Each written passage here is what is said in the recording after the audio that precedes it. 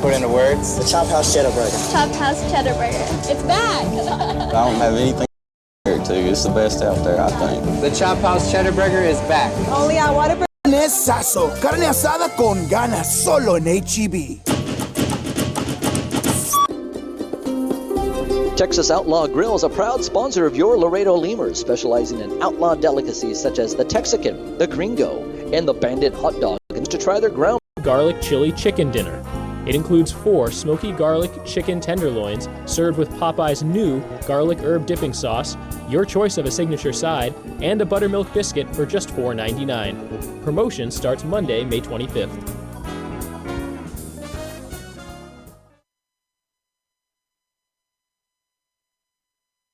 Right now, when you sign up for a Gold's Gym membership, you'll get tons of extras completely free. Confidence, free. Compliments from your coworkers, free. And the desire to wear tiny bathing suits, you guessed it, free. You'll be stronger with extras, and you'll be stronger with Gold's Gym. Know your own strength. Tiny bathing suit not included. Miller invented light beer, the original light Pilsner, and that changed everything. This led to fewer guys with beer bellies, which led to more women attracted to those guys, which led to dates, second dates, wedding bells, and honeymoons, which led to hubba-da, boom, which led to you. Miller Lights, we invented light beer, and you're welcome. 12 ounces contain 96 calories, 3.2 carbs, 1 protein, 0 fat. Great beer, great responsibility. Miller Brewing Company, Milwaukee, Wisconsin. There's a reason why Popeyes creates some of the best tasting chicken in the world. We were born in New Orleans, Louisiana, the land of good fun and great cooking. Spicy flavor is a way of life in New Orleans, and everything we make reflects it. From our Popeyes bona fide chicken and handcrafted tenders to our home-style mashed potatoes with Cajun gravy and our soft, buttery biscuits, everything we make is made with care and served up fresh. Only at Popeyes. Before your Memorial Day party gets going, drive over to Ashley Furniture Home Store this week for our best Memorial Day sale ever. Get dramatic price reduction store. It's our best Memorial Day sale ever, so don't wait. Hurry over to Ashley Furniture Home Store right now. Ashley Furniture Home Store. This is home. 4520 San Bernardo Avenue, Laredo, Texas, 956-712-2401. Subject to credit approval. Minimum monthly payments required. See store for details. Chavarria's Plumbing's the #1 choice for any plumbing problem. Chavarria's is a paid members. Enjoy a free membership to specific boys and girls clubs. Receive gift cards for completing Texas healthcare checkups. Restrictions and limitations may apply. Visit us at Driscoll. Welcome, Lemurs fans. James Nasser here with you for another edition of Lemurs Baseball. It's like a journey around the starting lineups today here in Wichita, Kansas, home of the Wichita Wingnuts. Wingnuts taking on the Laredo Lemurs. Each team won a championship last year. Well, won some form of a title. They won something. The Wingnuts won the South Division title, but the Lemurs won the whole league as the wildcard team to make the playoffs out of the South Division. And the Wingnuts like to remind the Lemurs here that they are the defending South Division champions. Each of the last couple of nights they've said, welcome the visiting Laredo Lemurs, and then welcome your 2016 South Division champion Wichita Wingnuts. So throwing a little shade the Lemurs' way as the PA guy here at the Wichita Wingnuts ballpark. We're at Lawrence Dumont Stadium, one of the oldest ballparks in the country. Has that kind of classic field to it. It is one of my favorite ballparks, just for the part of that reason. But that, and I get to actually have a decent view here. I'm right behind home plate, so I get to see a whole lot of the action. Take a look at your starting pitching matchup. Danny Moskovitz takes the hill for the Lemurs tonight. Moskovitz, in his first year in the American Association, started his career in 2014 out of Harvard University. The 25-year-old pitched in 2014 in Quebec with the Capitals, where he went 2-2 with a 3.03 ERA in 8 games. 5 of them were starts. He then last year pitched with the New Jersey team in the Can-Am League, going 3-4 with a 4.55 ERA in 20 appearances, 8 starts. This year for the Lemurs, Moskovitz, he's been pretty good. He's only worked out of the bullpen, so he's making his first start of the season. But so far this season, he is 1-0 in 3 appearances, has not allowed a run yet in 4 innings of work, 3 strikeouts, 1 walk, 1 hit for Moskovitz so far on the year. He's been excellent. His last time he pitched was on May 25th, 6 days ago, in a 10-9 victory over Winnipeg. He actually got the win, throwing 2 shutout innings. He did give up a hit, but he struck out 2 batters there in 2 innings. No runs against the Winnipeg Goldeyes in that game that just kept going back and forth, back and forth. He added some stability there to the Lemurs pitching that night as a high-scoring game, 10-9 the last time Moskovitz pitched, but of course out of the bullpen. So first start of the year, he's made 13 combined starts the last 2 years over in the Can-Am League, and he'll be facing off against a Wingnuts team that's, well, they're start out the year pretty slow. They're 4-7, worst record actually in the entire league. They are a half game behind Joplin, who is 4-6, but last night they beat the Lemurs. They scored 9 runs last night. The offense really came alive for the Wingnuts. And offense hasn't been too much of the problem. They're one of the top 3 hitting teams in the league. Actually, they're the second best hitting team in the league in terms of batting average, just behind Joplin. But they're the worst pitching team in terms of ERA in the whole league, with a 6.63 team ERA. The Lemurs, on the other hand, are almost the opposite. They're one of the best pitching teams in the league, as they are second in the league in pitching with a 3.42 ERA, and last in the league in hitting with a 233 batting average. They are a point behind Sioux Falls in average. Sioux Falls with a 234 average. So the Lemurs did score 6 runs last night. In fact, last night's ball game, 9-6. Not a ton of hits. There was a lot of walks, though. It's a combined total of 21 walks last night. 12 walks issued by the Wichita pitching staff.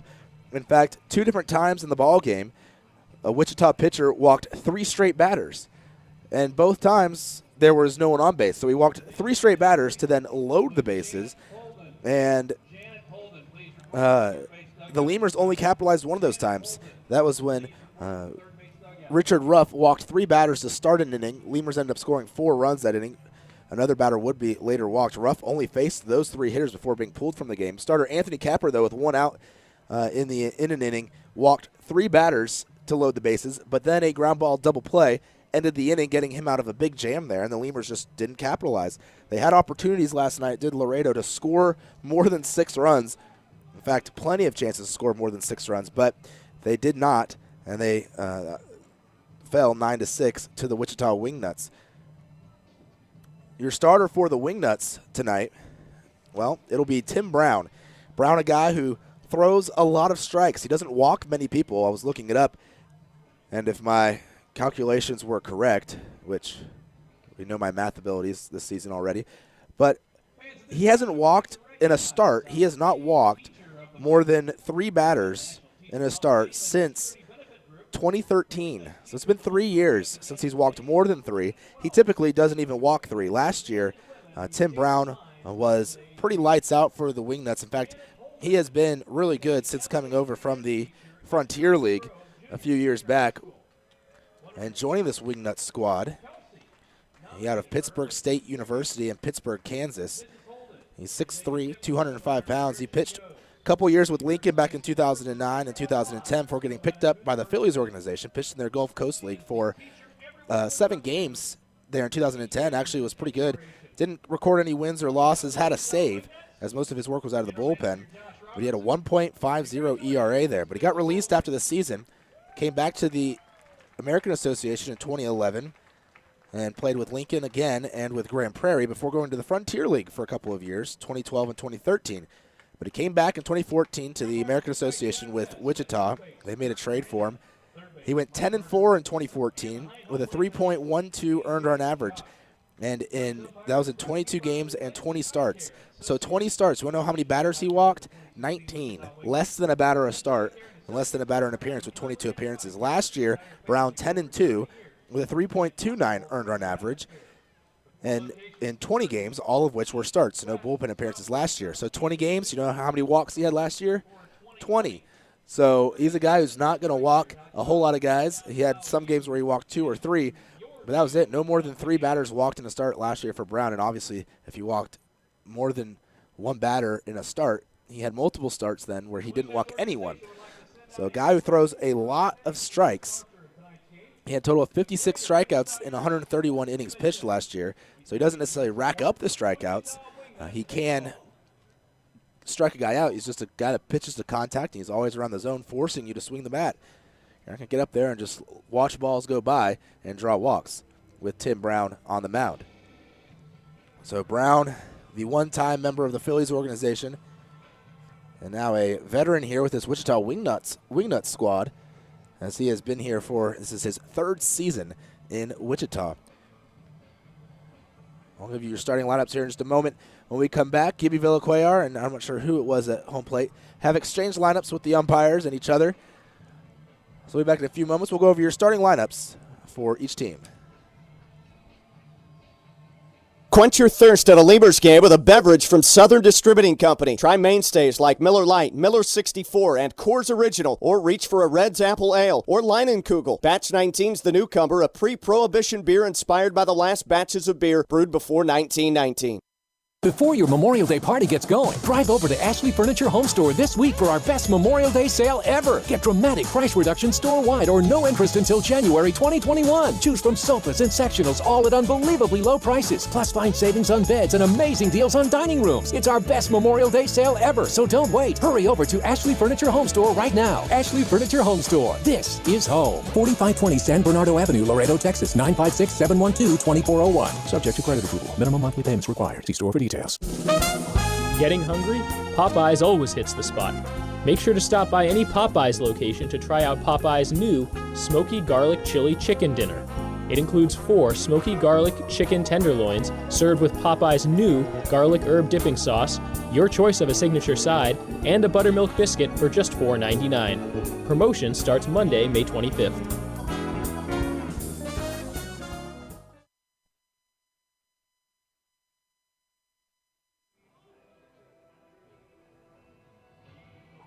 All right, Lawrence Dumont Stadium, site of the second game of this series between the Wichita Wingnuts and your Laredo Lemurs. James Nasser here with you, bringing you all the action. Let's take a look at your starting lineups. First for the Laredo Lemurs, since they will be up first. They'll be led off by Ty Morrison in left field. J.D. Pulford bats second. He's at shortstop. The third baseman batting third, Travis Daker. Dennis Phipps is batting fourth, and he's in right field. Abel Nieves is the DH tonight, batting fifth. In the 6th spot, out in center field, Drew Martinez. Matt Coach is behind the plate, batting 7th. Jesus Pozo is over at first base. He is batting 8th. And Alvaro Rondon is batting 9th at second base. Again, that's Morrison, Pulfer, Danker, Phipps, Nieves, Martinez, Coach, Pozo, and Rondon. Danny Moskovitz on the hill for the Lemurs tonight, getting his first start of the season. For the Wichita Wingnuts, they'll be led off by Christian Stringer at second base, Zach Cox at third base, batting second. Brent Cleveland is in the 3 spot, out in left field. TJ Middlestat is the DH tonight. He's batting cleanup. In the 5 spot, Dustin Geiger. He's over at first base. Batting 6th in right field, Richard Prigatano. Harrison Kane, the former Lemur, is in center field, batting 7th. And over behind the plate, Brennan Salgado. He bats 8th, so he replaces Brent Dean in the lineup tonight. And Tyler Earps over at shortstop is the 9th batter in the order for the Wichita Wingnuts. Again, Stringer, Cox, Cleveland, Middlestat, Geiger, Prigatano, Kane, Salgado, and Earps. Tim Brown, again, on the mound, the starter for the Wichita Wingnuts. Wingnuts taking the field. They're managed by Pete Rose Jr. and, of course, Peter Cavilla, the manager for your Laredo Lemurs. It looks like we're about ready for the national anthem. Let me get your TV screen, or the video screen going. As the U.S. Army National Guard presents the colors. And we'll have the national anthem for you here right now, as the National Guard presents the colors first.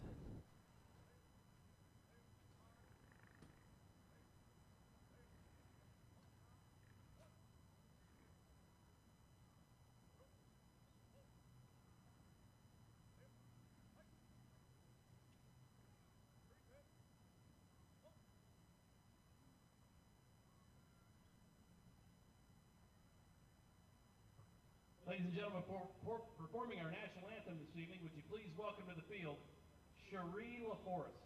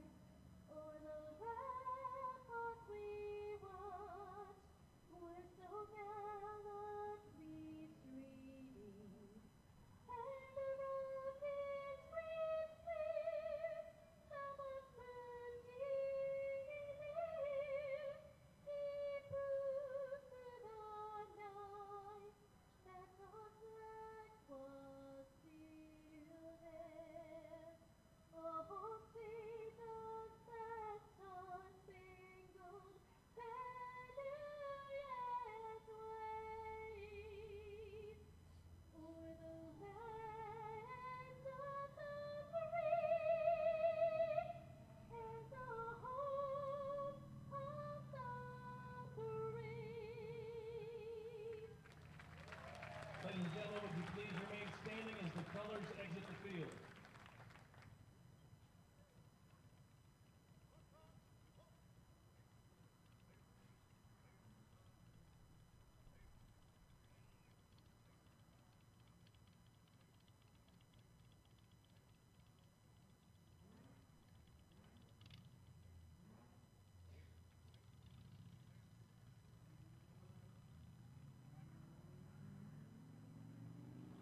About to get underway here with first pitch in the ball game. Laredo Lemurs at the plate. Wichita Wingnuts out on the field. Tim Brown on the mound for the Wingnuts. He'll be his catcher tonight, Brennan Salgado. The infield behind Brown, you have Cox over at third base. That's Zach Cox. Tyler Earps at short. Christian Stringer at second. And at first, Dustin Geiger. The outfield, Brent Cleveland in left, Harrison Kane in center, and Richard Prigatano in right. So Tim Brown on the hill, the righty getting loose. It's a guy that doesn't throw too hard, if my memory serves correct. He's in the mid to high 80s, but he'll paint the corners and not walk many batters. He'll find the zone. The Wingnuts broadcaster, Rob, he told me, he described Brown to me. Of course, I've seen Brown make, I don't know, probably 8 starts in the last couple of years, but it seems like we always face Brown whenever we play the Wingnuts. But he said he's kind of like the American Association version of Greg Maddux. Doesn't really throw hard, but he locates. And he's not going to necessarily strike a lot of guys out, but he also won't walk anyone either. So kind of think that. Right-hander, doesn't throw hard, but he's going to force you to swing the bat. To the plate, leading off the inning, Ty Morrison. He'll be followed by J.D. Pulfer and Travis Danker. We've got a couple of streams going for you here today. We've got the video stream. Hopefully it works well tonight. If it's not working very well, we have an audio-only stream as well. So check that out, too. The pitch to Ty Morrison, first pitch of the ball game on the outside corner, called strike one at 7:06. So only a minute late here on the first pitch start time. They do a pretty good job here. Wichita starting on time. That pitch grounded towards the middle. The second baseman, Stringer, coming across. He's going to throw into the turf in front of first. It's picked out by Geiger, though, in time to get Morrison 4-3 for out number 1. Third baseman shortstop number 10, J.D. Pulfer. J.D. Pulfer to the plate.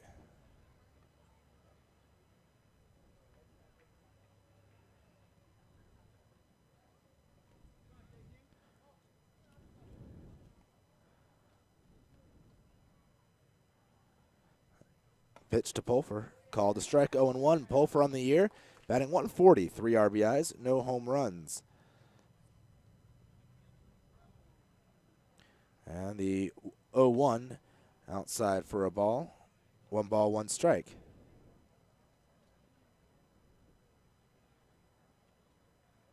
Now the 1-1 Pulfer going to take.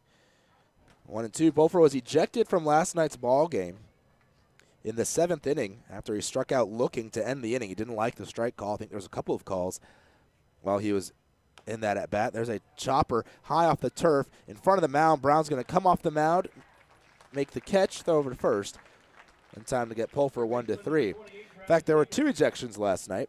Pulfer was the first one. The second one was Reggie Wilson later on in the 9th inning.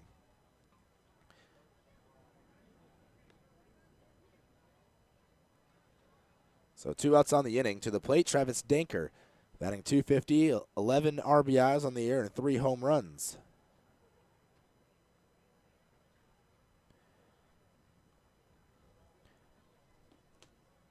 Danker, the righty, taking his time getting in the box.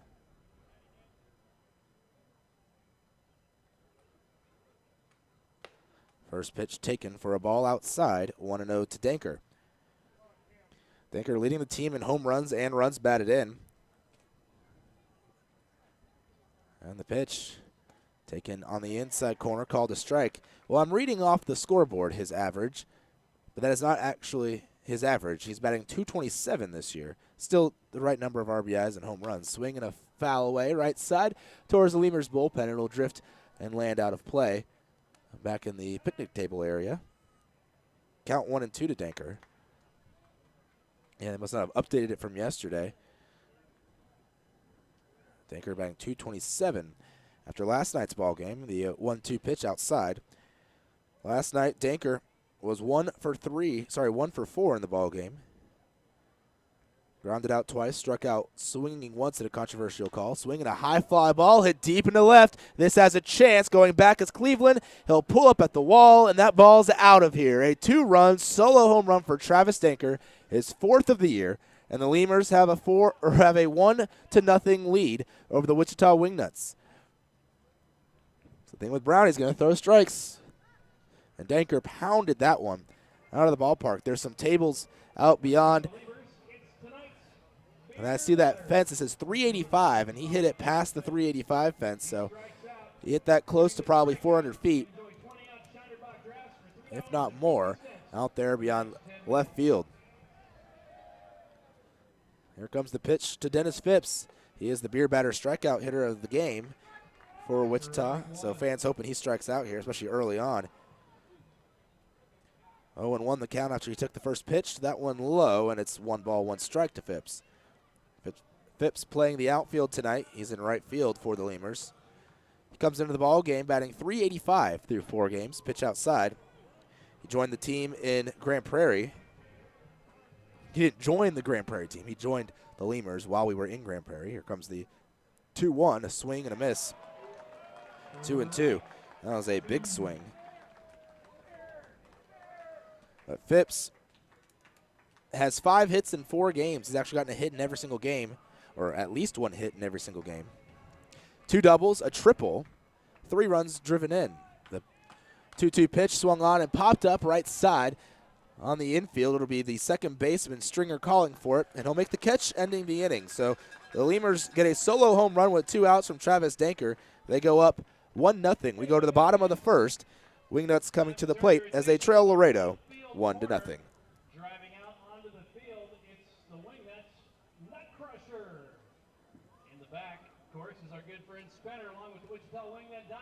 Quench your thirst at a Lemurs game with a beverage from Southern Distributing Company. Try mainstays like Miller Lite, Miller 64, and Coors Original, or reach for a Red's Apple Ale or Leinenkugel. Batch 19's the newcomer, a pre-prohibition beer inspired by the last batches of beer brewed before 1919.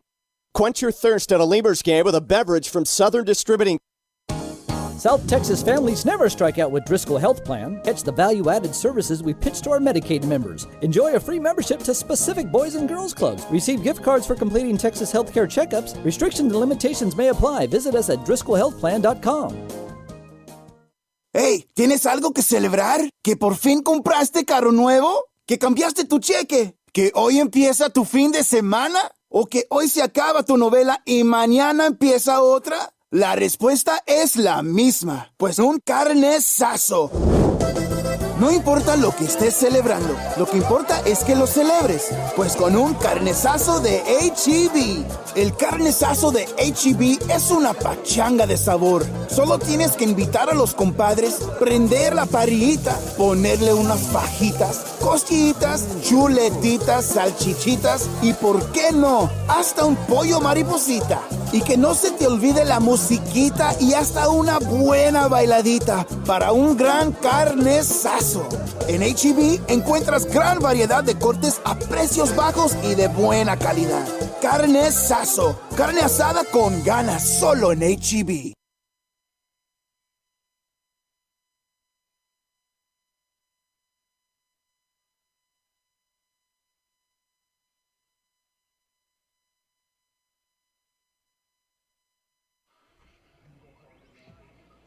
All right, playing the Harlem Shake here before the bottom of the first.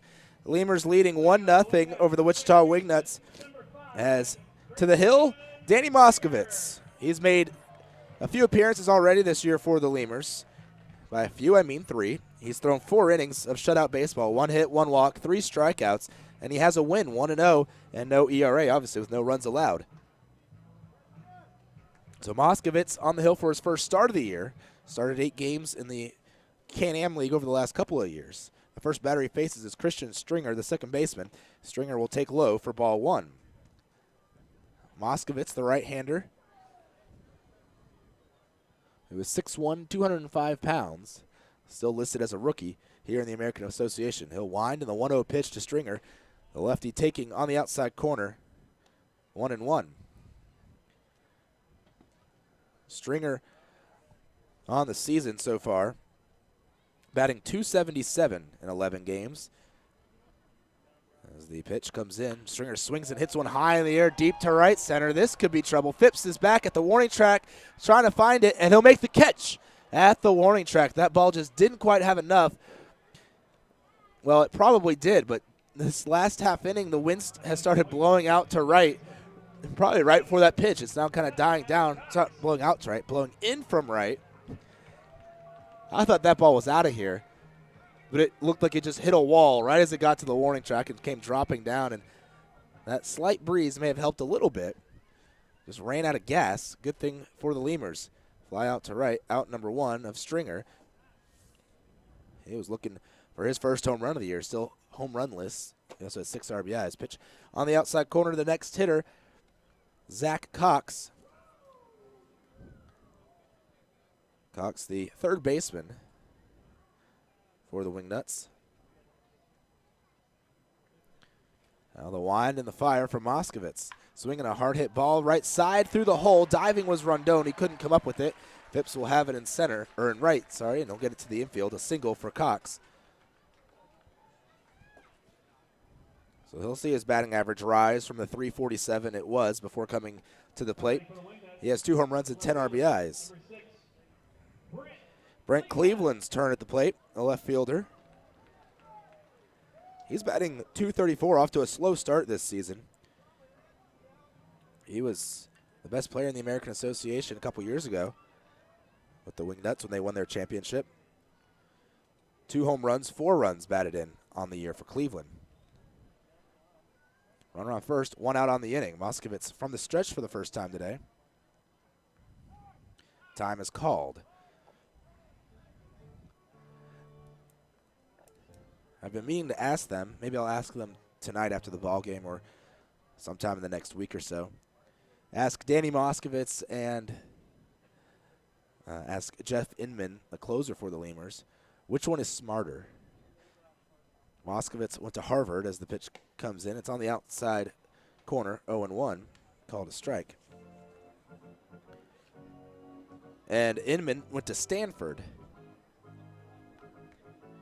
Stanford's a pretty good school. I know Harvard always has that reputation for being, you know, the top-notch Ivy League school, but Stanford also is a pretty solid educational system. The pitch, swing and grounder, left side, diving's Danker. He comes up with it, fires to second for 1, the relay to first. Not in time to get Cleveland, but they get the lead runner on a nice play there by Travis Danker, making the diving stop on the turf and scrambling to his feet. So Cleveland will reach on a fielder's choice. Cox put down 5-4. Like Danker had a little bit of an issue getting it out of his glove at first.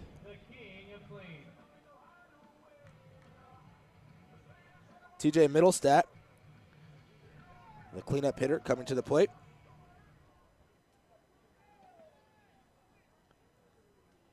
Very versatile cleanup hitter.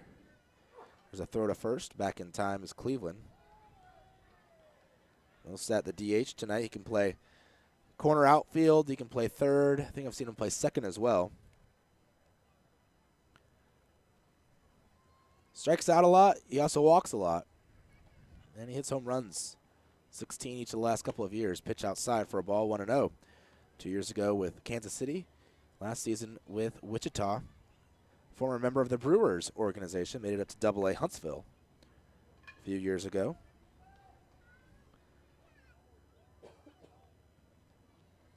This year, Middlestat batting .297 to start the year with 2 home runs, 7 RBI. The pitch, swinging a line drive to right. That'll fall for a hit. Phipps going to have to field it off the wall. Rounding up, holding up at third actually is Cleveland. I don't think he had in his mind scoring from first. I thought for a second they were going to wave him in. Of course, Phipps with a very strong arm out there in right field, so he's going to get it in quickly.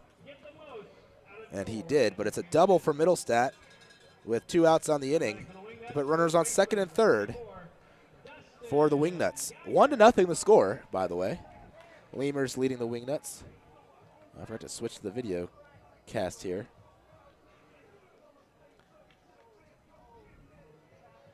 Wingnuts trying to tie things up. Lemurs' one run came on a solo home run by Travis Danker. And the top of the first. To the plate, Dustin Geiger. Right-handed hitter. He hit a home run last night, a solo shot as well. Pitch a little bit high for a ball, 1-0. Your umpires tonight, by the way, A.J. Chalk behind the plate, Kurt Brannon at first base, and Mike Gardner over at third.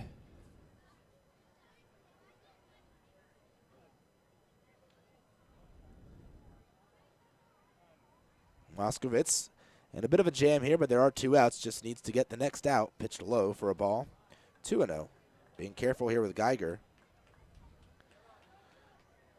who is hitting .237 with 1 home run and 4 RBI. 2-0 the count.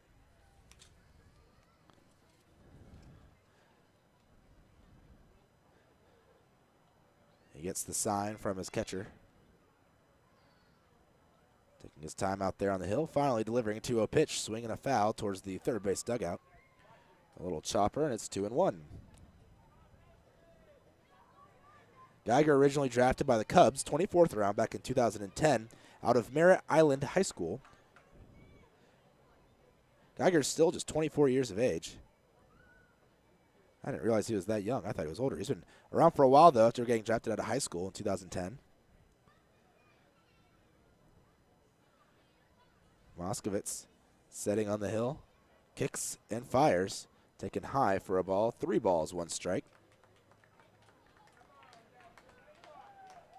But Geiger was with the Cubs last year, not the big league Cubs, but at Double-A Tennessee, as he was in 2014 as well. He spent all of 2014 at Double-A, playing in 124 games, batting .223 with 12 home runs. But last year, he played in just 13 games and had just 16 at bats, so he didn't start all those games. Pitch swung on and popped up behind home plate. It'll get out of play.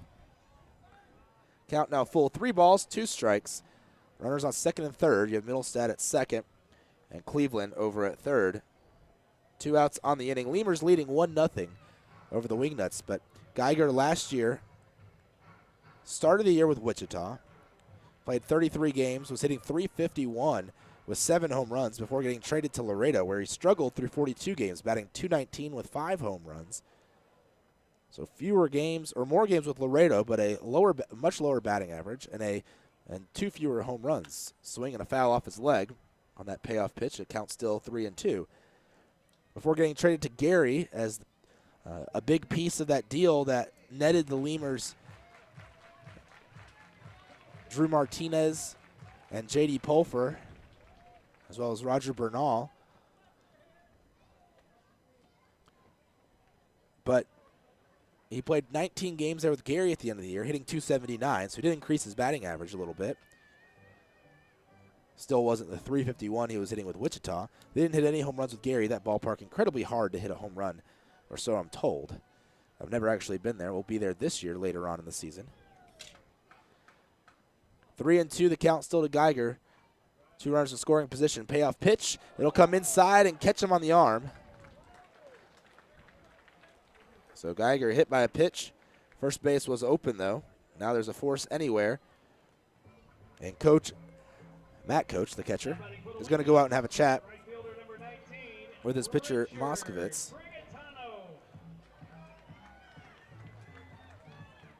Richard Prigatano to the plate, the right fielder. Prigatano this season hitting .314 through 9 games, 8 starts. 2 home runs, 10 runs batted in. Prigatano last night, he had 1 hit, an RBI, and a run scored. He was 1 for 5 in the ball game, also struck out twice. The pitch, outer half the plate, called a strike, 0-1. So bases loaded. 2 outs on the inning, though. The 3, 4, 5 hitters are the guys on base. Cleveland at third, Middlestat at second, and Geiger at first. Cleveland reached on the fielder's choice. Middlestat doubled, and Geiger was hit by a pitch on a 3-2 count. Moskovitz fires away the 0-1. Taken on the inside corner. Called a strike, 0-2. Interesting, Geiger played with four teams total last year, 3 in the American Association and then 1 in affiliated ball with the Tennessee Smokies. Prigatano down 0-2 here. Moskovitz trying to put him away and end this inning and leave the bases stranded. The righty against righty. Here comes the 0-2. Just a little bit low. Prigatano taking 1-2 now the count. Prigatano drafted a couple times. First time by the Blue Jays out of high school, St. Francis High School in Mountain View, California, and then by the Blue Jays, 16th round. But he didn't sign. That was back in 2011. Waited 3 years after going to Cal State Long Beach. Was drafted in the 11th round in 2014 by the Rockies. Played just 2 years in the Rockies system, making up to short season. Pitch, down and away. 2 balls, 2 strikes. Count evens up to Prigatano. Played with Tri-City. I guess they switched their short season affiliate there in the Northwest League. He played for 2 different teams, both in the Northwest League and both in the Colorado Rocky system. Tri-City and Boise. Just 8 games last year with Boise. He batted 100. 47 games his first year, and he batted 172 with no home runs in either season. 2-2 pitch. Prigatano taking down and away again. Well outside this time. 3 balls, 2 strikes, full count. 2 outs on the inning. Bases loaded. Cleveland at third, Middlestat at second, Geiger at first, and with a full count and 2 outs and the bases loaded, they will all be moving on the pitch. So a carousel of Wingnuts. I guess you could say the Wingnuts will be spinning around the bases with this pitch. Coach, though, went out and had a quick chat with Moskovitz before the pitch. Moskovitz still throwing from the stretch. Runners get their leads. He lifts the leg. There they go. The pitch low, ball 4. Moskovitz will walk a run in here in the first. Game tied up at 1 now. Give Prigatano an RBI. That'll be his 11th of the season.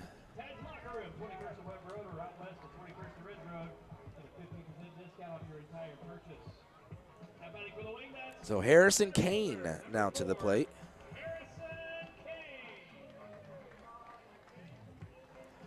Kane has spent a couple years with the Lemurs, playing outfield as well as some infield, some second and some third. He's playing center field for the Wingnuts now. Was with Wichita last year for most of the year. Swinging a fly ball hit into right center. Phipps and Martinez converging. Phipps calling for it, and he makes the catch out there in right field. So Kane put away on 1 pitch, a fly ball to right. But the Wingnuts score a run thanks to the bases-loaded walk of Richard Prigatano. We go to the second, 1-1. Lemurs and Wingnuts all tied up.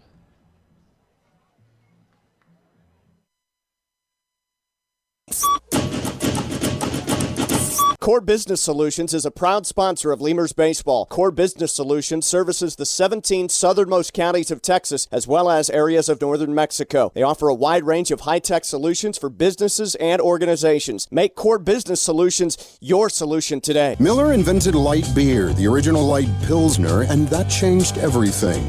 This led to fewer guys with beer bellies, which led to more women attracted to those guys, which led to dates, second dates, wedding bells, and honeymoons, which led to hubbada, boom, which led to you. Miller Lights, we invented light beer, and you're welcome. 12 ounces contain 96 calories, 3.2 carbs, 1 protein, 0 fat. Great beer, great responsibility. Miller Brewing Company, Milwaukee, Wisconsin. Uni-Trade continues to provide solutions in foreign trade through a highly satisfactory customs brokerage service. Uni-Trade has quality trained personnel devoted to the highest level of customer service. For all your transportation, distribution, and consolidation needs, it's Uni-Trade. Laredo Sports Medicine Clinic, the official team doctors of your Laredo Lemurs. Now with 2 convenient locations to better serve you. Our north location is located at 9652 McPherson Road, Suite 12. Our south location is located at 5102 State Highway 359. Laredo Sports Medicine offers an array of services from physical therapy to our newest service, orthopedic surgery. Laredo Sports Medicine Clinic is changing orthopedic care one athlete at a time. Visit our website at laredosportsmed.com for more information. Right now, when you sign up for a Gold's Gym membership, you'll get tons of extras completely free. Confidence, free. Compliments from your coworkers, free. And the desire to wear tiny bathing suits, you guessed it, free. You'll be stronger with extras, and you'll be stronger with Gold's Gym. Know your own strength. Tiny bathing suit not included.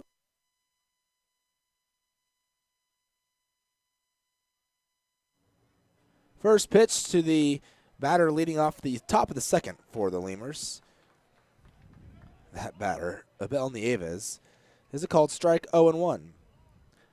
Pitch from Brown to Nieves, another called strike inside corner 0-2. Nieves on the year since joining the team a few games into the season. Pitch outside and low, 1-2. Batting .250 in 9 games. 2 RBIs, no home runs. He has 3 doubles, though, on the season. So he is getting some extra base hits. The pitch taken just a little bit too far inside. Count evening up 2-2.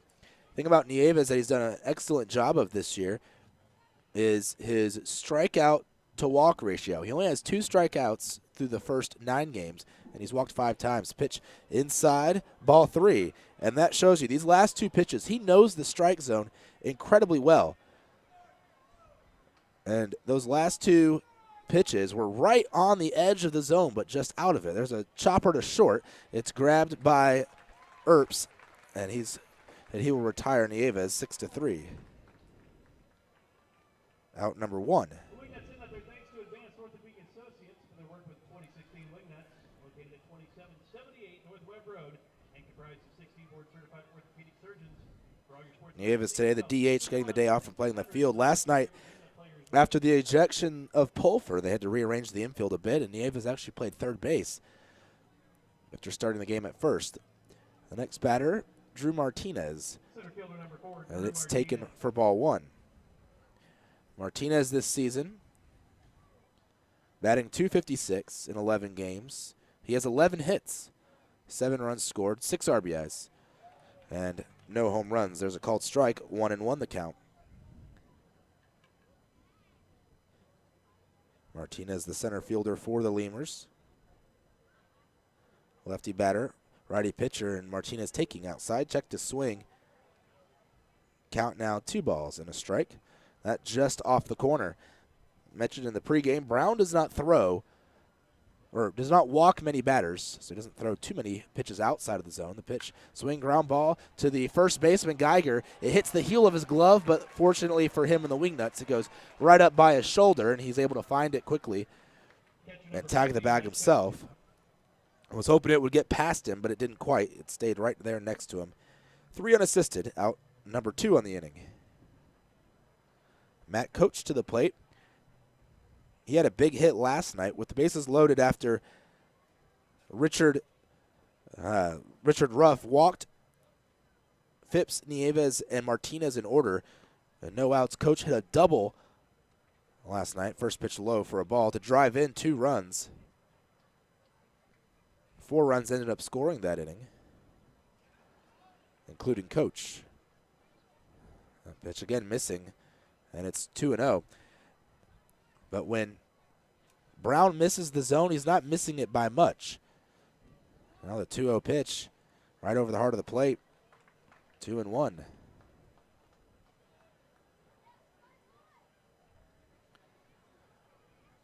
He is always near the strike zone. The 2-1 pitch, again, just outside. 3-1. But Lemurs aren't chasing it. They've got some pretty good plate discipline tonight, especially this inning with Nieves, Martinez, and Coach. They haven't chased anything. They've just watched these go right on the outside edge of the zone. That pitch lined into left center. It'll be a base hit. Second hit of the ball game for the Lemurs. Their first one was a solo home run by Travis Danker. This a single by Matt Coach. Jesus Pozo to the plate.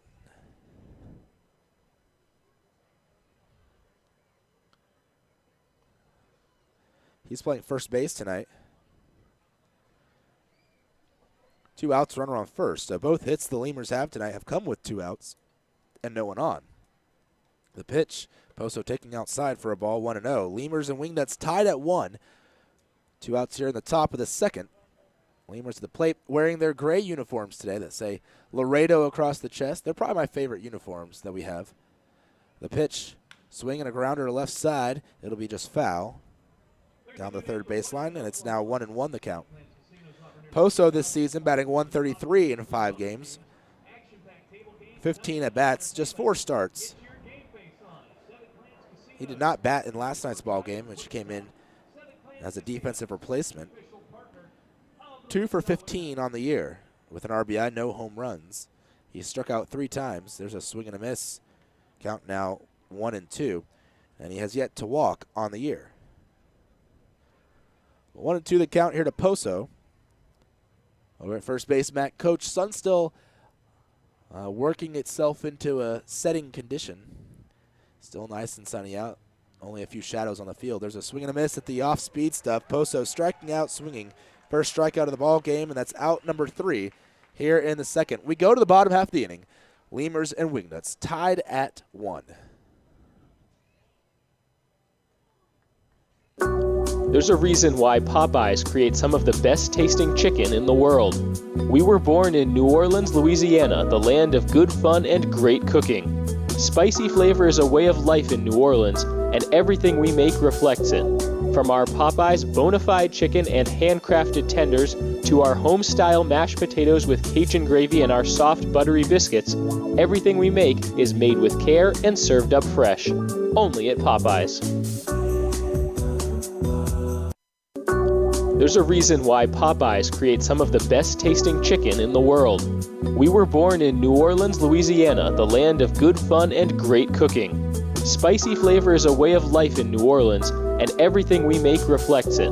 From our Popeyes bona fide chicken and handcrafted tenders to our home-style mashed potatoes with Cajun gravy and our soft, buttery biscuits, everything we make is made with care and served up fresh. Only at Popeyes. Hey, ¿tienes algo que celebrar? ¿Que le salió el primer diente a tu hijo? ¿Que tu abuelita aprendió a tuitear? ¿Que cambiaste tu cheque? La respuesta es la misma. Pues un carnesazo. No importa lo que estés celebrando, lo que importa es que lo celebres. Pues con un carnesazo de H-E-B. En H-E-B encuentras gran variedad de cortes a precios bajos y de buena calidad. Carnesazo. Carne asada con ganas solo en H-E-B. The Chop House Cheddar Burger is back at Whataburger. First of all, you start with a large bun, 2 patties, shredded cheddar cheese, The creamy sauce, creamy steak sauce. My personal favorite part is the onions, the grilled onions and bacon. Grilled perfection. It's good stuff. Love it. You take a bite. It's hard to describe. It's hard to put into words. The Chop House Cheddar Burger. Chop House Cheddar Burger. It's back. I don't have anything else to compare it to. It's the best out there, I think. The Chop House Cheddar Burger is back. Only at Whataburger and only for a limited time.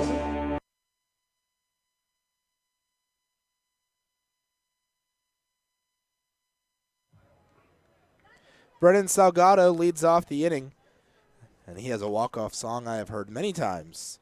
Here comes the pitch. Swinging a grounder right side to the second baseman, Rondon. He moves over a little bit to his left, playing in shallow right field, out number 1. And what is that song?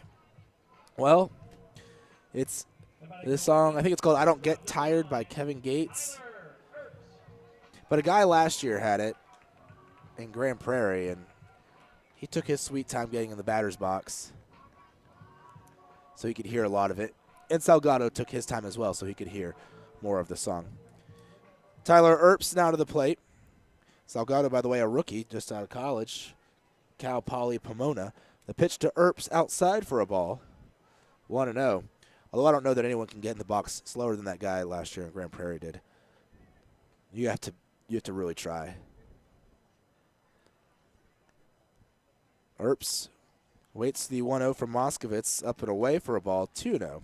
Moskovitz, his first start of the year. 1-1 the score.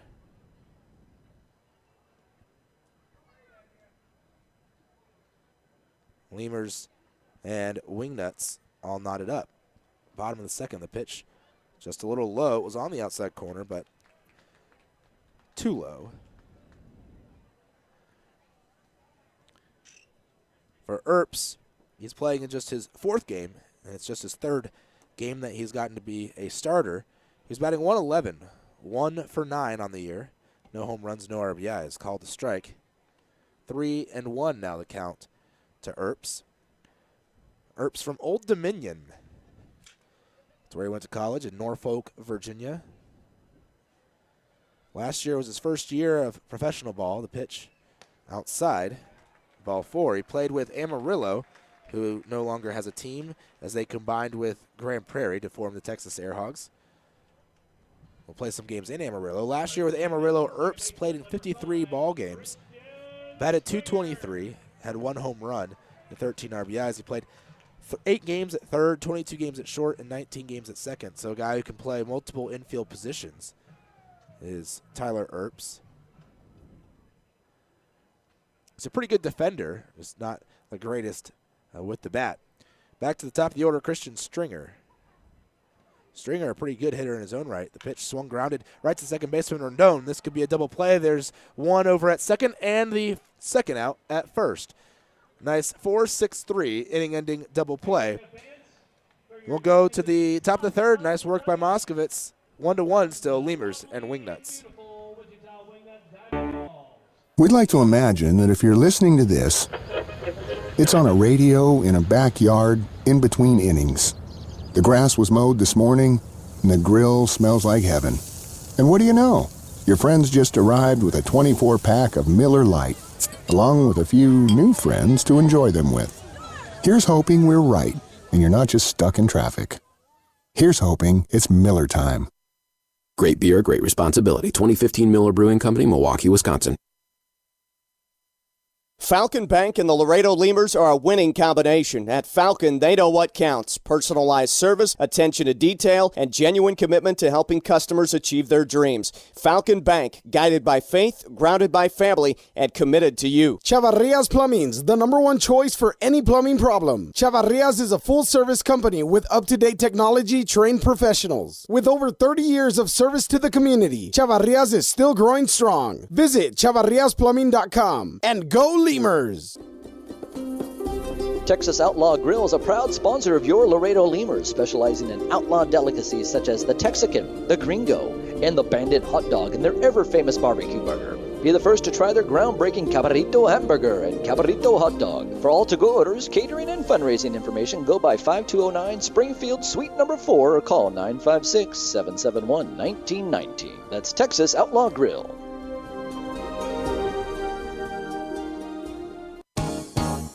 Driscoll Health Plan Alvaro Rondon leads off the inning here in the top of the 3rd. First pitch, a called strike, 0-1. Rondon this year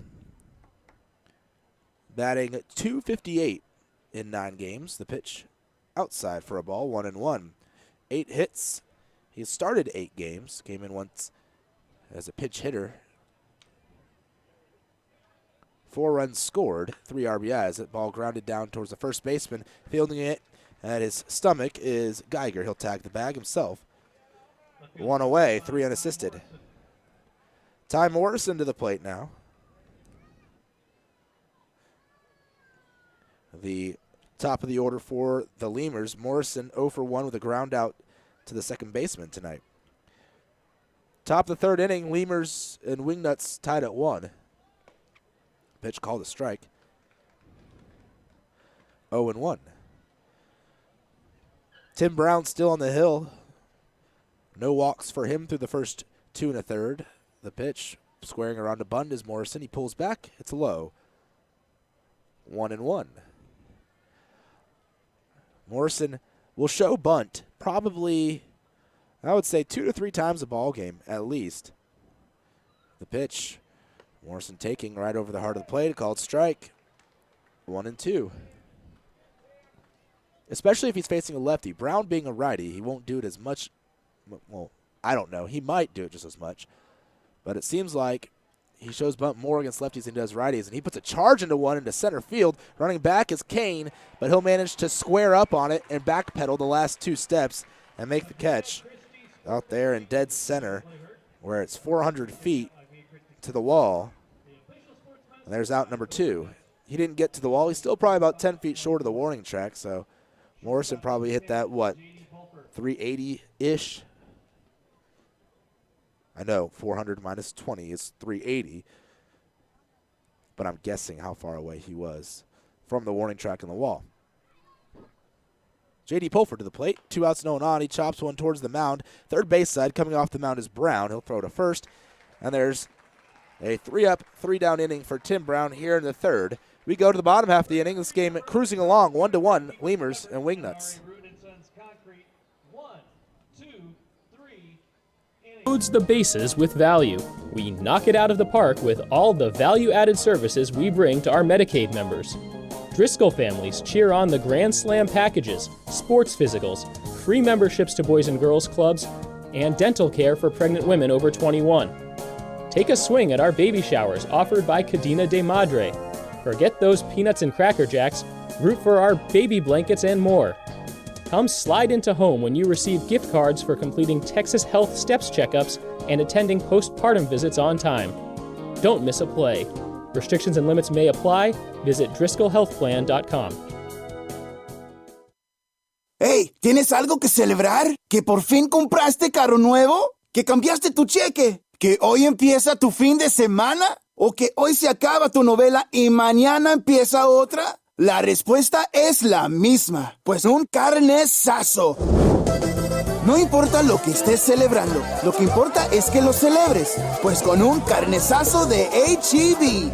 El carnesazo de H-E-B es una pachanga de sabor. Solo tienes que invitar a los compadres, prender la parrillita, ponerle unas fajitas, costillitas, chuletitas, salchichitas y, ¿por qué no?, hasta un pollo mariposita. Y que no se te olvide la musiquita y hasta una buena bailadita para un gran carnesazo. En H-E-B encuentras gran variedad de cortes a precios bajos y de buena calidad. Carnesazo. Nada con ganas, solo en H-E-B. Miller invented light beer, the original light Pilsner, and that changed everything. This led to fewer guys with beer bellies, which led to more women attracted.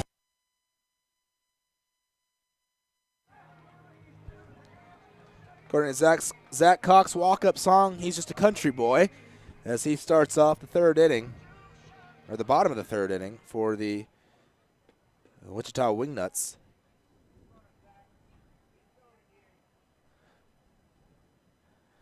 A pitch from Moskovitz to Cox, swung on and hit the opposite way to left field. Moving towards the line is Morrison. No problem with that ball, and there's out number 1. Fly out to left. Cox now 1 for 2 in the ball game. He singled his first time up. Brent Cleveland to the plate. And yes, Cleveland, not Cleveland, like that town that doesn't ever win championships, that my partner Warren Shore is actually from. He's from Cleveland. No, Cleveland. Clevelen. The pitch to Cleveland, the former big leaguer, taking inside for a ball, 1-0. Made it to the big leagues with the Tigers as well as with the Braves.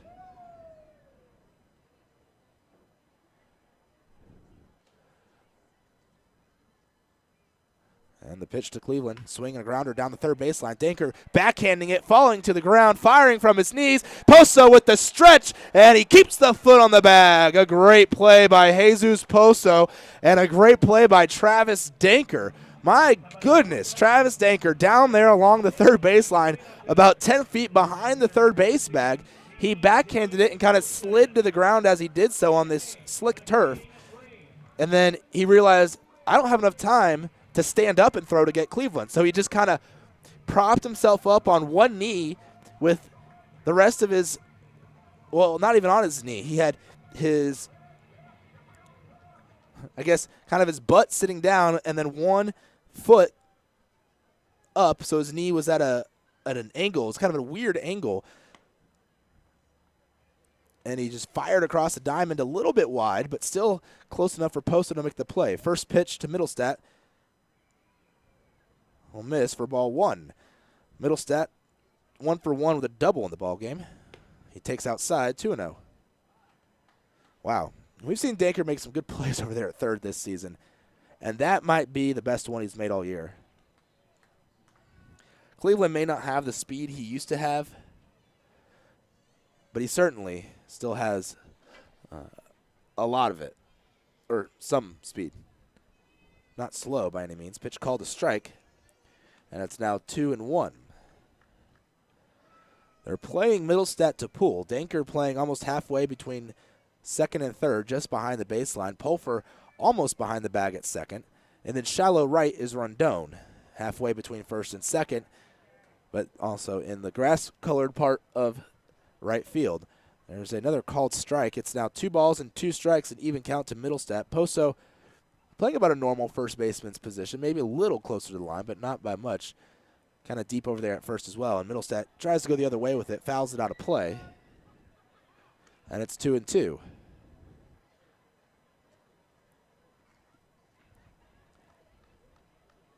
I really am missing that green sign out in left center. The scoreboard they used to have. I don't know if you can see the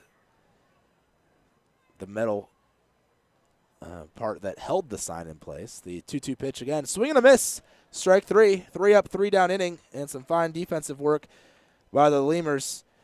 Moskowitz, his first 3 up, 3 down, or true 3 up, 3 down. And he gets his first strikeout. We go to the top of the 4th. Still 1-1, Lemurs and Wingnuts. To those guys, which led to dates, second dates, wedding bells, and honeymoons, which led to hubbada, boom, which led to you. Miller Lite, we invented light beer, and you're welcome.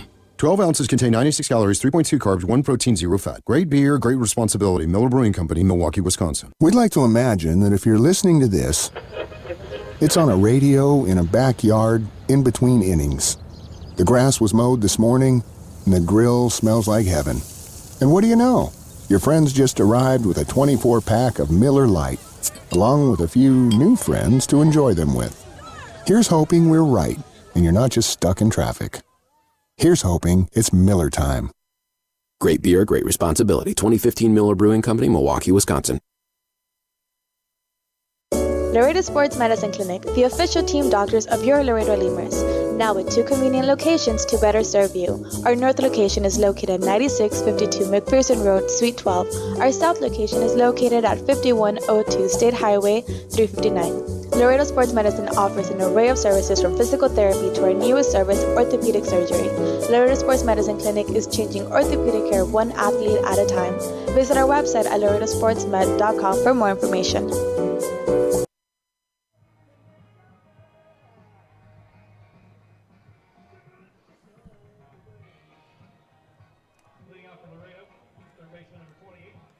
Travis Danker leading off the inning, top of the 4th for the Lemurs. I hear that the audio and video are a little off, about 4 seconds or so, but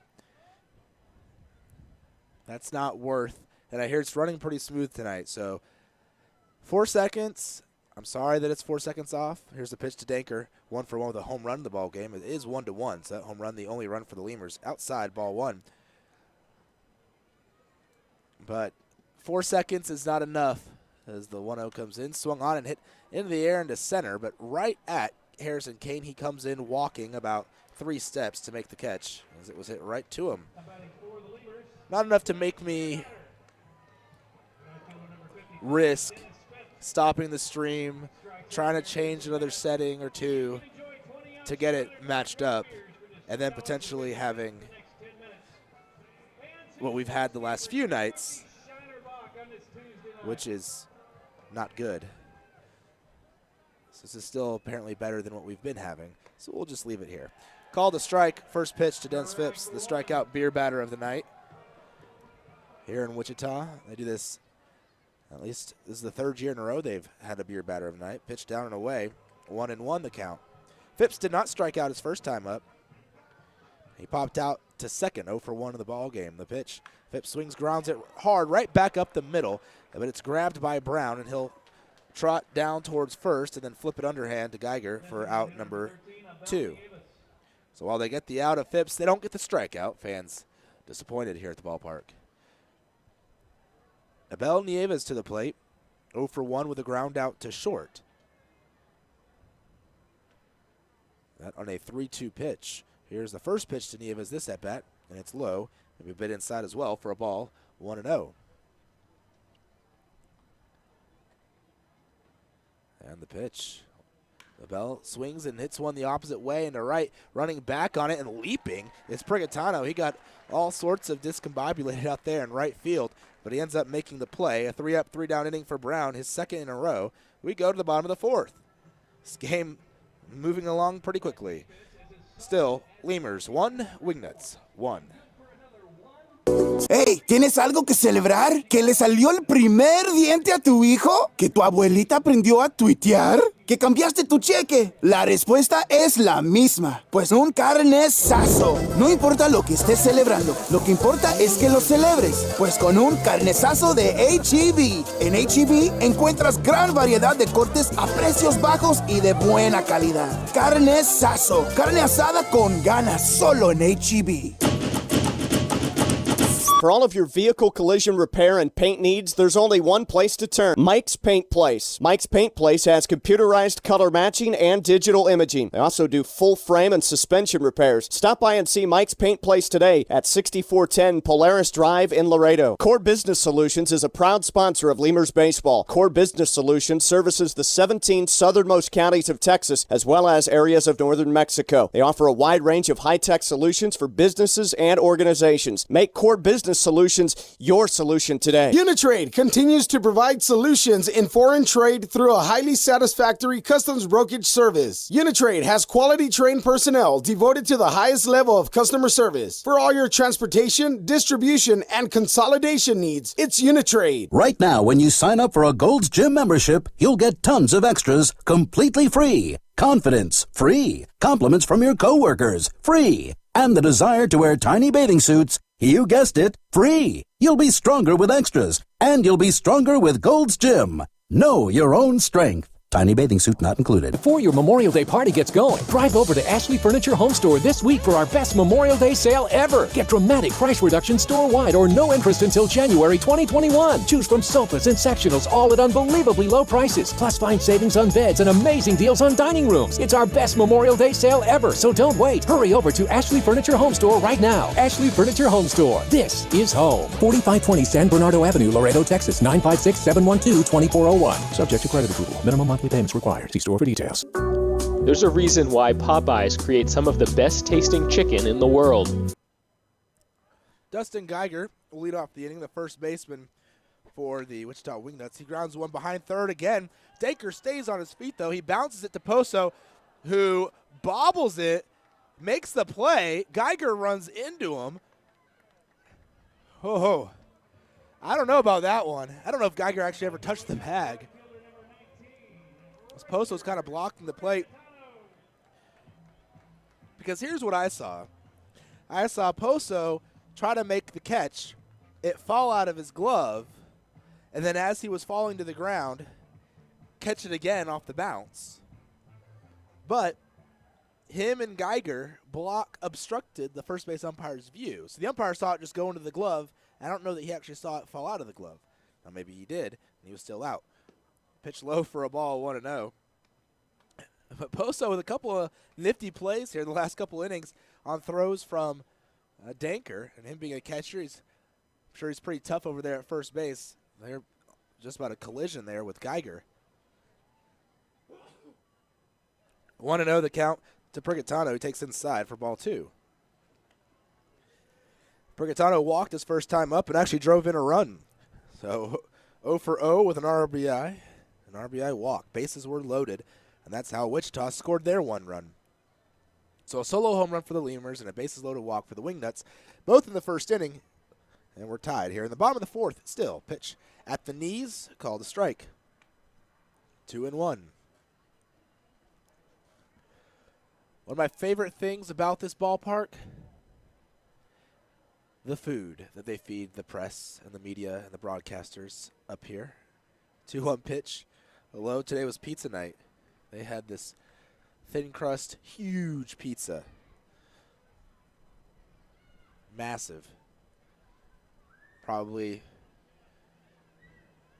let's see, in diameter, probably a solid 2.5 feet in diameter. The pitch into the turf in front of home plate, and that'll be ball 4 after that 3-1 pitch. And Prigatano walks for the second time tonight. Runner on first, one out, and Harrison Kane to the plate. That the third walk issued by Danny Moskovitz tonight.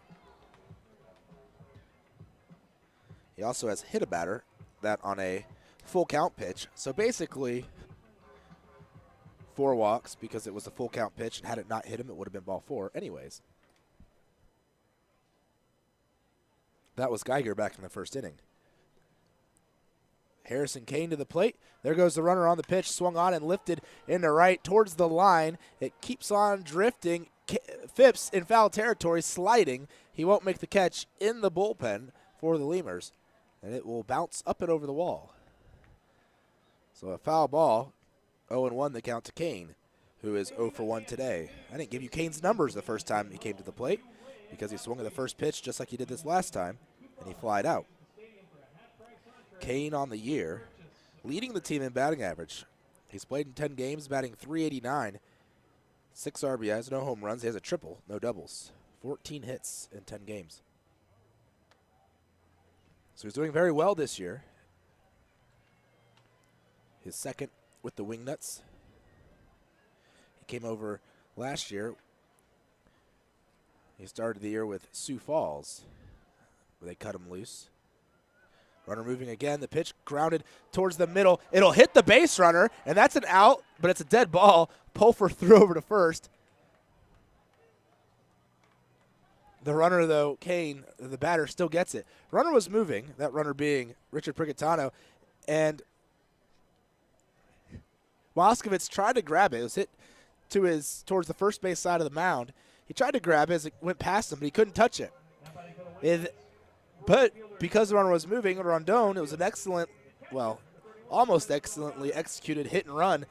Rondon was covering the bag, and he wasn't going to be able to get to it, at least not in time to turn a double play. His only play would have been at first, but I don't think he would have gotten to it at all. But the ball hit the runner. So the runner, Brigatano, is out, and Kane will reach. I don't know how that's ruled. It might be a single. I'm not 100% positive. And the out, I'm trying to remember who the out goes to. It's either the closest fielder, which would have been Rondon. I think it is Rondon. So I think it's a 4 unassisted. Brennan Salgado at the plate. Another throw to first. Kane back in. That one into the turf, and Poso scoops it out. Salgado grounded out to second his first time up. 2 outs on the inning, though. I'll have to see what they have on the game live here is how that's ruled. So many weird rules in terms of how things are ruled. Pitch outside. 1-0, the count to Salgado. I don't know if that made any sense, but you've got weird rules in baseball, and then you have plays that, while they make sense, what they're called in a book, or officially called, are kind of confusing. So while it makes sense that, yeah, you hit the ball, and if no one touches the ball and it hits the runner, and he's not on a base or in foul territory, then he's out. How to actually put that into a scoreable play can be difficult. Pitch outside for a ball, or confusing at the very least. It's called, they're calling it a fielder's choice. And then it says put out INT. All right. Professor Google is going to have to help me out, because I don't know if that's the right ruling or what. Pitch down and in. I'm sure it is. They have a pretty good official scorer here in Wichita. I don't know what INT means, or it stands for.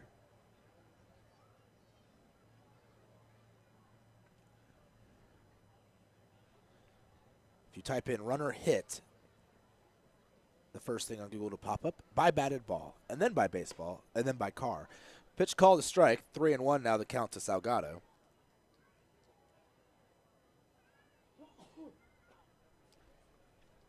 Lemurs and Wingnuts tied at 1.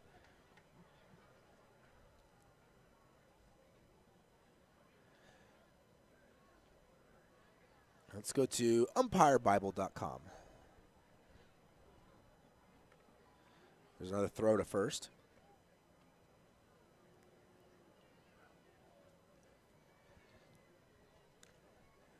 Oh, for interference. There you go. Dead ball, runner is out, and all other runners return. So he's still awarded first base because he would have had that pitch outside. Ball 4.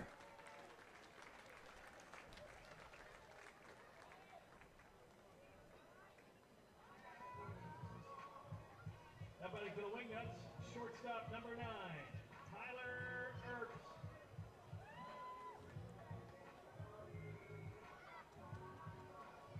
In fact, the pitcher can actually touch the ball. It says the runner is not out if he is touched by a batted ball after it passes through or by an infielder, except the pitcher. I guess they go with the pitcher not having enough reaction time or something. Or maybe if it goes through the pitcher's legs, it doesn't count. But if he touches it and deflects it, it still counts. Not sure. Tyler Earps says the pickoff move to second. Oh, and it looked like they had him. Kane, a big leadoff, but he is called safe as he dives back into the bag. Kane at second, Salgado at first. 2 outs on the inning.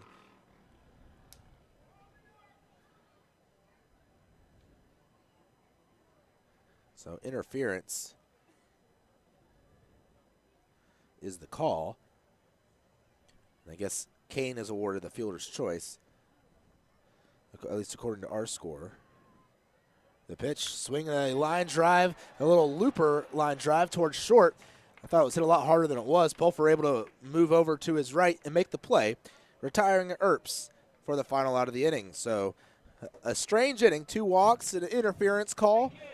Ends on a line out. Still 1-1 Lemurs. And Wingnuts, Laredo coming to the plate in the top of the 5th. We were born in New Orleans, Louisiana, the land of good fun and great cooking. Spicy flavor is a way of life in New Orleans, and everything we make reflects it.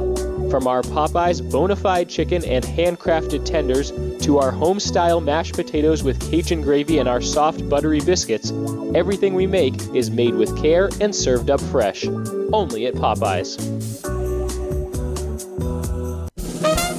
Getting hungry? Popeyes always hits the spot. Make sure to stop by any Popeyes location to try out Popeyes' new Smoky Garlic Chili Chicken Dinner. It includes 4 smoky garlic chicken tenderloins served with Popeyes' new garlic herb dipping sauce, your choice of a signature side, and a buttermilk biscuit for just $4.99. Promotion starts Monday, May 25th.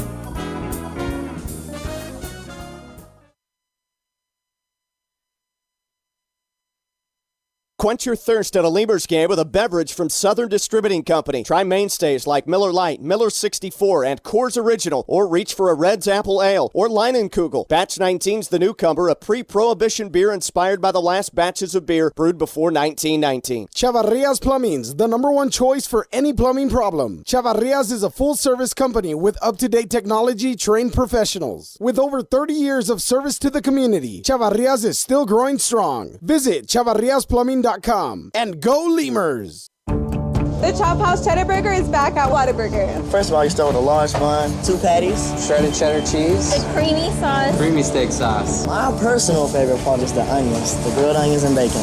grilled perfection. It's good stuff. Love it. You take a bite. It's hard to describe. It's hard to put into words. The Chop House Cheddar Burger. Chop House Cheddar Burger. It's back. I don't have anything else to compare it to. It's the best out there, I think. The Chop House Cheddar Burger is back. Only at Whataburger and only for a limited time. Drew Martinez leads off the inning. He tries to bunt it, and it goes foul down the third baseline. 0-1.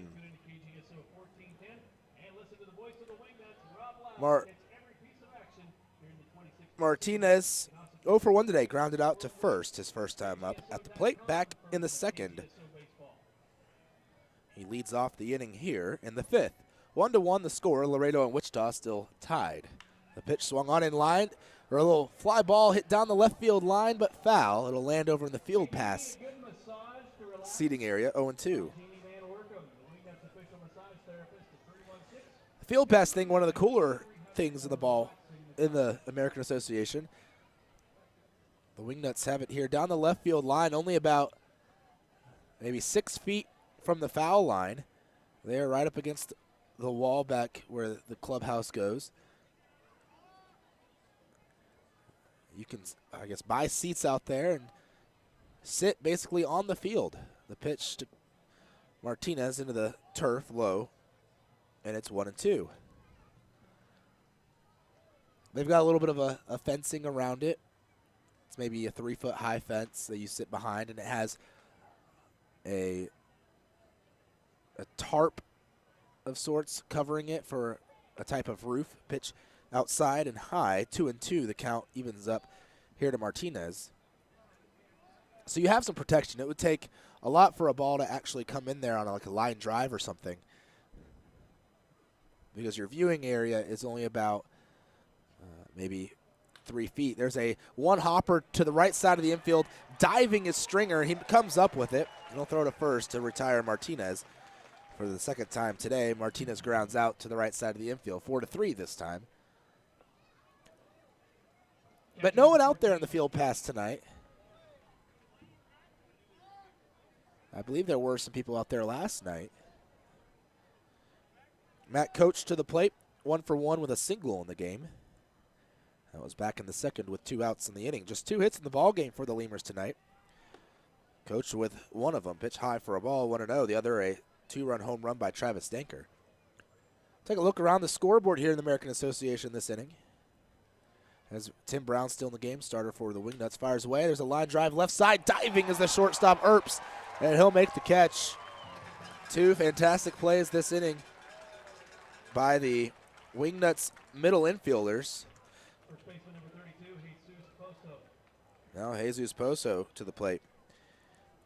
Well, we'll try and get the scoreboard in. Might have to do it in the bottom half. Suspended due to rain over in Joplin. The Blasters trailing the Saints 4-0. They started at 4 o'clock, so I don't know what inning they're in. It doesn't say. And Poso swings and misses. The bat goes flying down the third baseline in foul territory and ends up past the infield into shallow left. Retrieving it is Cox, the third baseman. And now Poso getting heckled a bit from the fans. Rondon comes over with some pine tar to give him a little more extra grip on the handle there. Poso doesn't wear batting gloves, though. He goes with the natural bare hand style. The 0-1 pitch, Poso taking in the turf. 1-1. Over in Lincoln, the Salt Dogs trailing top of the 5th by a score of 4-2 to the Texas Air Hogs. Winnipeg and Sioux Falls are still scoreless. That game being played in Winnipeg. Top of the 3rd, pitch inside to Poso, leans out of the way, 2-1. And in Fargo, the Fargo Moorhead Redhawks leading in the bottom of the 3rd, 5-2 over the Sioux City Explorers. 2-1 pitch, swing, ground ball left side towards the third baseman Cox. He'll sidearm it to first. That'll end the inning. We'll give you the rest of the scores here when we get to the bottom of the 5th. 3 up, 3 down inning for the 3rd straight inning for Tim Brown. We go to the bottom of the 5th. Lemurs and Wingnuts knotted up at 1.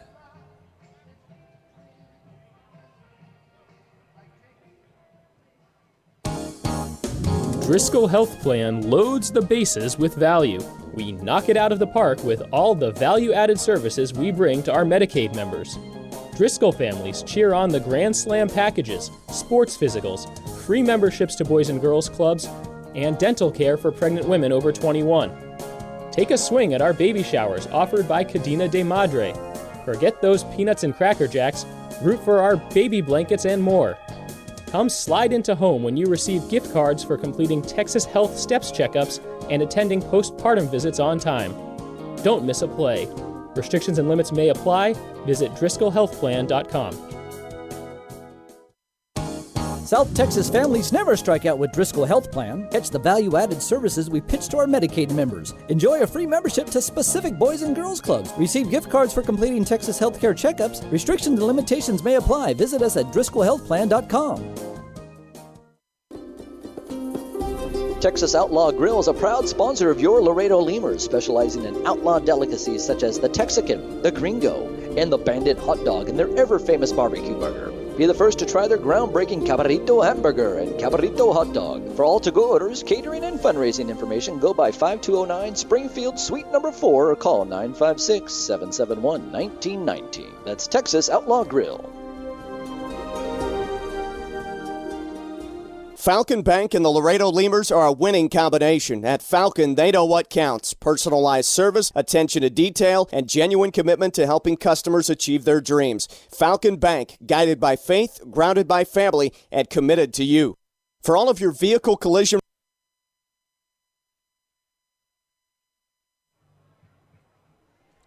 No, I haven't forgot to update the score. It is still 1-1. Here in the bottom of the fifth, from Wichita, the pitch from Danny Moskovitz, the starter for the Lemurs tonight, finds the outside corner for strike one. Christian Stringer leading off the inning, 0 for 2 in the ballgame. He's grounded into a double play, and he's flown out to right. That double play back in the second ended the inning. And the 0-1 pitch, Stringer swings, lines one to left. It'll fall for a hit. Didn't hit particularly hard, but they were playing him to pull. Actually, had Pulford been playing him straight up at short, he probably would have been able to have it. But he was playing closer to the bag at second and had no chance at it. So leadoff single for Christian Stringer, and Zach Cox will come to the plate.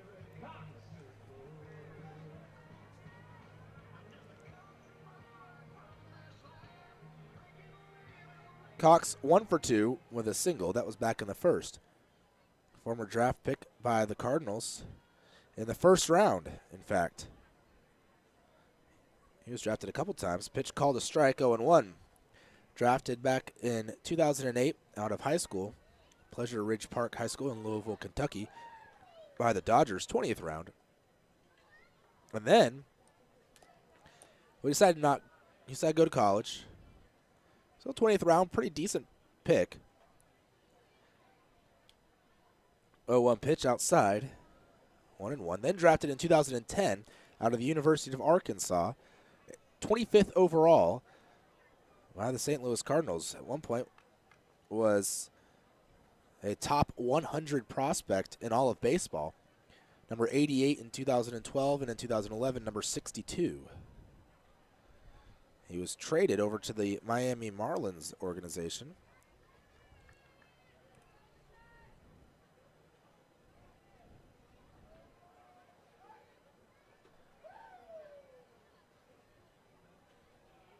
Back in 2012, in July, around the trading deadline.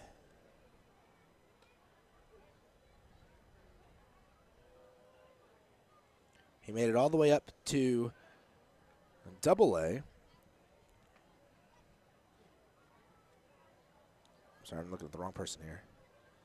Made it up to Triple-A, actually, last season, as well as in 2013 and in 2012, 2013, and 2014.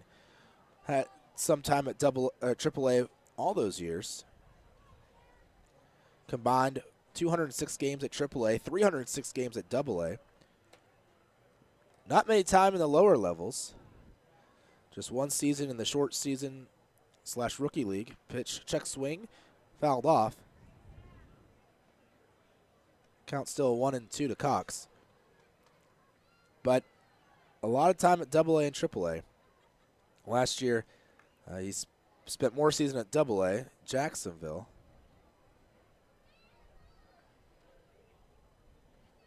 .103 games. He hit .321 at Double-A. Overall at Double-A, .291 hitter, and at Triple-A, a .261 hitter. And a guy known for his power, though. Most home runs he's ever hit in a year was 10 when he was at Double-A with the Cardinals in Springfield in the Texas League. But it was a trade in 2012. And the pitch up and away. Might have been a little bit of a pitch out there. 2-2, the count evens up. Not running, though, was the runner Stringer over at first. It was a trade for Edward Mujica.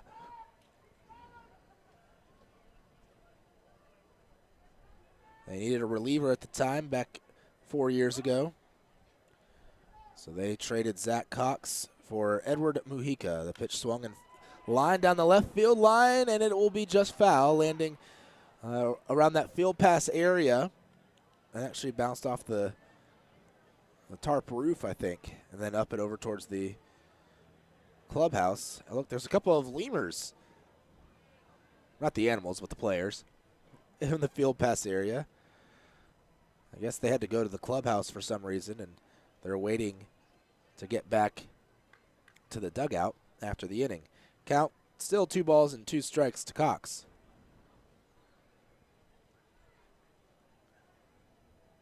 The pitch, swing, grounder, right side, foul, stays 2-2.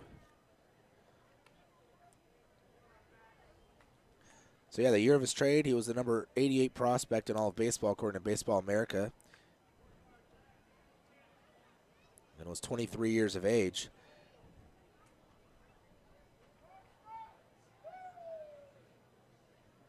Mujica, the reliever. Cardinals were hoping he would round out the rest of their bullpen. 2-2 pitch, swing, grounder towards the third baseman, Danker, who's playing almost at a shortstop position. He goes to second for the first out, and the relay to first, not in time. Cox will be safe on a fielder's choice. 5-4, the put out of Stringer. So the shift worked as it was hit right at Danker, who was playing almost halfway between second and third. They couldn't quite turn the double play. It was a bang-bang play at the bag at first. They tried to get the second out of the double play, but just getting the 1. So 1 away here in the 5th. Bottom half of the inning, still 1-1. Brent Cleveland to the plate. Cleveland 0 for 2. He reached on a fielder's choice in the first, ended up scoring on the walk of Richard Prigatano, the lone run of the ball game for the Wingnuts. 1-1 the score, runner on first. The pitch from Moskovitz popped up over my head. 0-1. Thought I might have some company here, but that is not the case.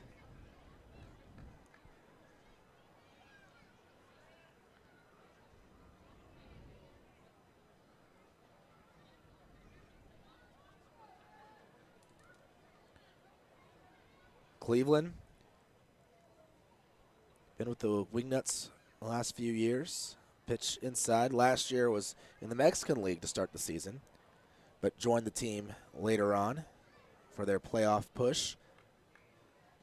A playoff push that saw them win the South Division, but they lost to the Lemurs in the first round of the playoffs. Throw over to first, back in time. Standing with plenty of time was Cox. Cleveland, as I mentioned, 4 years in the big leagues, amounted to 59 total games, though. A 234 hitter, 3 home runs, and 7 runs batted in his time in the show. Pitch just missing down and in, 2-1. Talking about Baseball America prospect rankings pre-2004, so the offseason between 2003 and 2004, Cleveland was ranked the number 98 prospect by Baseball America, a second-round pick in 2002 out of Westwood High School in Austin, Texas, by the Detroit Tigers. Cleveland swings and hits one high in the air, shallow right, down towards the line. Phipps is coming in, Rondon going out. It'll be Phipps making the catch easily for out number 2. Cleveland now 0 for 3 in the ball game. 2 outs, bottom of the 5th. 1-1 the score. Sun finally almost set as it sets behind the stadium. There's a gleam coming off of, I can't even see it because I'm staring at the gleam. I think it's a Hyatt right across the river from us. But a big glare coming off a couple of the windows there as the sun is setting.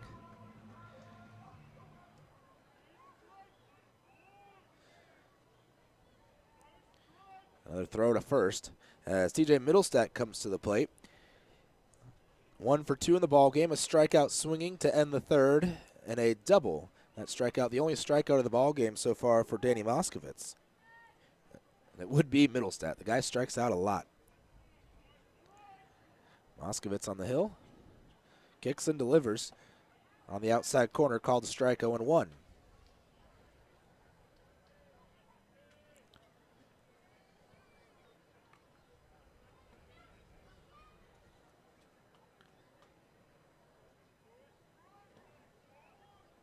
Baseball America, though, for those who don't know, they are one of the top, most recognized scouting resources that there are. The pitch lined into right center for a base hit. Phipps will field it. He'll fire it to the infield. Everyone will get 2 bases as Middlestead has his second double of the ball game, and Cox goes first to third on the play. So no runs will come in, but it is a double, putting 2 men in scoring position, and Dustin Geiger to the plate. Similar situation, pretty much the exact same situation, actually. When Geiger came to the plate in the first, there was runners on second and third. Geiger ended up getting hit by a 3-2 pitch to load the bases, and then Prigatano walked. So Moskowitz, I'm sure hoping for different results here than the last time this situation reared its head.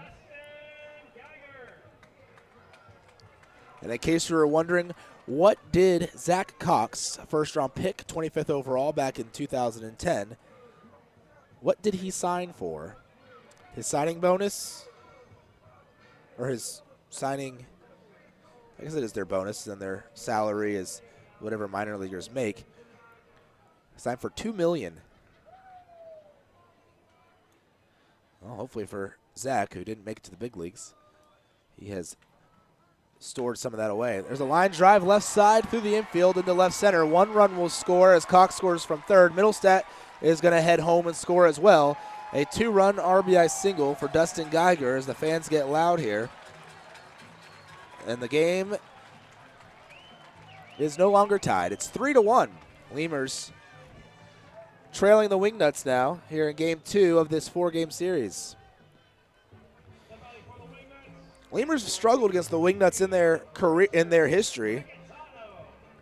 In the South Division, the Lemurs are 9-4 against Joplin, 37-34 against Grand Prairie, 3-0 now against this Texas team, 44-35 against Amarillo. They were 24-20 against the old El Paso team, which is no longer a part of the league. The pitch low for a ball.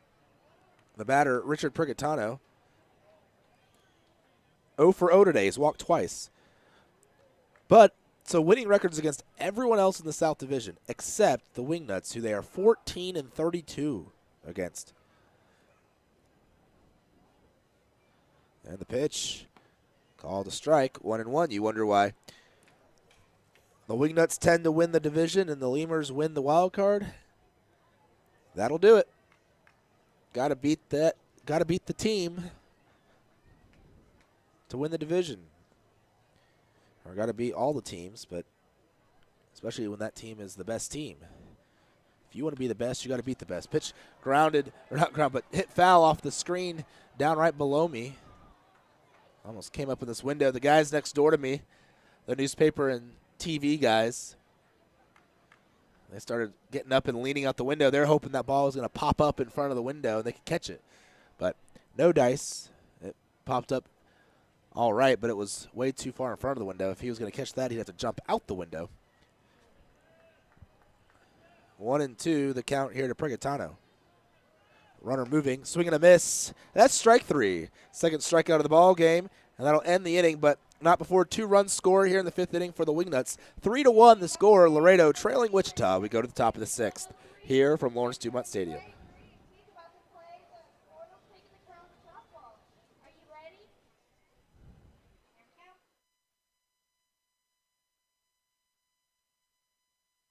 Repair and paint needs, there's only one place to turn, Mike's Paint Place. Mike's Paint Place has computerized color matching and digital imaging. They also do full frame and suspension repairs. Stop by and see Mike's Paint Place today at 6410 Polaris Drive in Laredo. Getting hungry? Popeyes always hits the spot. Make sure to stop by any Popeyes location to try out Popeyes' new Smoky Garlic Chili Chicken Dinner. It includes 4 smoky garlic chicken tenderloins served with Popeye's new garlic herb dipping sauce, your choice of a signature side, and a buttermilk biscuit for just $4.99. Promotion starts Monday, May 25th.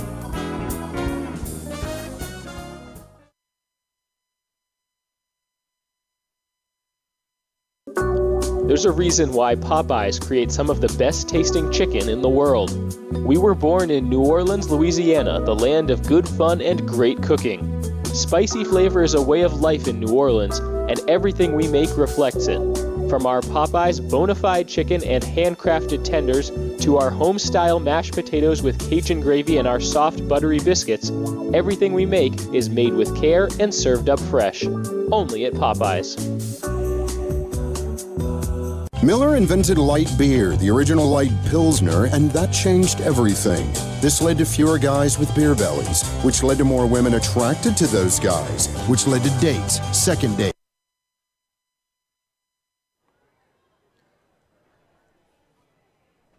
Top of the 6th inning, first pitch to Alvaro Rondon outside for ball 1. Rondon 0 for 1 in the ball game, ground out to the first baseman. That pitch called a strike, 1-1. I never finished giving you those scoreboards. We'll just wait. Well, I'll give you the last couple. These are still, well, no, they're kind of old, but I'll give you the updated ones in a couple innings. 2-1. I guess I only missed one ball game. 2-1 right now in bottom of the 3rd. And Gary South-Shore Railcats trailing the Kansas City T-Bones. And that 2-1 pitch is stroked into right field. Line drive through the hole on the right side. Rondon with a single to start off the 6th. So a good start for the Lemurs here in the 6th inning, getting the leadoff batter aboard. And we go to the top of the order. Certainly a big opportunity here for the Lemurs as they have top of the order up with a runner on first.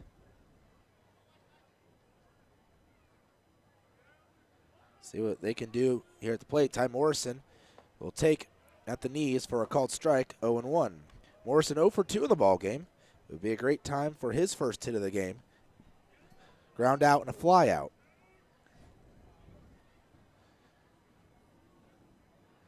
Rondon gets his lead over at first. Dives back in as the throw comes over towards him. He is back in plenty of time. Rondon with 3 stolen bags on the year. He's tied for the team lead with Ty Morrison. However, unlike Morrison, Rondon has not been caught stealing yet. Morrison is 3 for 6 in stolen bag attempts. So 3 stolen bags and caught 3 times. Rondon, another throw over towards him. He dives back in ahead of it.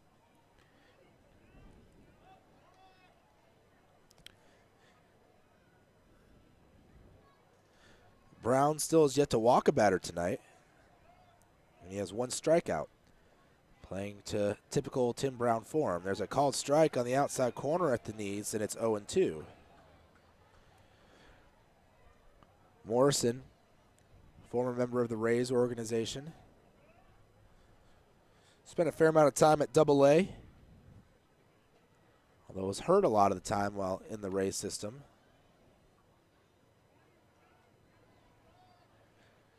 He seems to be pretty healthy now.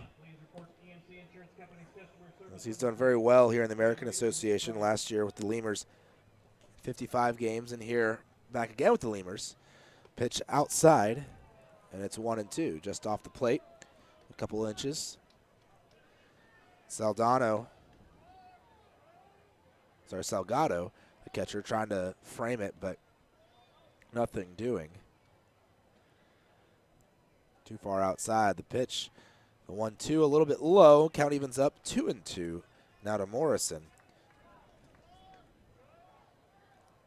I asked him a couple questions about the Rays system and how the Rays do things. Runner moving, pitch lined in the center. That'll be a base hit. And Rondon's going to go over to third as he was moving on the pitch.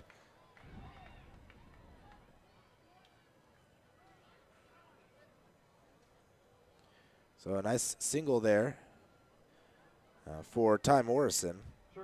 Runners on first and third for Laredo and J.D. Pulford to the plate. There appeared to be some weird confusion. That's what I didn't know what was going on. As it popped over the heads of both the middle infielders, Earps and Stringer. They kind of looked at each other and then looked at the ball behind them in center field. Neither of them had a shot at it, at least I didn't think. J.D. Pulford to the plate. Swings, grounds one towards the middle. It'll be Earps. He'll flip it to the bag at second for 1 and over to first. A double play, 6-4-3. Run will score as Rondon crosses home. But no RBI for Pulfer, as you don't get an RBI when you ground into a double play. 2 outs on the inning, but it is a now 3-2 ball game, so Lemurs at least get one of those runs back, and Travis Danker to the plate. Danker already at the home run of the game, a solo shot back in the first inning. And the wind and the pitch from Brown. No one on, 2 outs. Danker pops one up in the air. Right side. Calling for it is Stringer in shallow right as he keeps going towards the line. He'll make the catch out there in shallow right field for out number 3. Lemurs get a couple of hits. They score a run here at the top of the 6th. We go to the bottom. 3-2 now. Lemurs trailing the Wingnuts. Wedding bells, and honeymoons, which led to hubbada, boom, which led to you. Miller Lights, we invented light beer, and you're welcome. 12 ounces contain 96 calories, 3.2 carbs, 1 protein, 0 fat. Great beer, great responsibility. Miller Brewing Company, Milwaukee, Wisconsin. Right now, when you sign up for a Gold's Gym membership, you'll get tons of extras completely free. Confidence, free. Compliments from your coworkers, free. And the desire to wear tiny bathing suits, you guessed it, free. You'll be stronger with extras, and you'll be stronger with Gold's Gym. Know your own strength. Tiny bathing suit not included. Chavarrias Plumbing's the #1 choice for any plumbing problem. Chavarrias is a full-service company with up-to-date technology, trained professionals. With over 30 years of service to the community, Chavarrias is still growing strong. Visit chavarriasplumbing.com and go Lemurs! Falcon Bank and the Laredo Lemurs are a winning combination. At Falcon, they know what counts. Personalized service, attention to detail, and genuine commitment to helping customers achieve their dreams. Falcon Bank, guided by faith, grounded by family, and committed to you. Hey, ¿tienes algo que celebrar? ¿Que por fin compraste carro nuevo? ¿Que cambiaste tu cheque? ¿Que hoy empieza tu fin de semana? ¿O que hoy se acaba tu novela y mañana empieza otra? La respuesta es la misma, pues un carnesazo. No importa lo que estés celebrando, lo que importa es que lo celebres, pues con un carnesazo de H-E-B. El carnesazo de H-E-B es una pachanga de sabor. Solo tienes que invitar a los compadres, prender la parrillita, ponerle unas fajitas, costillitas, chuletitas, salchichitas y, ¿por qué no?, hasta un pollo mariposita. Y que no se te olvide la musiquita y hasta una buena bailadita para un gran carnesazo. En H-E-B encuentras gran variedad de cortes a precios bajos y de buena calidad. Carnesazo, carne asada con ganas, solo en H-E-B. Driscoll Health Plan loads the bases with value. We knock it out of the park with all the value-added services we bring to our Medicaid members. Driscoll families cheer on the Grand Slam packages, sports physicals, free memberships to Boys and Girls Clubs, and dental care for pregnant women over 21. Take a swing at our baby showers offered by Cadena de Madre. Forget those peanuts and Cracker Jacks, root for our baby blankets and more. Come slide into home when you receive gift cards for completing Texas Health Steps checkups and attending postpartum visits on time. New pitcher in the ball game here in the 6th. So starter Danny Moskovitz goes 5 innings here tonight. Gives up 3 runs on 5 hits, all earned.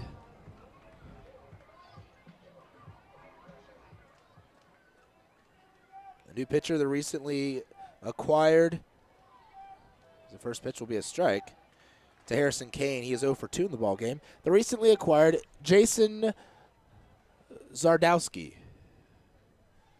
The pitch from Zardowski, swing and a miss, 0-2. Zardowski started off the year in the Joplin Blasters, or with the Joplin Blasters.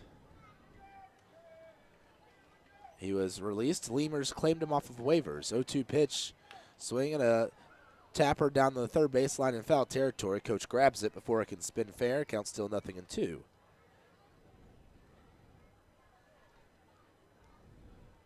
Zardowski spelled Z-G-A-R-D-O-W-S-K-I.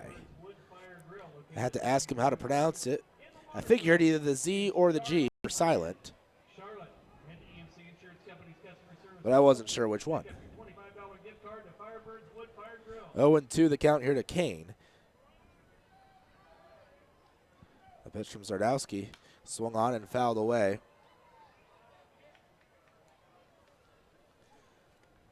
Out of play. Count still 0-2.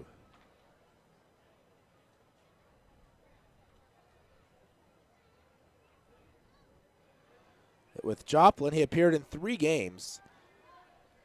He actually faced off against this Wichita team in a 19-10 ball game. 0-2 pitch again to Kane and grounded down the first baseline and also foul. So 3 straight foul balls with 2 strikes for Harrison Kane. This year with Joplin, he was 1-0 with an ERA of 10.12. 5 1/3 innings pitched. He had 6 strikeouts, 6 walks, gave up 7 hits, and a total of 6 runs, all earned. Gave up 4 runs over 2 innings against Gary in his last outing 4 days ago on May 27th in Gary.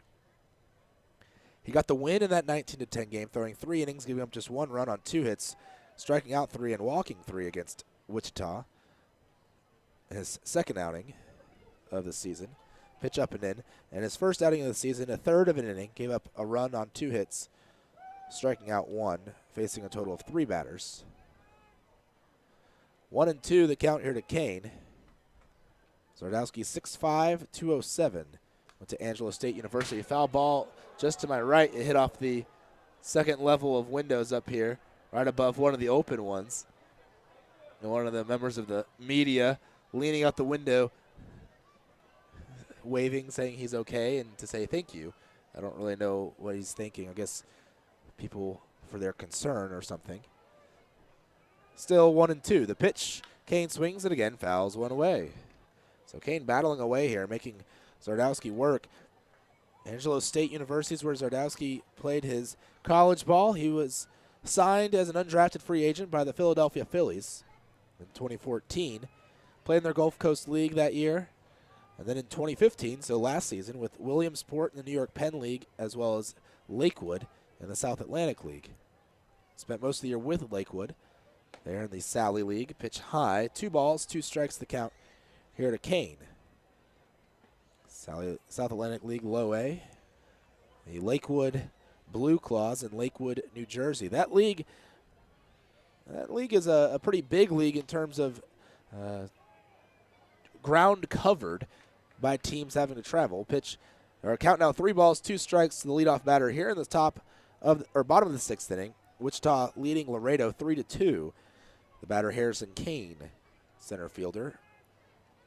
And the payoff pitch fouled off of Kane's leg. And we'll have another one. Kane is now fouled off 6 pitches in the at-bat. He started out 0-2, and since then has fouled off 6 pitches and let 3 balls go by. But with Lakewood last year, he went 3-1 with a 3.26 ERA in 28 appearances. 49 2/3 innings pitched. All appearances were out of the bullpen. He did make 2 starts back in 2014 in the Gulf Coast League in his 3 appearances. So just one out of the bullpen that year, but then last year everything out of the bullpen. A total of 37 appearances overall. Another 3-2 pitch swing and a fly ball to center. Moving back is Martinez, and he'll make the catch for out number 1. So finally, Kane put away here in the 6th.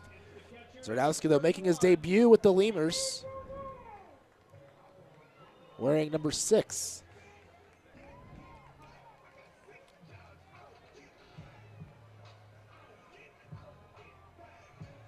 Zardowski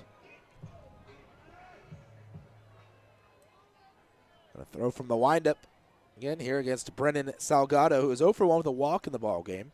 Throwing the first base side of the rubber, outside and high, 1-0.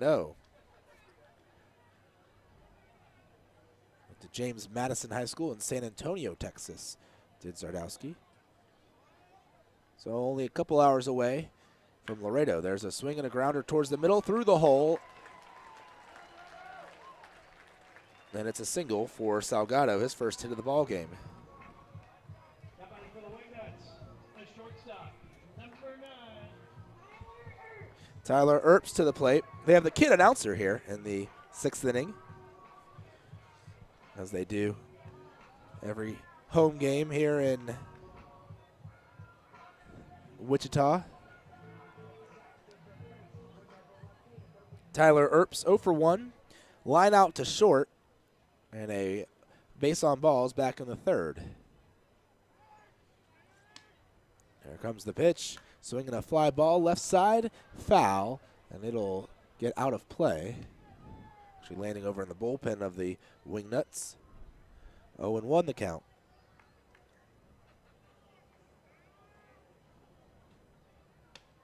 Final line for Moskovitz, 5 innings pitched, 6 hits, 3 runs, all earned, 4 walks, 2 strikeouts. Faced 24 batters tonight. The pitch outside and actually hit off of Coach's glove and then rolled through the left-handed batter's box where Earps is standing. Count 1-1.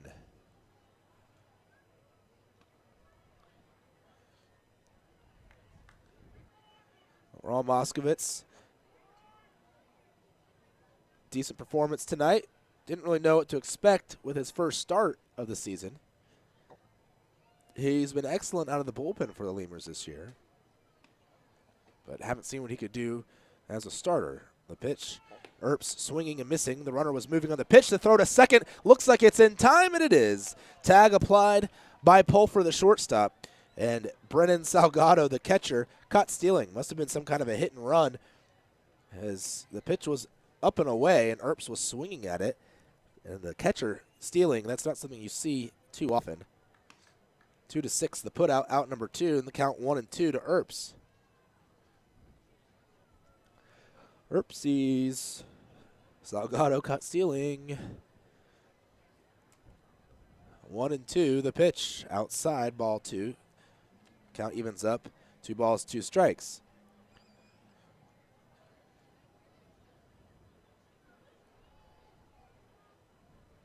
There is some more activity in the Lemurs' pen. Swing and a miss.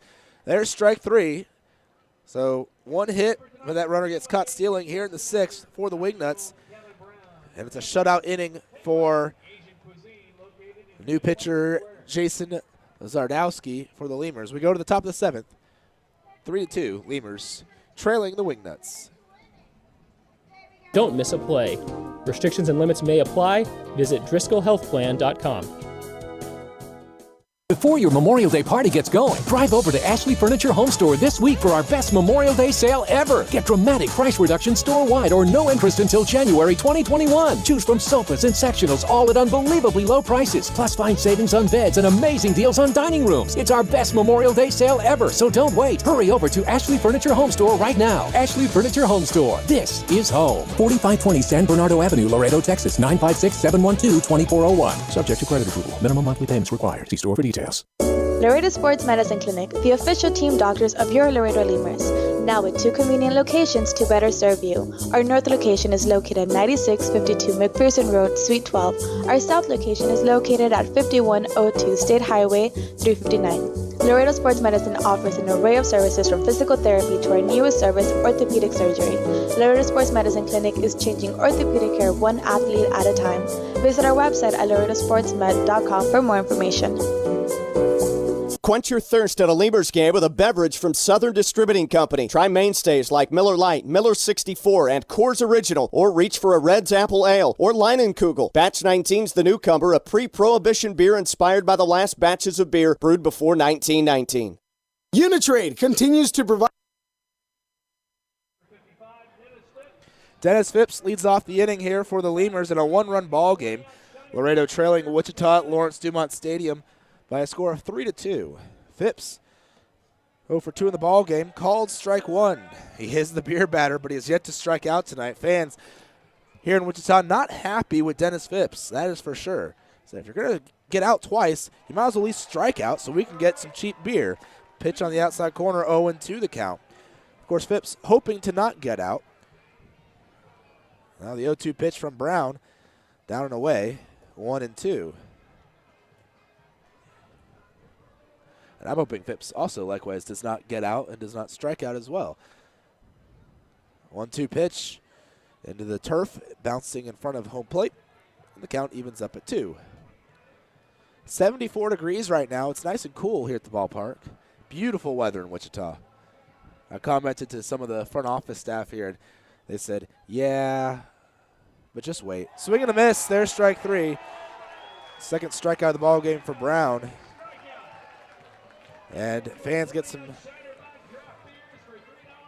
$3.50 20-ounce beer for the next 10 minutes. One out, no one on. Just a second strikeout for Brown in the ball game. Here comes the pitch to Abel Nieves. I think it might have hit the foot of Salgado. It goes well behind home plate. I want to know the count to Phipps, who was 0 for 2 in the ball game. A fly out and a ground out tonight. Lemurs trailing 3-2 to the Wingnuts. The pitch from Brown, taken on the inside corner, 1-1.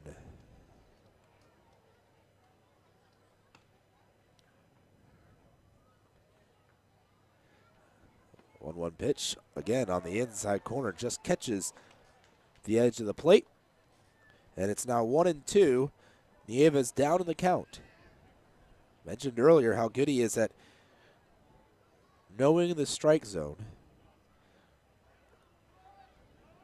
1-2 pitch inside and low. 2 balls, 2 strikes. He was down 0-2 back in the second. Ended up watching the next 3 pitches as they all just narrowly missed the strike zone before grounding out on a full count. 2-2 pitch into the turf. And it's now again a full count. 3 balls, 2 strikes, the count to Nieves. 1 out, top of the 7th. Lemurs trailing 3-2 to the Wingnuts. The pitch, swinging a high fly ball, hit into right field. Moving back a little bit to his right is Prigatano, but he camps under it. There's out number 2. Center fielder number 4, Drew Martinez. Drew Martinez to the plate with 2 outs, no one on. Martinez 0 for 2 in the ball game as well. We'll go back to the American Association scoreboard when we get to the bottom of the 7th. But we are not there yet. Martinez at the plate, ground out twice today. The wind and the pitch from Brown, low for ball 1. It was a little bit out on the outside portion of the plate.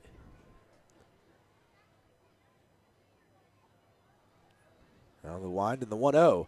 Swing and a line drive. Got a little too much lift under it to center. Coming in a few steps is Kane. He makes the catch. And there's a 3-up, 3-down inning for Brown. He's had a bunch of those tonight. A total of 4 3-up, 3-down innings for Brown this evening. We go to the bottom of the 7th. Time to get up and stretch here at the ballpark. 3-2, Lemurs trailing the Wingnuts.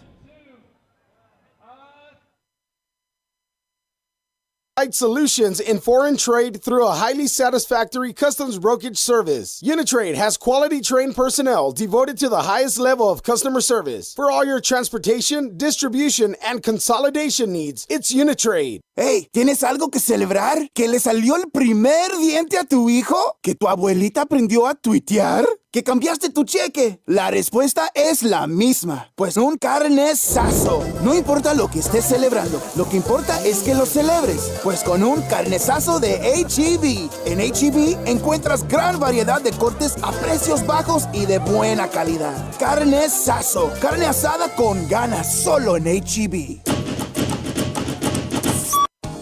South Texas families never strike out with Driscoll Health Plan. Catch the value-added services we pitch to our Medicaid members. Enjoy a free membership to specific boys and girls clubs. Receive gift cards for completing Texas healthcare checkups. Restrictions and limitations may apply. Visit us at DriscollHealthPlan.com.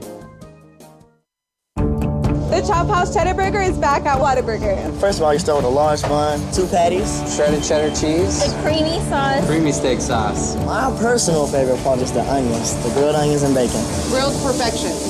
It's good stuff. Love it. You take a bite. It's hard to describe. It's hard to put into words. The Chop House Cheddar Burger. Chop House Cheddar Burger. It's back. I don't have anything else to compare it to. It's the best out there, I think. The Chop House Cheddar Burger is back. Only at Whataburger and only for a limited time.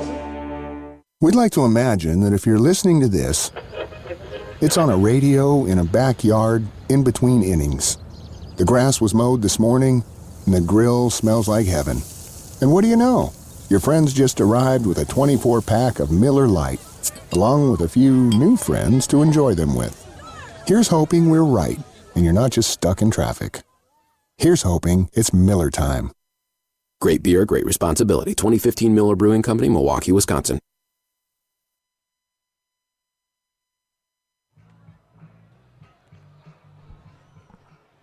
Christian Stringer, top of the order for the Wingnuts, leads off the inning against Harold Guerrero. Guerrero, the hard-throwing lefty, fires in for a strike, 0-1. Guerrero replacing Zardowski. Zardowski threw an inning of shutout baseball. The pitch, a swing and a miss, 0-2.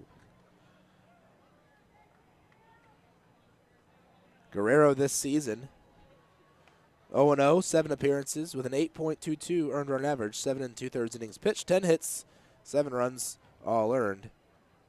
3 walks, 16 strikeouts in 7 2/3 innings. There's a swing and a miss, drop third strike, throw over to first in time to get Stringer.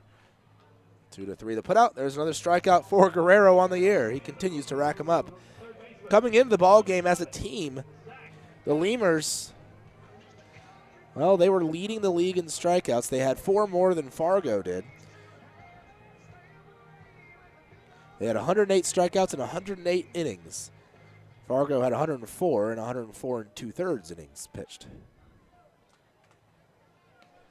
Pitch on the outside corner, called a strike to Zach Cox, 0-1.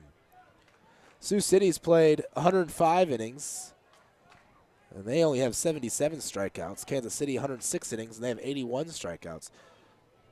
So it's comparable to innings pitched, and that's how many strikeouts the rest of the league is doing.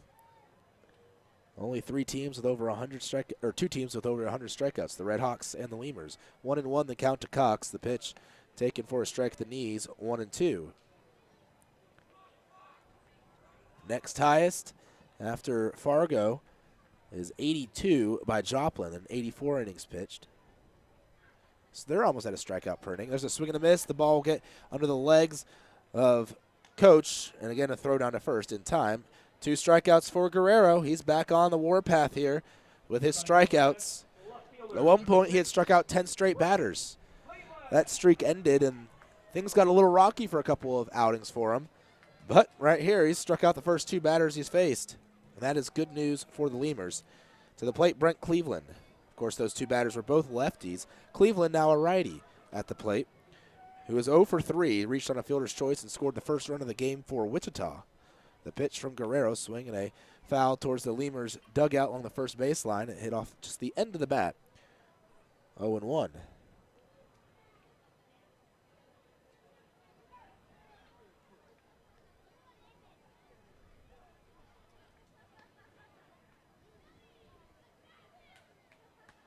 Guerrero kicks and fires, swung on and hit hard into center. Running back is Martinez. He'll make the catch short of the warning track for the out. 3 up, 3 down inning for Guerrero. 2 strikeouts for him as well. We go to the top of the 8th. Lemurs still down 3-2 to the Wingnuts.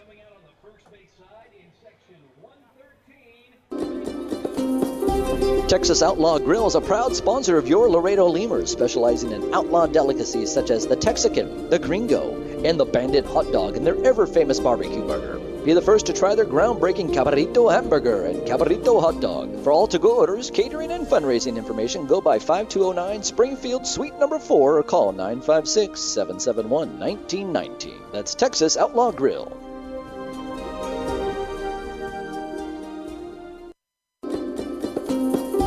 Texas Outlaw Grill is a proud sponsor of your Laredo Lemurs, specializing in outlaw delicacies such as the Texican, the Gringo, and the Bandit hot dog and their ever-famous barbecue burger. Be the first to try their groundbreaking Cabrito hamburger and Cabrito hot dog. For all to-go orders, catering, and fundraising information, go by 5209 Springfield Suite number 4 or call 956-771-1919. That's Texas Outlaw Grill. Core Business Solutions is a proud sponsor of Lemurs Baseball. Core Business Solutions services the 17 southernmost counties of Texas as well as areas of northern Mexico. They offer a wide range of high-tech solutions for businesses and organizations. Make Core Business Solutions your solution today. For all of your vehicle collision repair and paint needs, there's only one place to turn, Mike's Paint Place. Mike's Paint Place has computerized color matching and digital imaging. They also do full frame and suspension repairs. Stop by and see Mike's Paint Place today at 6410 Polaris Drive in Laredo. Laredo Sports Medicine Clinic, the official team doctors of your Laredo Lemurs. Now with 2 convenient locations to better serve you. Our north location is located at 9652 McPherson Road, Suite 12. Our south location is located at 5102 State Highway 359. Laredo Sports Medicine offers an array of services from physical therapy to our newest service, orthopedic surgery. Laredo Sports Medicine Clinic is changing orthopedic care one athlete at a time. Visit our website at laredosportsmed.com for more information. Getting hungry? Popeyes always hits the spot. Make sure to stop by any Popeyes location to try out Popeyes' new Smoky Garlic Chili Chicken Dinner. It includes 4 smoky garlic chicken tenderloins served with Popeyes' new garlic herb dipping sauce, your choice of a signature side, and a buttermilk biscuit for just $4.99. Promotion starts Monday, May 25th.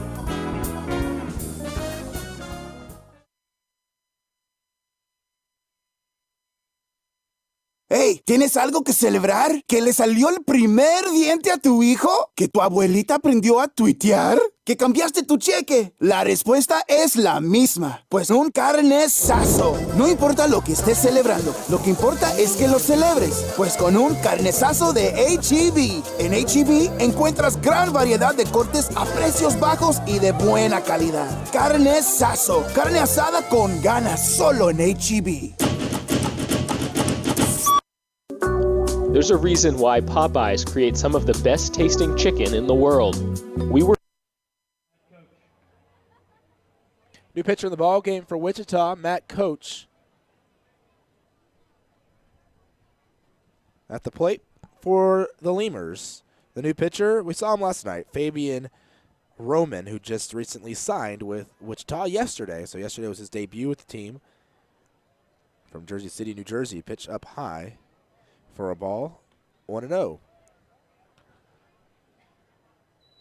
He was in the Reds organization in 2013 and 2014, drafted 16th round in 2013 out of Lubbock Christian by the Reds. Also pitched collegiately at Odessa College and Northwest State. 1-0 pitch, Coach taking again high. 2-0. Roman, as I mentioned, pitched last night for Wichita. He threw an inning, gave up 1 hit, a walk, no runs though, no strikeouts either. And the pitch, Coach taking for a called strike, 2-1. I said I was going to give you in the bottom of the 7th the scores, but I didn't. I forgot. Well, it was a 3-up, 3-down inning with Guerrero, and got exciting. He struck out 2 batters. Roman sets on the hill, and the pitch to Coach. Up and in, nearly hit him. 3-1 the count. Still suspended. Well, suspended means they're going to play tomorrow, Joplin and St. Paul. In Joplin, the Saints leading 4-0 over the Blasters. Lincoln and Texas are in a battle, 6-5 the score in Lincoln. The Air Hogs leading the Salt Dogs, though, top of the 7th. The pitch from Roman, 3-1 offering, low ball 4. So a leadoff walk of Coach on for the second time tonight. He was 1 for 2 coming into that at-bat, still is after the walk. Singled back in the second. Jesus Poso 0 for 2 in the ball game. Now to the plate. Roman, by the way, a 6-foot, 200-pound right-hander. Still classified as a rookie. Winnipeg trailing by 3 to the Sioux Falls Canaries. Top of the 5th there in Winnipeg. 4-1 the score. Fargo still leading Sioux City 7-2 there in Fargo. Poso bunting to push Coach to second. It'll go right back towards the mound, and firing a fastball to first was the pitcher,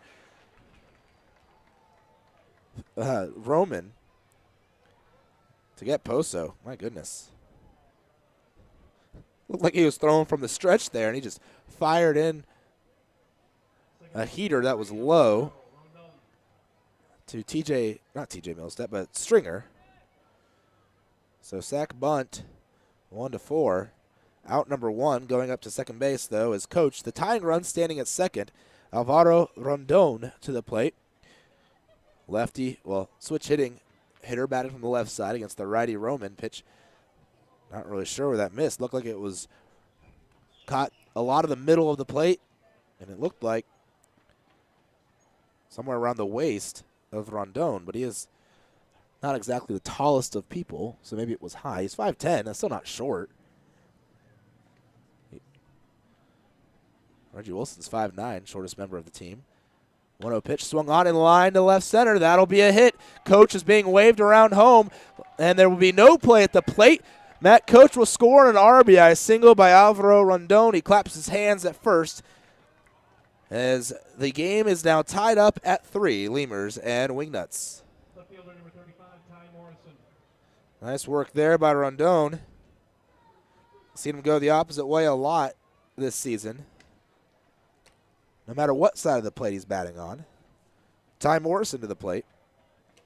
And it's a whole new ball game, guys. 3-3, the score here in the top of the 8th.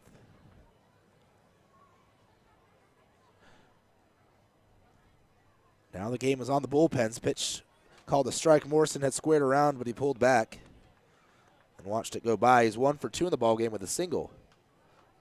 Let's update that scoreboard. There we go. 3-all. Over at first base, Rondon getting his lead. They just announced something about J.D. Pulfer. He's not at the plate, though. It's still Morrison.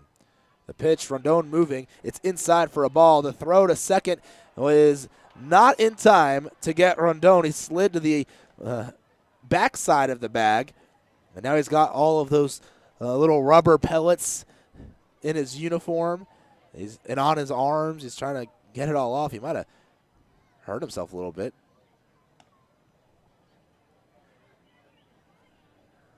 As they're going to come look at him, the training staff coming out onto the field. As he's over at second base, maybe got a little bit of a little carpet burn from the turf there. I don't know. Appears to be shaking his arms and his hands. He went in head first. The throw is a little high. The throw got there before he had slid in, but it was a little bit towards that right side of the bag and high, and the second baseman, or sorry, the shortstop, Earps, had to actually catch it in front of second, and so him catching it in front of the bag, Rondon sliding to the back of the bag, helped him be safe. Let's continue to go through the scoreboard here as they look at Rondon. Incaviglia is out there as well. 7-2 score, as I mentioned, Fargo leading Sioux City. 2-2 the score in Gary South Shore Railcats and Kansas City T-Bones all tied up bottom of the 6th. They're going to leave Rondon in the ball game. I don't know what the issue was, but apparently he's good enough. 1-1 the count here to Morrison. He'll dig back in. Lefty batter, righty pitcher. Go-ahead run standing at second base now. Well, off the base because he's getting a lead. Here comes the pitch from Roman. Morrison taking on the outside corner, called strike, 1-2. Mentioned earlier in the year, the Lemurs had a lot of players returning from last year, or from last year's club. I think it was 10 or 11 players returning. And the 1-2 pitch, low for a ball. 2-2.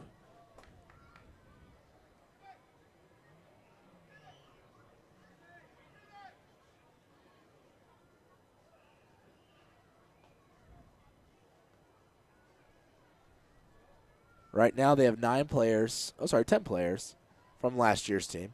So yes, 10 players returning. The pitch swung on and missed. There's strike 3.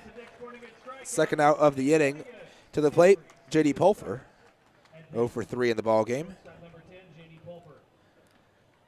But 10 players returning for the Lemurs this year, and so we expected them to be pretty good. A lot of those players were the key members of the team last year that took them to the championship and won them the championship of the American Association. Kind of thought the same thing of the Wingnuts. They have 10 players returning as well, and they won the South Division last year. Actually had a better regular season than the Lemurs. First pitch to Pulfer, swung on and fouled away right side, but they've come out of the gates very slow. I have the Wingnuts taking a look at the standings. Lemurs entered the ball game with a 6-5 record. Good for tied for third in the league, behind only St. Paul and Winnipeg, who are both in the North. The North Division is looking to be like a scary one to be in, especially if you're Fargo or Sioux Falls, who are both 5-6 right now. St. Paul 8-3, Winnipeg 7-4. Lincoln and Laredo both 6-5. Lincoln leading the Central going into tonight. They're playing that scrappy Texas team. Pitch fouled away right side. It'll get out of play. Again, 0-2. Now the count to Pulfer. 2 outs, runner on second. Lemurs and Wingnuts tied at 3 here in the top of the 8th. They already plated 1 run this inning to tie things up.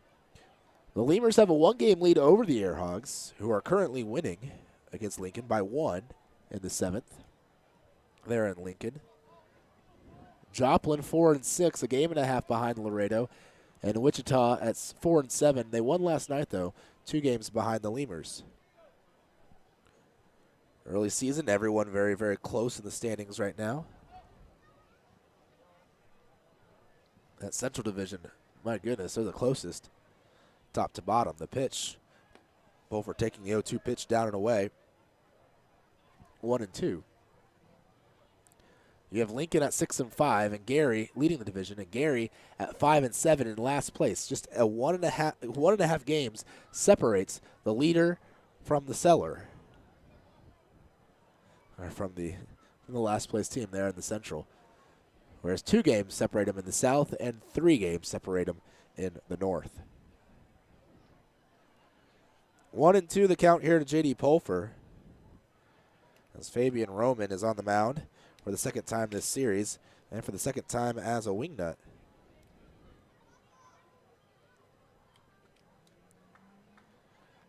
Just joining the team yesterday. Roman sets on the hill, looks over at second, delivers plateward. The 1-2 pitch fought off, fouled away, back over the screen, a little bit to the right, and the count still 1 ball, 2 strikes.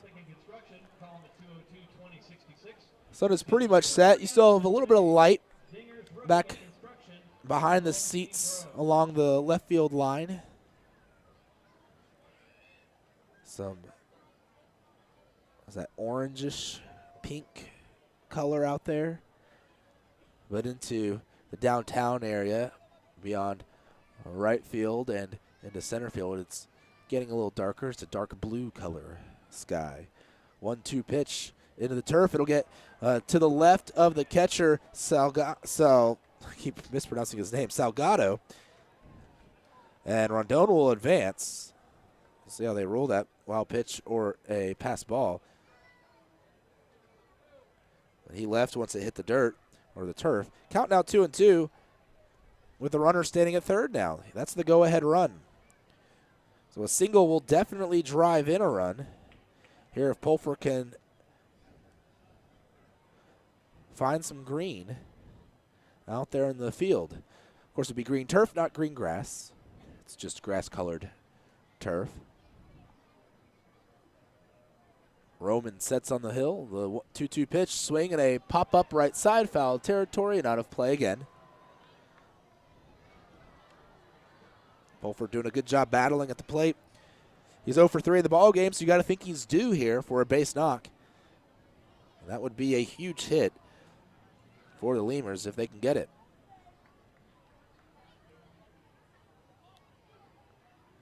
Right-handed hitter, right-handed pitcher waiting on deck, Travis Danker. Especially get a hitter like Danker to the plate. That would help out the Lemurs a lot. There was some activity in the bullpen, but they're done throwing now. Waiting for the inning to end. 2-2 pitch again. Swing, ground ball to the right of the mound. Diving was Roman. He couldn't get it, but the second baseman, Stringer, does. He throws to first for the out. That'll end the inning. Lemurs strand a runner on third, but they tie things up here in the bottom of the, or top of the 8th at 3. We go to the bottom of the 8th. 3-3, Lemurs and Wingnuts.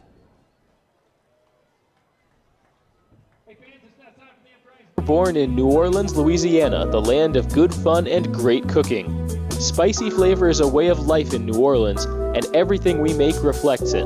From our Popeyes bona fide chicken and handcrafted tenders to our home-style mashed potatoes with Cajun gravy and our soft, buttery biscuits, everything we make is made with care and served up fresh. Only at Popeyes. Driscoll Health Plan loads the bases with value. We knock it out of the park with all the value-added services we bring to our Medicaid members. Driscoll families cheer on the Grand Slam packages, sports physicals, free memberships to Boys and Girls Clubs, and dental care for pregnant women over 21. Take a swing at our baby showers offered by Cadena de Madre. Forget those peanuts and Cracker Jacks, root for our baby blankets and more. Come slide into home when you receive gift cards for completing Texas Health Steps checkups and attending postpartum visits on time. Don't miss a play. Restrictions and limits may apply. Visit DriscollHealthPlan.com. Hey, ¿tienes algo que celebrar? ¿Que por fin compraste carro nuevo? ¿Que cambiaste tu cheque? ¿Que hoy empieza tu fin de semana? ¿O que hoy se acaba tu novela y mañana empieza otra? La respuesta es la misma, pues un carnesazo. No importa lo que estés celebrando, lo que importa es que lo celebres, pues con un carnesazo de H-E-B. El carnesazo de H-E-B es una pachanga de sabor. Solo tienes que invitar a los compadres, prender la parrillita, ponerle unas fajitas, costillitas, chuletitas, salchichitas y, ¿por qué no?, hasta un pollo mariposita. Y que no se te olvide la musiquita y hasta una buena bailadita para un gran carnesazo.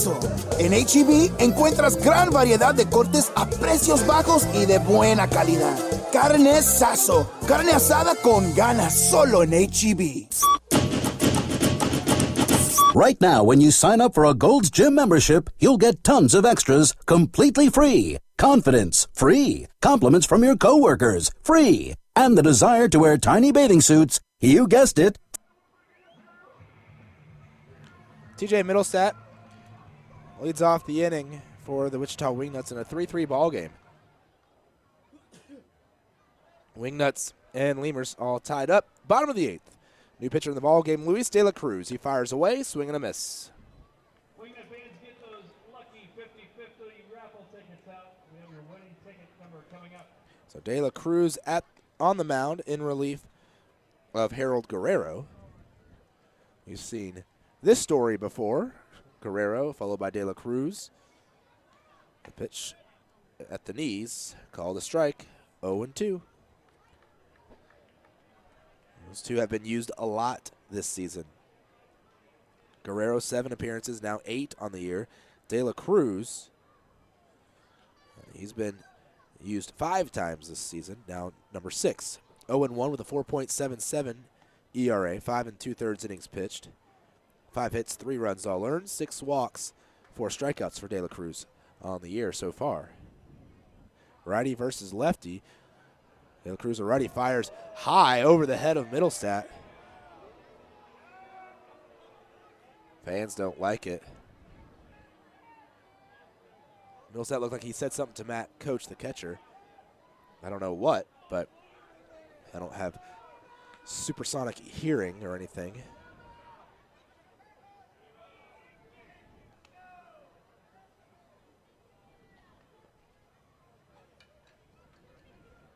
So the count 1-2. It's just a ball.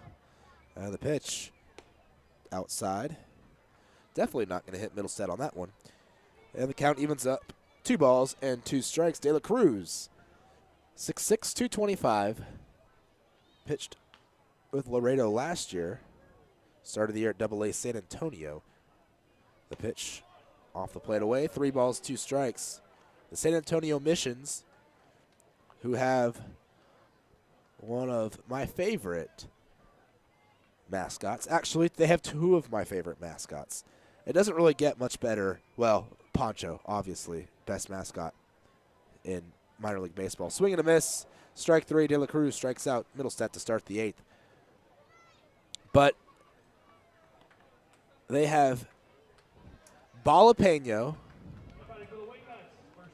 Yes, Jalapeno. It is a jalapeno dressed as a baseball player, which is pretty amazing. Look it up. And they have another mascot. They have 2 mascots, Jalapeno and Henry the Puffy Taco. They're both amazing in a way that only mascots can be amazing. Pitch called a strike to Dustin Geiger a couple years ago. I think it was last year, before last season. some magazine, it was like Texas Weekly or something like that, came out with the top baseball mascots in the state of Texas. They ranked them all. I think Poncho finished 4th or 5th. Poncho actually finished ahead of Scout. Pitch will miss. 1-1 the count. Finished ahead of Scout, the Airhogs mascot, so that was good. And also finished ahead of the Thunderheads mascot. So Poncho was the top one in the American Association out of the 3 last year. Pitch up and in. 2-1 that were in Texas. But the winner was Henry the Puffy Taco and Jalapeno. And probably just one of them would have won, but they had both, so it's hard to lose with them. Ground ball left side towards the hole. Pulfer ranging over, makes the play, throws a little bit wide into the turf. Poso can't pick it out. So they roll that Geiger safe at first, though. They give him a hit or an error. If it is an error, it will go to Pulfer. Maybe they'll get a little home advantage here, and they'll give it a hit. We'll bring up Richard Prigatano to the plate.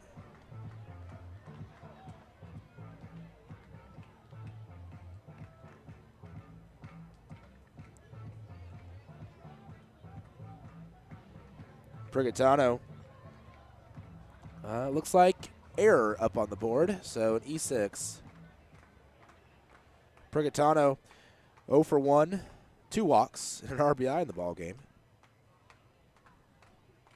The pitch swung on and popped up right side out of play, 0-1. So an error for Pulfer. And for him on the year, that'll be his 6th.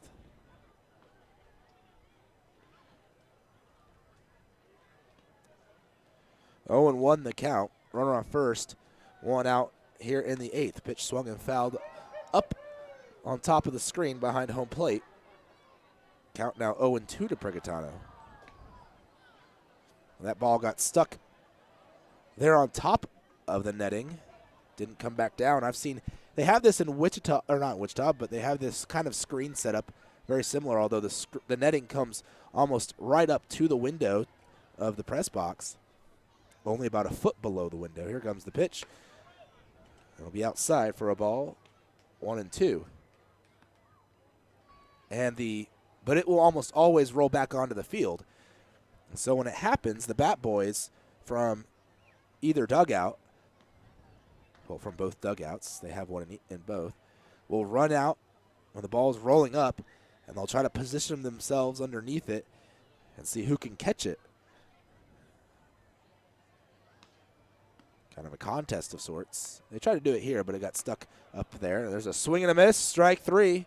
Prigatano goes down swinging for the 2nd time tonight. Prigatano yet to put a ball in play tonight. He is 0 for 2, 2 strikeouts, and 2 walks. 4 plate appearances overall. Harrison Kane to the plate. 2 strikeouts here in the inning for De La Cruz. He seems to be heating up here on the year. 0 for 3 in the ball game is Kane. He reached on a fielder's choice. Well, his ball hit the runner. They ruled it a fielder's choice. Pitch to Kane, taken for a strike, 0-1.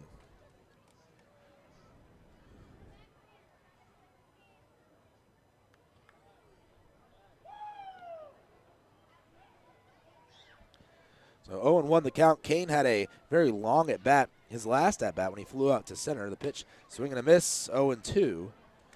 That was in the 6th inning. A 12-pitch at-bat there in the 6th for Kane.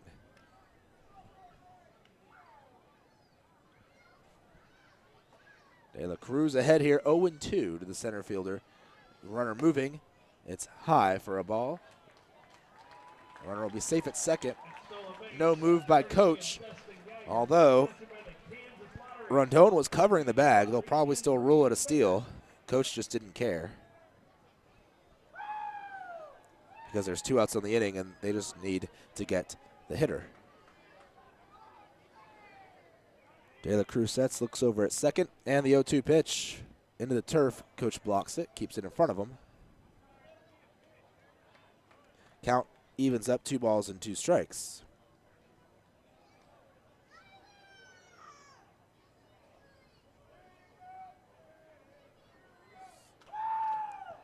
So Kane at the plate, righty batter, righty pitcher. Have a few spirited fans here at the ballpark. Game 2 of a 4-game series. Lemurs trying to tie things up in the series. Last night, Laredo fell to Wichita 9-6. 2-2 pitch, swung on, chopper left side. It'll be Danker, the third baseman, fielding it, and he won't throw as Kane beat it out. He had no shot. He had to kind of maneuver his way around the base runner. Dustin Geiger a bit. Kane will have himself an infield single. It wasn't hit very hard either. Certainly would have been a tough play for Danker. And he might have had an issue getting it out of his glove quickly enough, too. And now Pete Caviglia is going to come out of the dugout for the Lemurs. There is someone throwing in the bullpen. It looks like Jeff Inman. And it is Jeff Inman. So we'll see if Inman enters the ballgame. The whole infield is on the mound, and usually that means, and if Pete's coming out, that usually does mean that there will be a pitching change. Runners are on the corners right now. 2 outs in the inning. Geiger at third, Kane at first. Salgado, the catcher, coming to the plate. Pete's visit wasn't very long. He walked out there, said a couple of words, and he head back to the dugout. No pitching change yet. He does have some words for Matt Coach, the catcher, as he heads back towards the dugout, giving instructions to his catcher, who will now relay maybe the same instructions to the infield via signals.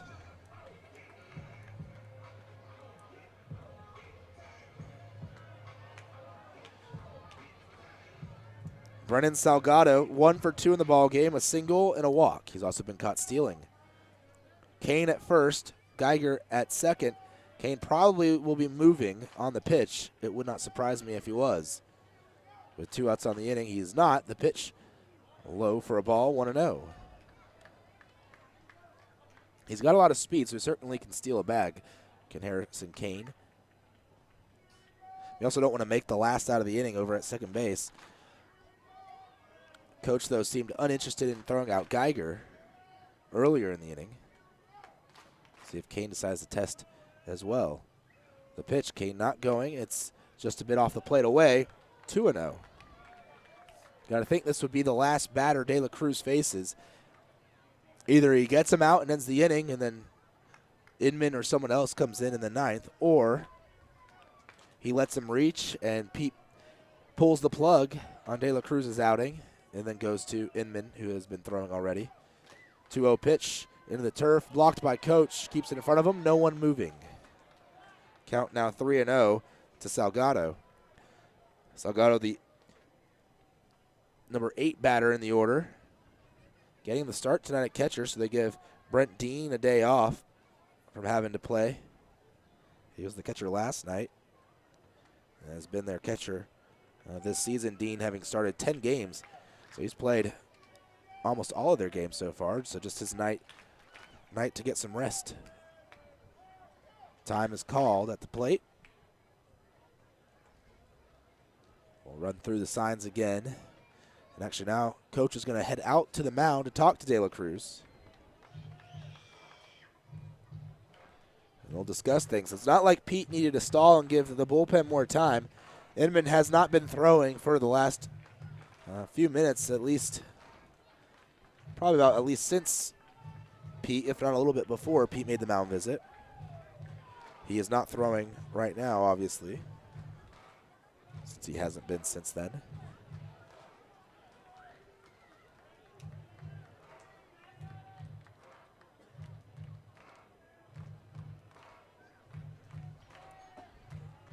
There comes the 3-0 pitch. Swing and a miss. Salgado. That might have been ball 4, too. It looked like it might have been a little high, but Salgado was swinging at it on 3-0, trying to make something happen. Tyler Earps is on deck.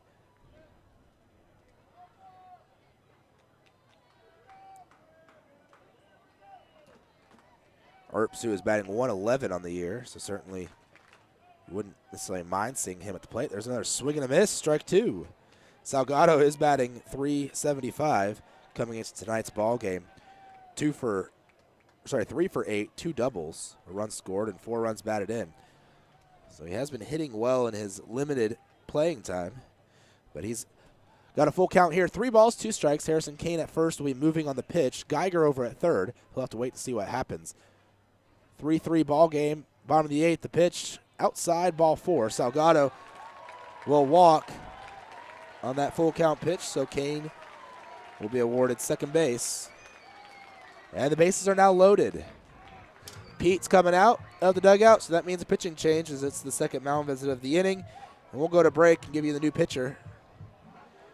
Well, I believe it is Jeff Inman, but we'll give you the new pitcher in a few moments. After this, 3-3, Lemurs and Wingnuts, all tied up. 2 outs, bottom of the 8th, bases loaded for Wichita. Hey, ¿tienes algo que celebrar? ¿Que por fin compraste carro nuevo? ¿Que cambiaste tu cheque? ¿Que hoy empieza tu fin de semana? ¿O que hoy se acaba tu novela y mañana empieza otra? La respuesta es la misma, pues un carnesazo. No importa lo que estés celebrando, lo que importa es que lo celebres, pues con un carnesazo de H-E-B. El carnesazo de H-E-B es una pachanga de sabor. Solo tienes que invitar a los compadres, prender la parrillita, ponerle unas fajitas, costillitas, chuletitas, salchichitas y, ¿por qué no?, hasta un pollo mariposita. Y que no se te olvide la musiquita y hasta una buena bailadita para un gran carnesazo. En H-E-B encuentras gran variedad de cortes a precios bajos y de buena calidad. Carnesazo, carne asada con ganas, solo en H-E-B. Chavarrias Plumbing's the #1 choice for any plumbing problem. Chavarrias is a full-service company with up-to-date technology, trained professionals. With over 30 years of service to the community, Chavarrias is still growing strong. Visit chavarriasplumbing.com and go Lemurs! Falcon Bank and the Laredo Lemurs are a winning combination. At Falcon, they know what counts. Personalized service, attention to detail, and genuine commitment to helping customers achieve their dreams. Falcon Bank, guided by faith, grounded by family, and committed to you. We'd like to imagine that if you're listening to this, it's on a radio in a backyard in between innings. The grass was mowed this morning, and the grill smells like heaven. And what do you know? Your friends just arrived with a 24-pack of Miller Lite, along with a few new friends to enjoy them with. Here's hoping we're right, and you're not just stuck in traffic. Here's hoping it's Miller time. Great beer, great responsibility. 2015 Miller Brewing Company, Milwaukee, Wisconsin. Before your Memorial Day party gets going, drive over to Ashley Furniture Home Store this week for our best Memorial Day sale ever. Get dramatic price reduction store-wide or no interest until January 2021. Choose from sofas and sectionals, all at unbelievably low prices. Plus, find savings on beds and amazing deals on dining rooms. It's our best Memorial Day sale ever, so don't wait. Hurry over to Ashley Furniture Home Store right now. Tyler Earps to the plate. Jeff Inman is the new pitcher as he replaces Luis de la Cruz here in the bottom of the 8th. Bases loaded. This is a big spot on the outside corner, called a strike. 0-1. Inman so far this season, he's been pretty good. 1-0 in 6 appearances, 3 saves. 2.70 ERA. 6 2/3 innings pitched. Here comes the 0-1 pitch, a swing and a miss. Earps tried to hold up, but he clearly went through the zone. And it's 0-2, so Inman working ahead here against Earps. Earps, who's a switch hitter, the only switch hitter for the Wichita Wingnuts. 0-2 the count, and the pitch from Inman. Swinging a foul back to the screen. Earps just got a piece of it. Count still 0-2. At third base, you have Dustin Geiger. He reached on an error. At first base, Harrison Kane. At second base, Harrison Kane. And at first base, Brennan Salgado. 0-2. The count still here to Earps. Inman trying to get that one out to preserve this tie ball game. The pitch, breaking ball just outside, maybe a bit high. 1-2. 3-3 the score. Lemurs a run in the first, a run in the 6th, and a run in the 8th. Wichita with a run in the first and 2 runs in the 5th. They're trying to tack one or more on here in the 8th to break the tie. Lemurs trying to keep them from doing so, as they go with Inman here.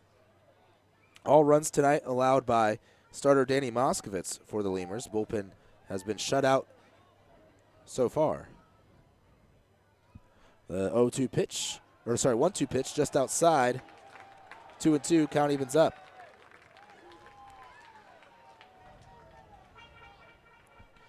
So far pitching tonight, Moskovitz through 5 innings. Jason Zardowski through an inning of shutout baseball. Harold Guerrero an inning of shutout baseball. And Luis de la Cruz 2/3 of an inning. But all the runners are his. And the pitch, swing and a miss. Big strikeout for Inman. There's 3 strikeouts in the inning for Lemurs pitching. 2 by de la Cruz, 1 by Inman. They keep the Wichita Wingnuts from scoring, stranding the bases, loaded. We go to the top of the 9th, 3-3, Wingnuts and Lemurs. Uni-Trade continues to provide solutions in foreign trade through a highly satisfactory customs brokerage service. Uni-Trade has quality trained personnel devoted to the highest level of customer service. For all your transportation, distribution, and consolidation needs, it's Uni-Trade. Quench your thirst at a Lemurs game with a beverage from Southern Distributing Company. Try mainstays like Miller Lite, Miller 64, and Coors Original, or reach for a Red's Apple Ale or Leinenkugel. Batch 19's the newcomer, a pre-prohibition beer inspired by the last batches of beer brewed before 1919. Core Business Solutions is a proud sponsor of Lemurs baseball. Core Business Solutions services the 17 southernmost counties of Texas as well as areas of northern Mexico. They offer a wide range of high-tech solutions for businesses and organizations. Make Core Business Solutions your solution today. Texas Outlaw Grill is a proud sponsor of your Laredo Lemurs, specializing in outlaw delicacies such as the Texican, the Gringo, and the Bandit hot dog and their ever-famous barbecue burger. Be the first to try their groundbreaking Cabrito hamburger and Cabrito hot dog. For all to-go orders, catering, and fundraising information, go by 5209 Springfield Suite number 4. Call 956-771-1919. That's Texas Outlaw Grill.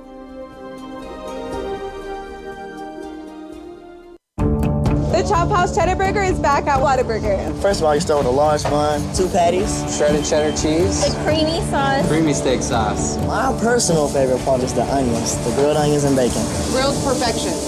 It's good stuff. Love it. You take a bite. It's hard to describe. It's hard to put into words. The Chop House Cheddar Burger. Chop House Cheddar Burger. It's back. I don't have anything else to compare it to. It's the best out there, I think. The Chop House Cheddar Burger is back. Only at Whataburger and only for a limited time.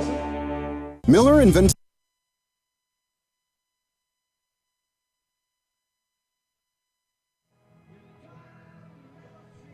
Playing some Sweet Caroline here as they go to the top of the 9th. Lemurs coming to the plate at Lawrence Dumont Stadium. The big hitters, Travis Denker, Dennis Phipps, and Abel Nieves will lead off the inning for Laredo against Frankie Reed, the closer for the Wingnuts. Of course, not a save situation. Both teams have gone to their closer already, with Jeff Inman getting the final out of the 8th. Now Frankie Reed on in the top of the 9th of a tie ball game here for the Wingnuts. Reed so far this season, 1-1 with 2 saves, 4 appearances with a 4.50 ERA. 4 innings pitched for him. First pitch, a strike, 0-1. He's allowed 2 runs on 4 hits, 3 walks, 3 strikeouts so far this season for Reed. Danker, 1 for 3, a solo home run that came in the first inning with 2 outs. That was the first run of the ball game. Pitch up and away, 1-1. Maybe he's got a little more of that here tonight. He has 4 home runs on the year now, thanks to that big hit. Time is called by Denker before Reed can deliver. Reed, 6 foot, 200 pounds, left-hander from San Diego, California. So he and Denker not too far away from each other. Denker lives in California as well. The pitch swung on and lined right at the second baseman, Stringer, who had a bit of a shift on, was playing in shallow right center. And it was hit right at him. All he had to do was drop to about a knee and catch it low. Denker hit it well, but Stringer had him played perfect. 1 out.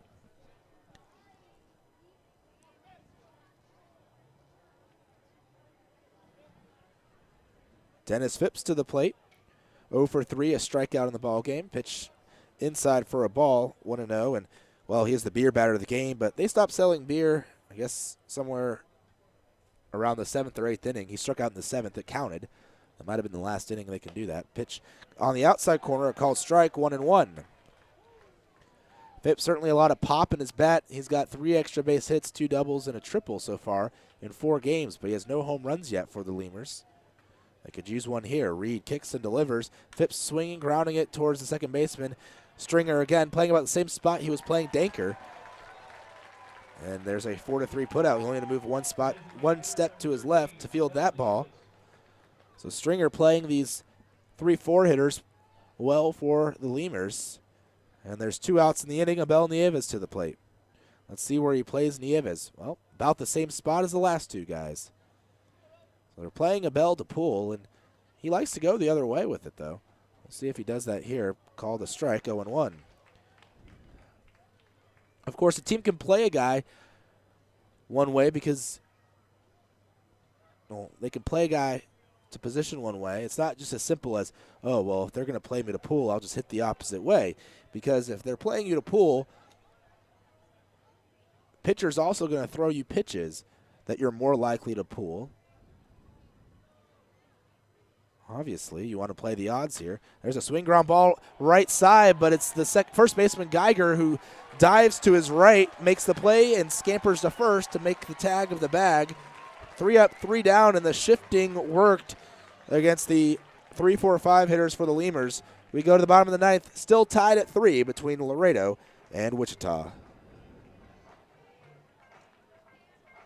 Light beer, the original light Pilsner, and that changed everything.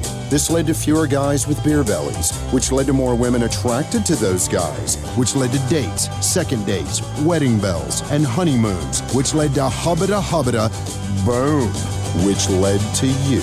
Miller Lite, we invented light beer, and you're welcome. 12 ounces contain 96 calories, 3.2 carbs, 1 protein, 0 fat. Great beer, great responsibility. Miller Brewing Company, Milwaukee, Wisconsin. South Texas families never strike out with Driscoll Health Plan. Catch the value-added services we pitch to our Medicaid members. Enjoy a free membership to specific boys and girls clubs. Receive gift cards for completing Texas healthcare checkups. Restrictions and limitations may apply. Visit us at DriscollHealthPlan.com. Right now, when you sign up for a Gold's Gym membership, you'll get tons of extras completely free. Confidence, free. Compliments from your coworkers, free. And the desire to wear tiny bathing suits, you guessed it, free. You'll be stronger with extras, and you'll be stronger with Gold's Gym. Know your own strength. Tiny bathing suit not included. Driscoll Health Plan loads the bases with value. We knock it out of the park with all the value-added services we bring to our Medicaid members. Driscoll families cheer on the Grand Slam packages, sports physicals, free memberships to Boys and Girls Clubs, and dental care for pregnant women over 21. Take a swing at our baby showers offered by Cadena de Madre. Forget those peanuts and Cracker Jacks, root for our baby blankets and more. Come slide into home when you receive gift cards for completing Texas Health Steps checkups and attending postpartum visits on time. Don't miss a play. Restrictions and limits may apply. Visit DriscollHealthPlan.com. Bottom of the 9th. And, well, this is what you want up if you're Wichita. Top of the order, Christian Stringer. They'll have to do it against the closer. Wichita hasn't gone to extra innings yet this year. Laredo trying to force that on them for the first time. The pitch from Inman, swung on, grounded, right side, diving's Rondon. It gets into right for a base hit. Stringer leading things off with a single on a 1-0 pitch. They have one walk-off, and it was by Stringer this year. Inman in the ball game for the Lemurs. Nivar is up in the bullpen. I don't know if he was throwing, and now he stopped. There's no one catching him. But he's on the back of the mound, pretending to throw. There's a throw to first, into the turf. Stringer back standing up. Lemurs have played a lot of close games this season already as well. Well, as well, I'd say. I mean, as well as They've played in 3 extra inning games. Bunting and pulling back is Cox. Zach Cox at the plate. 1 for 4 in the ball game. 0-1 the count, so he's trying to push that runner into scoring position.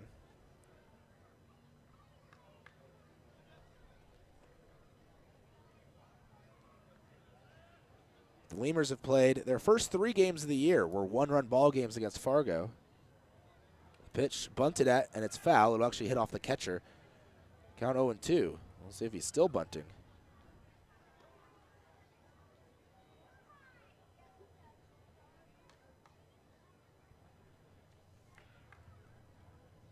But overall, the Lemurs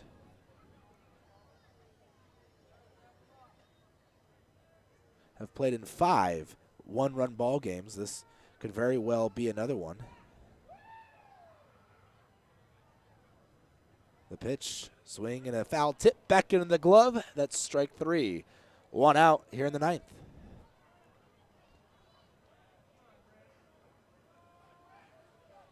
Sorry, 6 one-run ball games.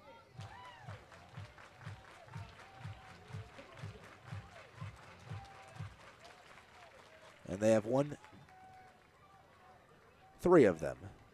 There was a couple of them against the Air Hogs, which were almost one-run ball games, but they were close games going into the 9th, into the 8th or 9th before the Lemurs exploded for a handful of runs and won the game 1 by 6 and 1 by 3.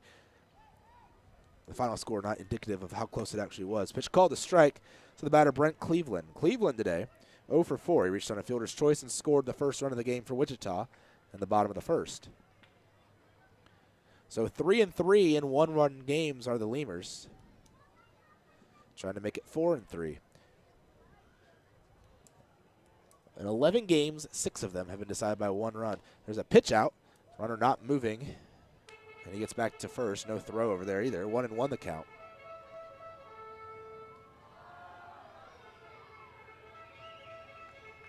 Somebody for the Wingnuts, number 6, left fielder Brent Cleveland. They announced Brent Cleveland 2 pitches into his at-bat now. There's a throw over to first. Back standing is Stringer.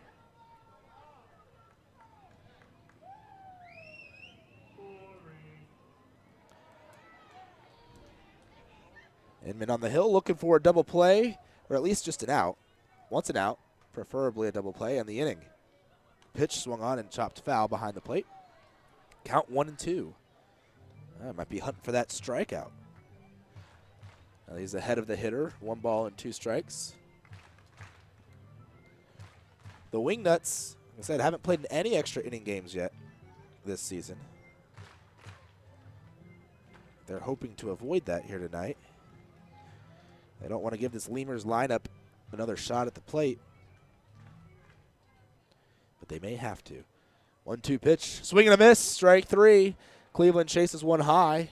That's the second strikeout of the inning for Jeff Inman. Boy, the bullpen racking up the strikeouts. Danny Moskowitz just 2 strikeouts in his 5 innings of work as a starter. But since he came out of the ball game, the bullpen, with a total of 8 strikeouts in 4 innings. Well, 3 2/3, and one of those was by Zardowski. He only had 1. The other relievers have all had at least 2. So the last 3 innings, there have been a total of 7 strikeouts, or last 2 2/3. Sorry. Throw over to first. Back standing, though, was Stringer. To the plate, TJ Middlestat. He has struck out twice tonight. Oh, and they got Stringer off the base path, going to second. Nice move there by Inman, and it'll be a caught stealing, I do believe, maybe a pickoff. We'll see. He did go to second. Nice work there. That ends the inning. So Middlestat doesn't even see a pitch. We go to the extra innings. Inning number 10. Free baseball in Wichita, 3-3. Lemurs and Wingnuts tied up.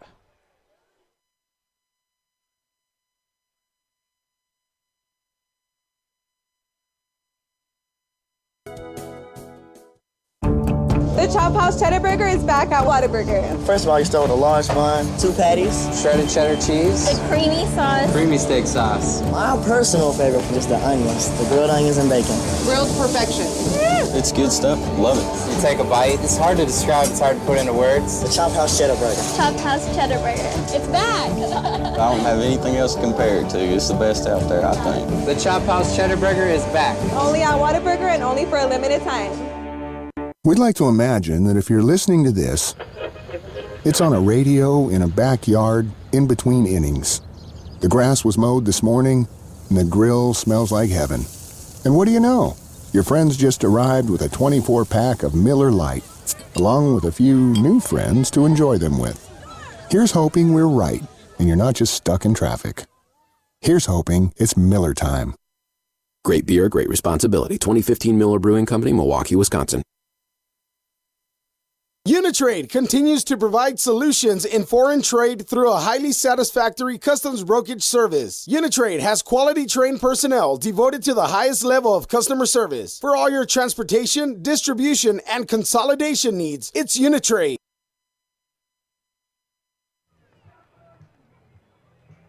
Frankie Reed still out there on the mound for the Wingnuts, his second inning of work.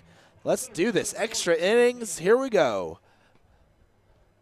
This is the 4th extra inning ball game the Lemurs have played in this season, and this is just game number 12 of the season. A third of our games have been extra innings. A pitch, swinging a foul away. The batter, Drew Martinez. 0-1 the count. Lefty batter, lefty pitcher. Martinez 0 for 3 in the ball game. Still looking for that first hit. He'll be followed by Matt Koch and Jesus Poso. 3-3 the score. Lemurs 5 hits in the ball game. They've committed an error tonight. Wichita with 8 hits. No errors for the Wingnuts. Pitch inside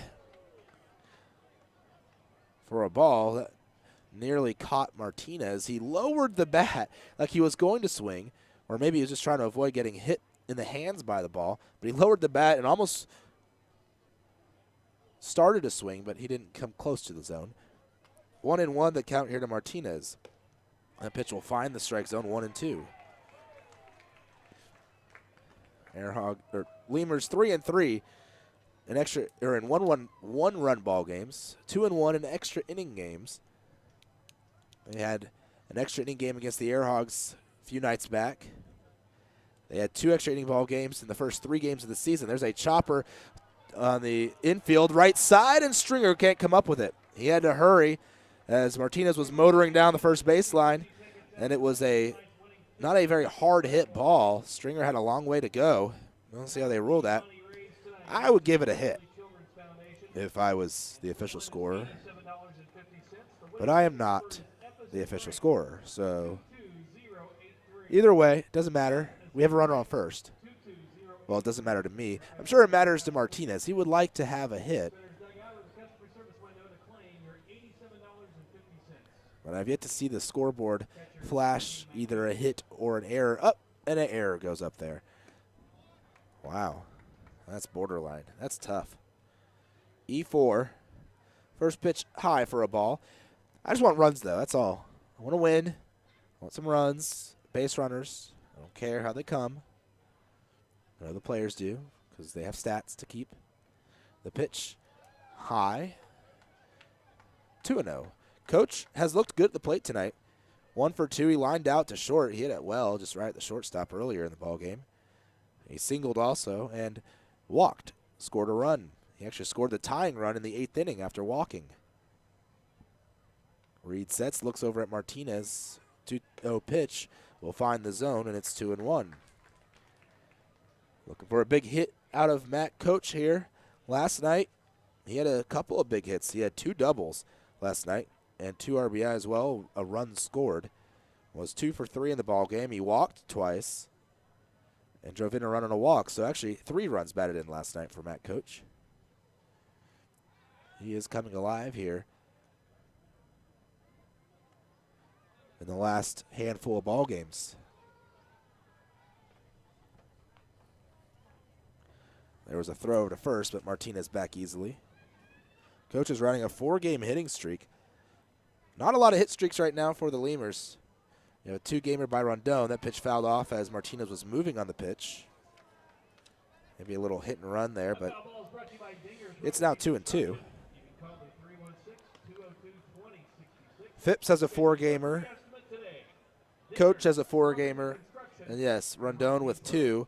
He got a hit today, so he's now up to 3. Actually has 2 hits, 2 for 3 is Rondon in the ball game. So Rondon now a 3-game hit streak. Coach with a 5-game hit streak. Dennis Phipps, though, does not have a hit today, so he might see his 4-game hit streak come to an end.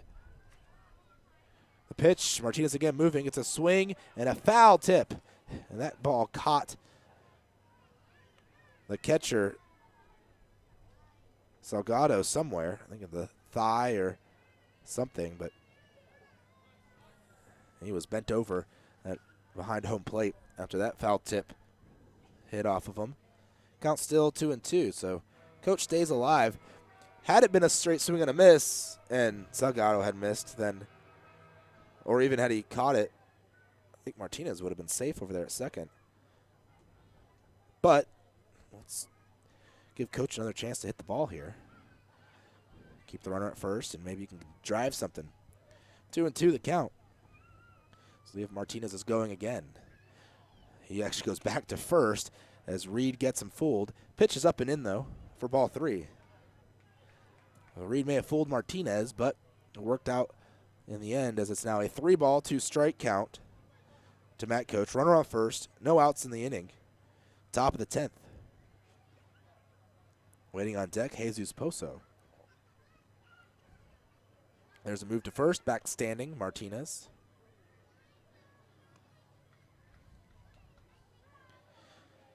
Troy Marks again coaching first base tonight. See you out there, Troy. Doing a good job. Of course, Gibby Villacuellar still coaching third. And Martinez is going as the throw goes to first. So he'll be caught stealing there. He went first movement, and Frankie Reed made the move, and that'll be out number 1.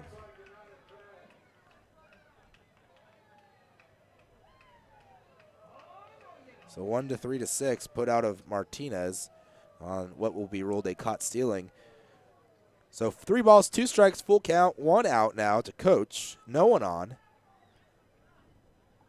Martinez had been moving a couple other times already in that bat. That pitch fouled up and right below one of the windows up here next door to me. They're okay, though. Signals back there.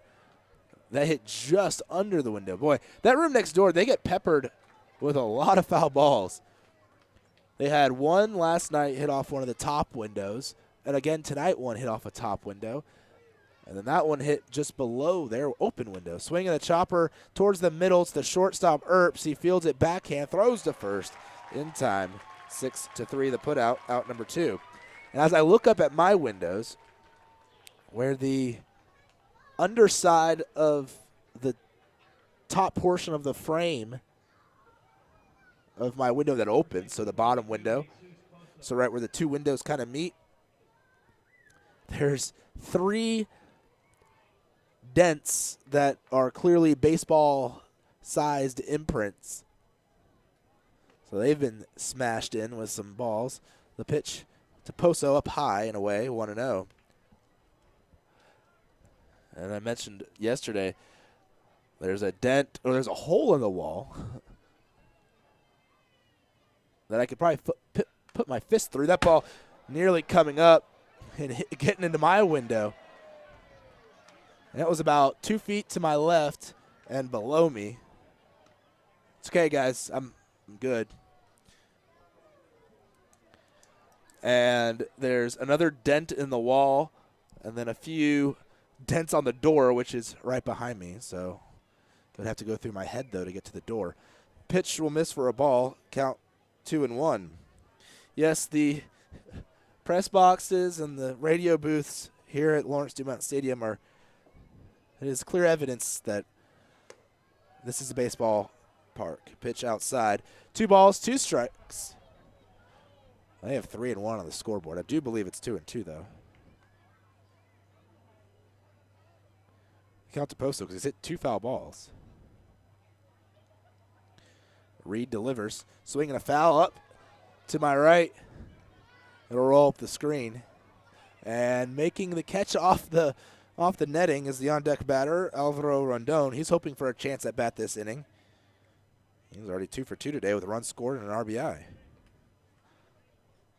Boy, Poso just getting a piece of it time after time. And another 2-2 pitch swing, and again he gets a piece. This time he pops it up in the air. Right side, foul territory. Will land in in one of the walkways down back under the stairs. There's a ramp. You walk in, you walk up the ramp and into the seating area.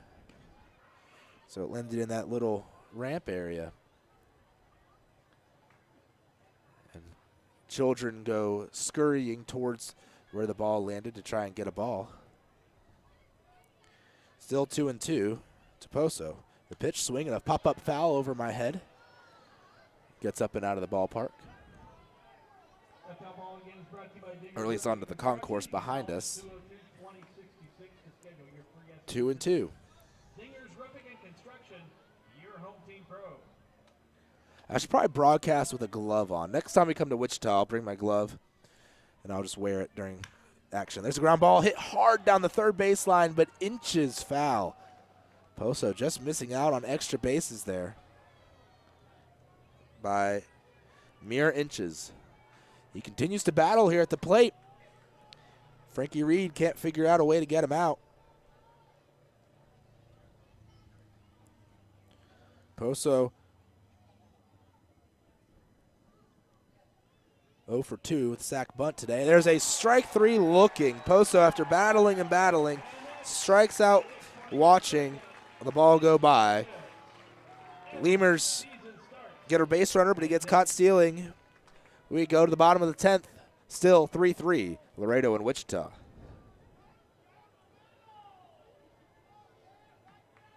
Laredo Sports Medicine Clinic, the official team doctors of your Laredo Lemurs. Now with 2 convenient locations to better serve you. Our north location is located at 9652 McPherson Road, Suite 12. Our south location is located at 5102 State Highway 359. Laredo Sports Medicine offers an array of services from physical therapy to our newest service, orthopedic surgery. Laredo Sports Medicine Clinic is changing orthopedic care one athlete at a time. Visit our website at laredosportsmed.com for more information. Laredo Sports Medicine Clinic, the official team doctors of your Laredo Lemurs. Now with 2 convenient locations to better serve you. Our north location is located at 9652 McPherson Road, Suite 12. Our south location is located at 5102 State Highway 359. Laredo Sports Medicine offers an array of services from physical therapy to our newest service, orthopedic surgery. Laredo Sports Medicine Clinic is changing orthopedic care one athlete at a time. Visit our website at laredosportsmed.com for more information. Chavarrias Plumbing's the #1 choice for any plumbing problem. Chavarrias is a full-service company with up-to-date technology, trained professionals. With over 30 years of service to the community, Chavarrias is still growing strong. Visit chavarriasplumbing.com and go Lemurs! For all of your vehicle collision repair and paint needs, there's only one place to turn, Mike's Paint Place. Mike's Paint Place has computerized color matching and digital imaging. They also do full frame and suspension repairs. Stop by and see Mike's Paint Place today at 6410 Polaris Drive in Laredo. Getting hungry? Popeyes always hits the spot. Make sure to stop by any Popeyes location to try out Popeyes' new Smoky Garlic Chili Chicken Dinner. It includes 4 smoky garlic chicken tenderloins served with Popeyes' new garlic herb dipping sauce, your choice of a signature side, and a buttermilk biscuit for just $4.99. Promotion starts Monday, May 25th.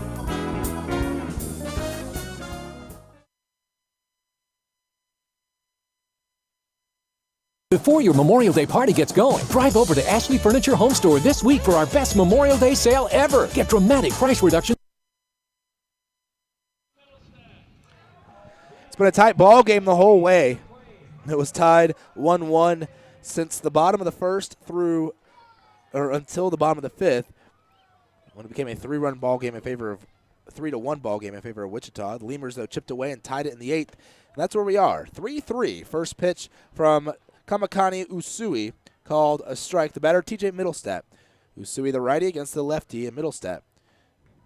So Usui comes in replacement of Jeff Inman And the pitch. Usui firing high and away, 1-1.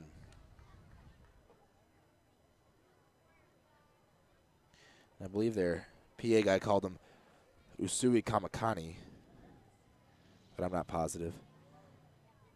That's what it sounded like at first. There's a swing and a miss, strike 2. This year, though, Usui 0-1, 6 appearances, 2.84 ERA, 6 1/3 innings pitched. Bullpen's gotten a lot of work, in part due to the fact that this is now their 4th extra inning ball game. Played more baseball than everyone else, or longer games than everyone else. 1-2 pitch. Middlestat taking down and away. 2 balls, 2 strikes. Count evens up. Middlestat 2 for 4 tonight. He's only done 2 different things, though. He's doubled twice, and he's struck out twice. Both times he struck out, he struck out swinging. He did score a run, though. The pitch outside. 3 balls, 2 strikes, full count to Middlestat, the cleanup hitter for the Wingnuts, as he leads off the bottom of the 10th of this 3-3 ball game between the Lemurs and the Wingnuts. Game 2 of a 4-game series. Lemurs hoping to win the series. In order to do that, they'd have to win tonight, tomorrow, and Game 4 on Thursday. Pitch swung on and hit high in the air into center. Fans get excited. It's not that deep. Martinez easily settles under it. They thought they had walk-off extra inning home run here, but nope. Just a high fly ball for out number 1. And Middlestat does something other than strike out and hit a double. Fly out to center.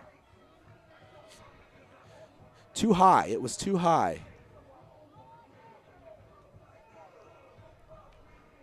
He hit it too high. The next batter, Dustin Geiger. 1 for 3 in the ball game. He was also hit by a pitch. 2 RBIs. He had a RBI single in the 5th. Drove in 2 runs. First pitch, a miss for ball 1. But that 2-run single came with 2 outs on the inning, driving in Middlestat and Zach Cox. That was huge. Pitch swung on and fouled away right side. 1-1. So Geiger back in Wichita this year, where he had success last year before being traded to Laredo. And once that trade happened, I read you his numbers earlier with Laredo and Gary, he was not the same player away from Wichita that he was here in Wichita, not by a long shot. Usui sets to on the first base side of the rubber, fires away, swung on and fouled away right side, out of play. Count 1-2 now to Geiger. Kids again scrambling for a baseball. Here at Lawrence Dumont Stadium.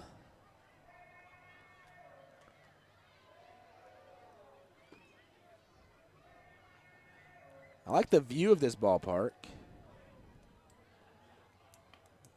I described the city view yesterday to you, although when it gets dark, there's not a whole lot. I wish you had some lights kind of in the background. Of course, that might be distracting for the players, especially the hitters. Of course, the fielders wouldn't really notice it. But not too many lights back there from the city. But another nice view. I like Lincoln. It's all right.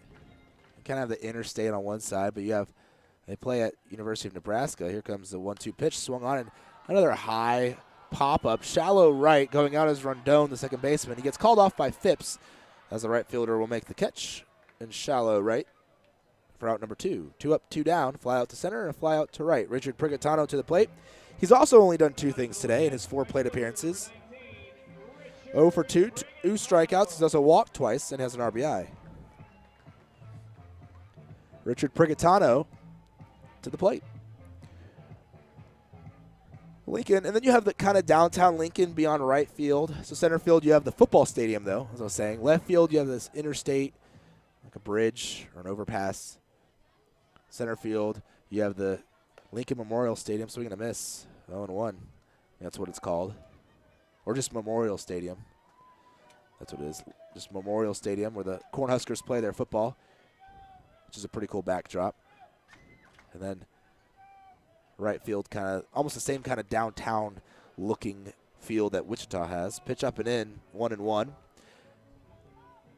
I'm excited to go to St. Paul. I haven't been there yet, and I've heard their stadium's gorgeous. Don't really know what the backdrop is there. Kansas City's, theirs is okay. They just have a mammoth ballpark, I feel like. Everything is around, so you don't really have a view. There's a swing and a fly ball. Hit to right center. Running back. Leaping is Martinez, and he'll make the catch. There's out number 3. So 2 flyouts to center and a flyout to right. 3 up, 3 down in the bottom of the 10th. We're going to 11. Lemurs and Wingnuts, 3-3 the score.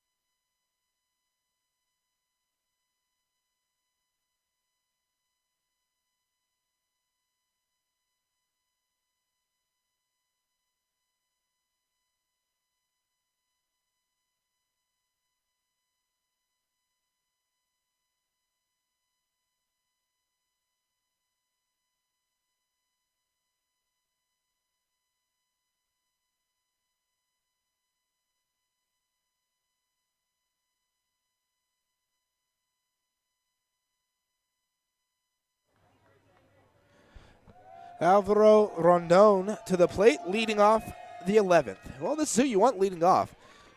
He's 2 for 3 in the ball game. Stay hot, Alvaro. The pitch called a strike, 0-1. New pitcher in the ball game, Alex Boshears.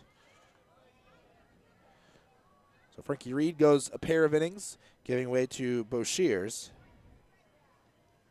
who was with the team last year. As a swing and a miss late on it was Rondon. He's down 0-2. Boshears, 0-1, 5 appearances, 4.40 ERA, 6 and 2/3 innings pitched, 4 runs all earned, 9 hits, 5 strikeouts, 3 walks. Pitch, a check swing. Rondon did not go, they say, on the appeal. Sorry, no walks for Boshears this year. Rondon put the bat out there. He checked the swing, and then he just held it with one hand. He didn't move it. He looked down the line. I was like, I didn't go. See, here's the bat.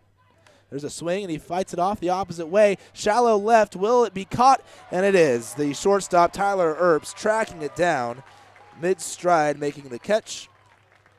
And there's out number 1. Back to the top of the order for the Lemurs, Ty Morrison. 1 for 4 in the ball game with a single. Morrison at one point early in the season was leading the league in hits. That is no longer the case. He came into the ball game with 13 hits. He now has 14. The league leader in hits at the moment is Tony Thomas and Adam Heisler. They each have 18. That ball is bounced behind the pitcher's mound, and beating it out is Morrison. Infield single. 2 hits tonight. A little chopper that went over the pitcher and was so slow and soft, it almost died right there on the second bounce behind the mound as Stringer had no real chance to get Morrison. He had definitely beat it out by the time Stringer got the ball to first. 1-out single. J.D. Pulfer to the plate, 0 for 4. Lemurs could use a big hit. He's got a couple of doubles on the year, does Pulfer. Here, top 5 in hits so far are with 18 or 2 with 18 and 3 with 17, including Zach Cox of Wichita. That's coming into today's games. Pitch called a strike, 0-1. Cox has a hit tonight, so he will have 18 now after this evening's ball game. Lemurs really don't have anyone in any offensive category leading the way or in the top 5 at all. Pitch hot. Oh, called a strike. And the throw down to second is not in time as Morrison was moving.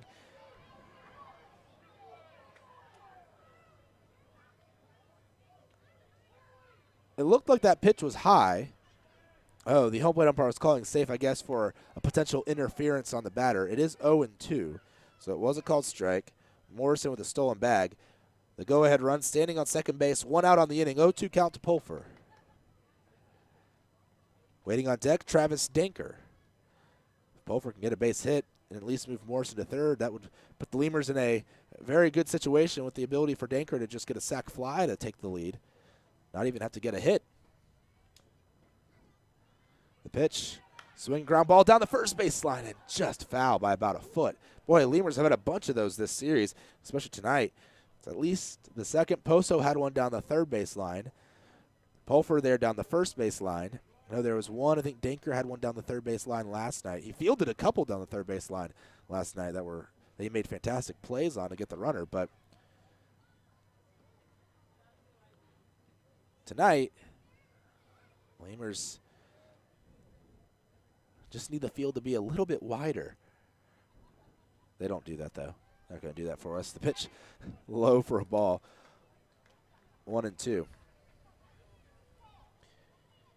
Can't just change the dimensions of the ballpark, at least not in those terms. You can of the outfield fence. Those you have pretty much free reign on when you build a park, but you can't widen the field. 1-2, the count to Pulfer, runner on second. That's Morrison. The pitch taken high, ball 2. So Pulfer not being over anxious and chasing pitches. He's being patient. Yeah, Lemurs, the only person in the top 5 of any offensive category is Alvaro Rondon. He's tied for the league lead in stolen base percentage, which is always a weird category because you have guys with 1 steal and 1 attempt, and they have 1,000 stolen base percent, or 100, whatever. It looks like 1,000. It's 1.000. There's a swing ground ball right side to the second baseman, Stringer. He'll throw to first, a little bit wide, and got Geiger leaning, but he stays on the bag. And going to third is Morrison, 4-3 the putout. So a single here would score a run, but there are 2 outs on the inning. It'll take a hit for Danker in order for him to drive in a run. No sacrifice fly opportunity here with 2 outs on the inning. Morrison standing at third.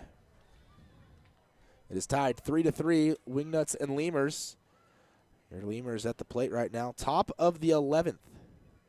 Used to these extra inning and tight ball games are Laredo already this year. They've played in 6 one-run games, or 6 games decided by 1 run. They've had a couple others that were 1 run late into the ball game. Pitch on the inside corner. Danker turns out of the way, but it's a called strike, 0-1. Righty versus righty here.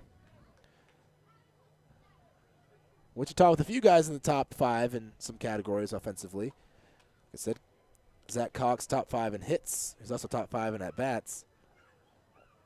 TJ Middlestep top 5 in on-base percentage and in walks. Brent Cleveland leads the league in strikeouts coming into tonight. Well, he's tied for the league lead with Jacob Rogers of Winnipeg. 0-1 the count to Danker. And the pitch. Danker taking for a called strike, 0-2. And the Lemurs, for their part, they have a bunch of guys, though, top 5 in pitching. We talked about this in the pregame, or maybe the first inning, how Laredo's second in the league in ERA. but last in the league in batting average. And it's almost the opposite for Wichita. Wichita's last in the league in ERA, but second in the league in batting average. 0-2 pitch, Danker taking low, 1-2. So it's kind of expected that these would be the case with guys in offensive categories and pitching categories.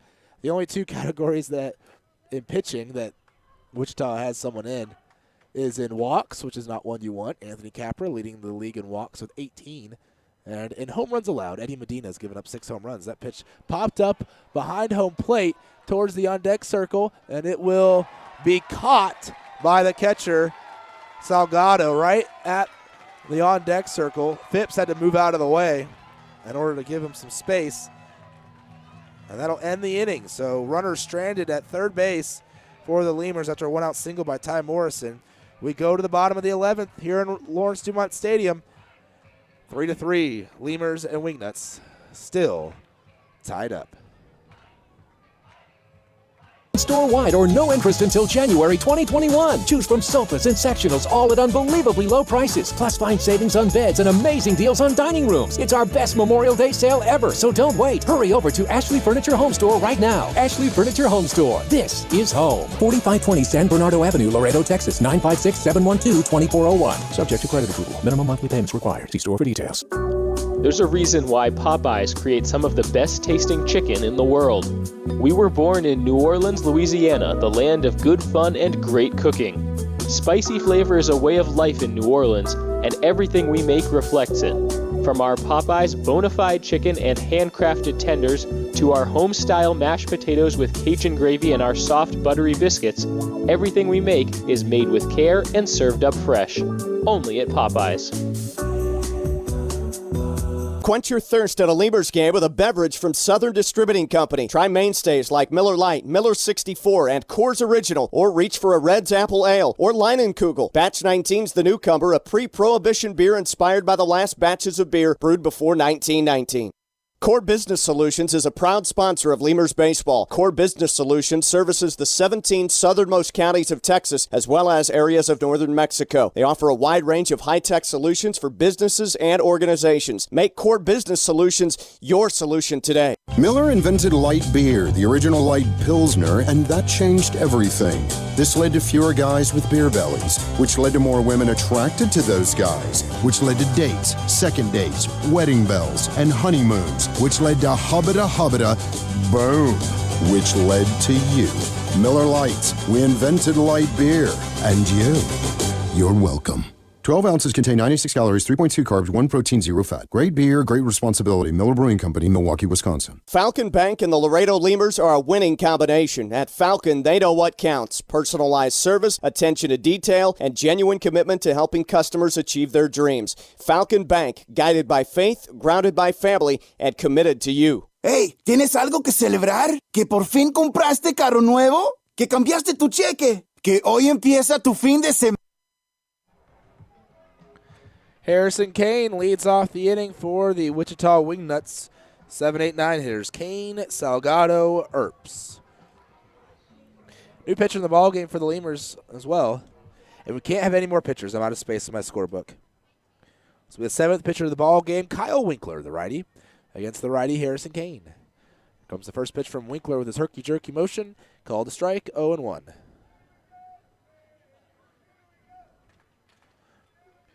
Winkler pitched last night. Gave up a home run in the 5th. Only faced 3 batters, struck out 2. Got a fly out. It was a 2-out home run by Geiger. The pitch swung on, grounded right side through the hole. Infield was playing Kane to pull. Had they not been, Rondon probably would have been able to have it. But it'll be a leadoff single for Harrison Kane.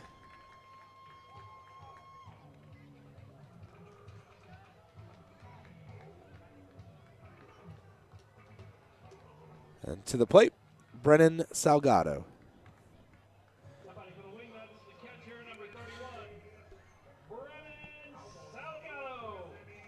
One on, no out. Salgado probably bunting. He is 1 for 2 in the ball game, 2 walks and a single.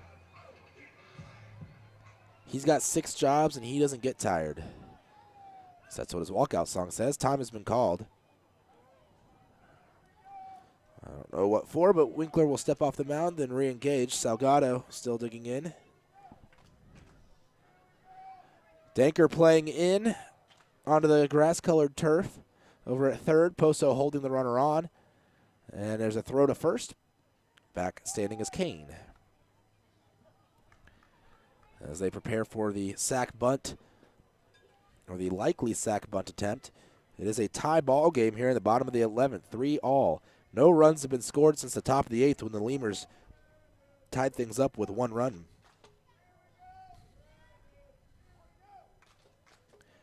Winkler sets. Salgado already squaring around. He pulls back. It's down and away for ball 1. Winkler on the year for the Lemurs. The right-hander is 1-0 in 4 appearances with a 1.80 earned run average. 5 innings pitched. He's given up 1 run on 1 hit. 2 walks, 3 strikeouts. So the only hit he's given up all year was the home run yesterday to Geiger in his first handful of outings. The pitch, runner moving, swing and a miss. The throw to second will be to the shortstop side of second. Pulver was covering the bag, and it won't be in time. Pulver did a good job just to catch it and not let it get into center. 1-1 the count after Salgado swung and missed. Kane with the swiped bag. And boy, the situation just got really good for Wichita.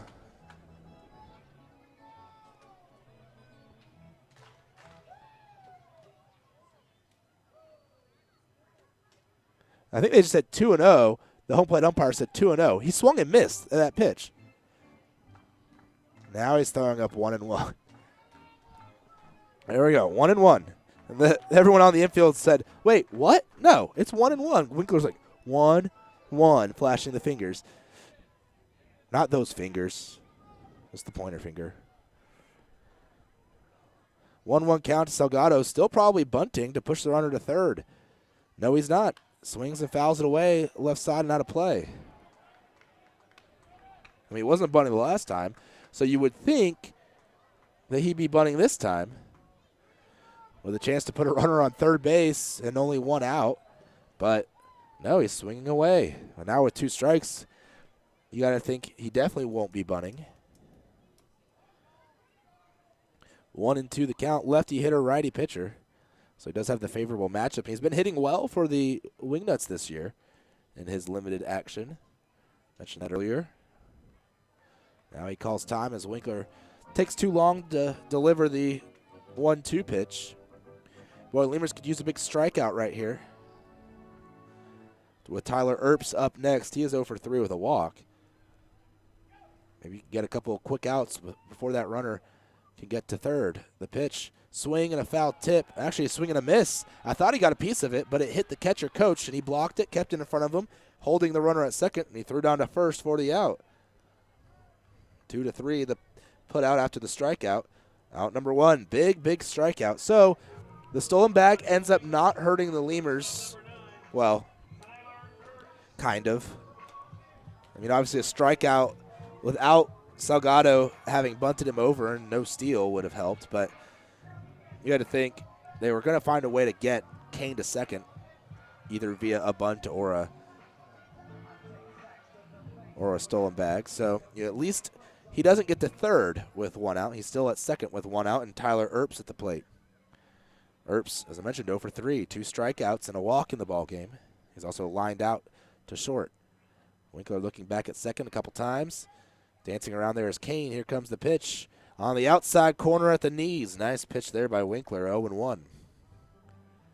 Temperatures drop now to 71 degrees, 10:26 according to the clock out there in left center. My computer says 10:27. And a lot of, I guess, moths, huge moths, flying around the ballpark.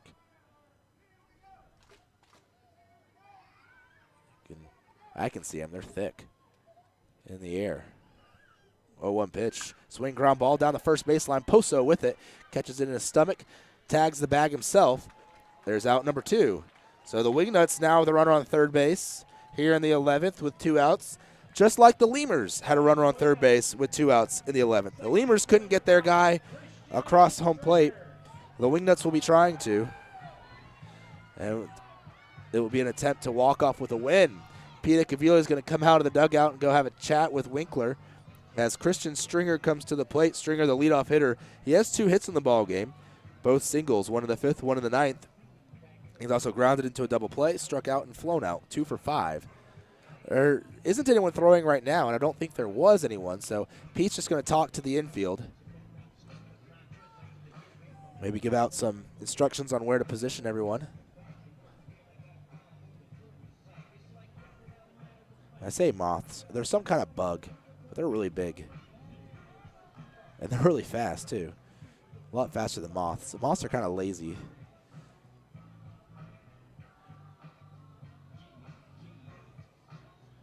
They're not nearly this fast. As I look to see who's still left in the bullpen. See, we've used Zardowski.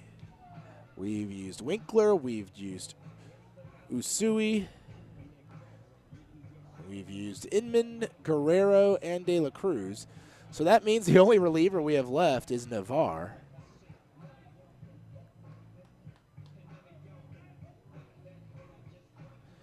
Navarre and maybe Beckman to come out of and pitch as a reliever. And they're going to intentionally walk Stringer.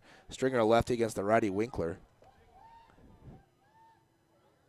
So a mound visit and a little huddle out there results in, hey, we're walking this guy. I guess they want to get Zach Cox up. Although I think Cox is a lefty, he is. So you got back-to-back lefties before you get a righty in Cleveland. So I wonder if Pete's saying, hey, we're going to walk the next 2 batters and load the bases. That would be interesting. And you got to always prepare for these intentional walks. A pitch could get away or a pitch could find the zone somehow. Stringer is as far inside or as close to the plate as he can get in case a pitch is hittable.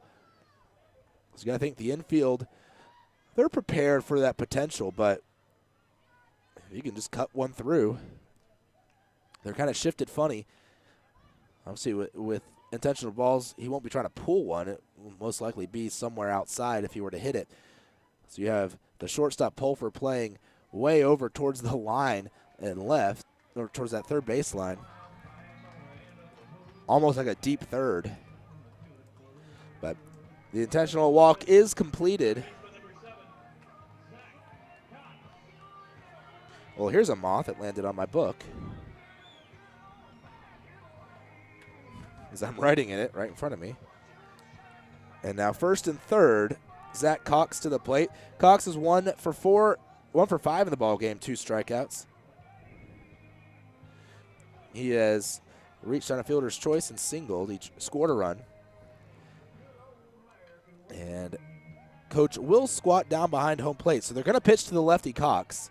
They just didn't want to pitch to Stringer. So they'll pitch to Cox here. Runners in the corners, 2 outs. Stringer's getting a huge lead at first. He's going to go with the pitch. Line drive towards Pulfer. He dives to his right and makes the catch. A game-saving grab by J.D. Pulfer. He was shaded towards the bag at second, playing a deep infield, and that ball was hammered to his right, and he just dove, laid out, and caught it. Great work there, and the Lemurs keep the Wingnuts off the board. Here in the 11th, we go to the 12th. We're used to this at this point. 3-3, Lemurs and Wingnuts. ¿Semana o que hoy se acaba tu novela y mañana empieza otra? La respuesta es la misma, pues un carnesazo. No importa lo que estés celebrando, lo que importa es que lo celebres, pues con un carnesazo de H-E-B. El carnesazo de H-E-B es una pachanga de sabor. Solo tienes que invitar a los compadres, prender la parrillita, ponerle unas fajitas, costillitas, chuletitas, salchichitas y, ¿por qué no?, hasta un pollo mariposita. Y que no se te olvide la musiquita y hasta una buena bailadita para un gran carnesazo. En H-E-B encuentras gran variedad de cortes a precios bajos y de buena calidad. Carnesazo, carne asada con ganas, solo en H-E-B. Texas Outlaw Grill is a proud sponsor of your Laredo Lemurs, specializing in outlaw delicacies such as the Texican, the Gringo, and the Bandit hot dog and their ever-famous barbecue burger. Be the first to try their groundbreaking Cabrito hamburger and Cabrito hot dog. For all to-go orders, catering, and fundraising information, go by 5209 Springfield Suite number 4 or call 956-771-1919. That's Texas Outlaw Grill.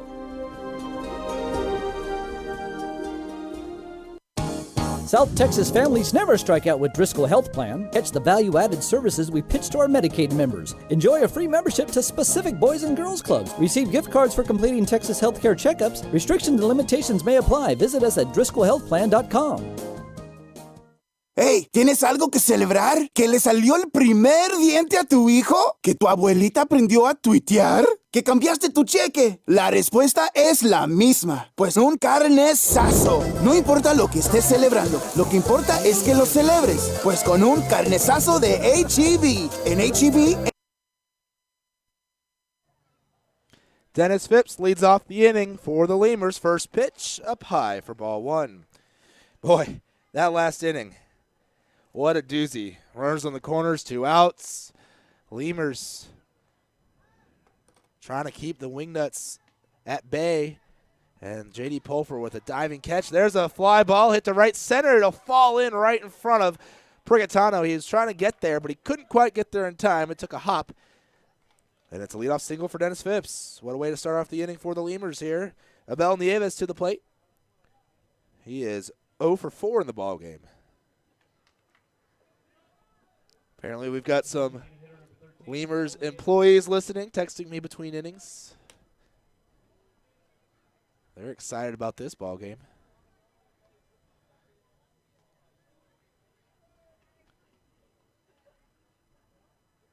To the plate, Nieves.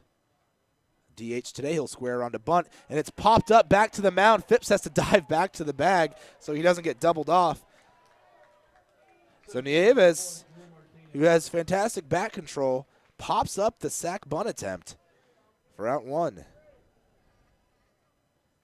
Boy, he's not the guy you would expect to do that. Not to sacrifice bunt, but to not actually get it down, but to pop it up. Drew Martinez to the plate. Martinez reached on an error in the 10th. And I bet if that was at our ballpark, we call that a hit. The pitch to Martinez swung on and fouled off left side out of play. Still a number of fans hanging out at the ballpark here into the late innings. Lemurs like these late inning ball games. Well, at least you got to think they do. We keep playing them. 4 extra inning games and out of our first 12. 2-1 in them. Trying to go 3-1. The pitch, Martinez takes outside. 1-1. Lefty batter, righty pitcher. Phipps over at first has pretty decent speed. So if Martinez can maybe get one into a corner out there in the outfield, he should be able to score. Or even if he hits into the gap to the fence, also should be able to score. Pitch high for a ball, 2-1. On deck, Matt Coach. Coach has been pretty hot here the last few ball games as well.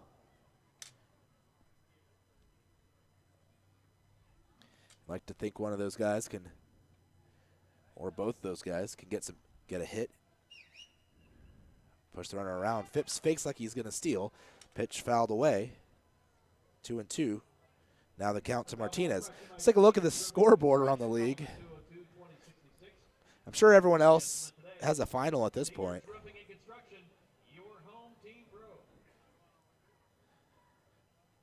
Well, except for Joplin and St. Paul, that game in Joplin, it was suspended due to rain. They'll finish tomorrow. 4-0 the score there, though.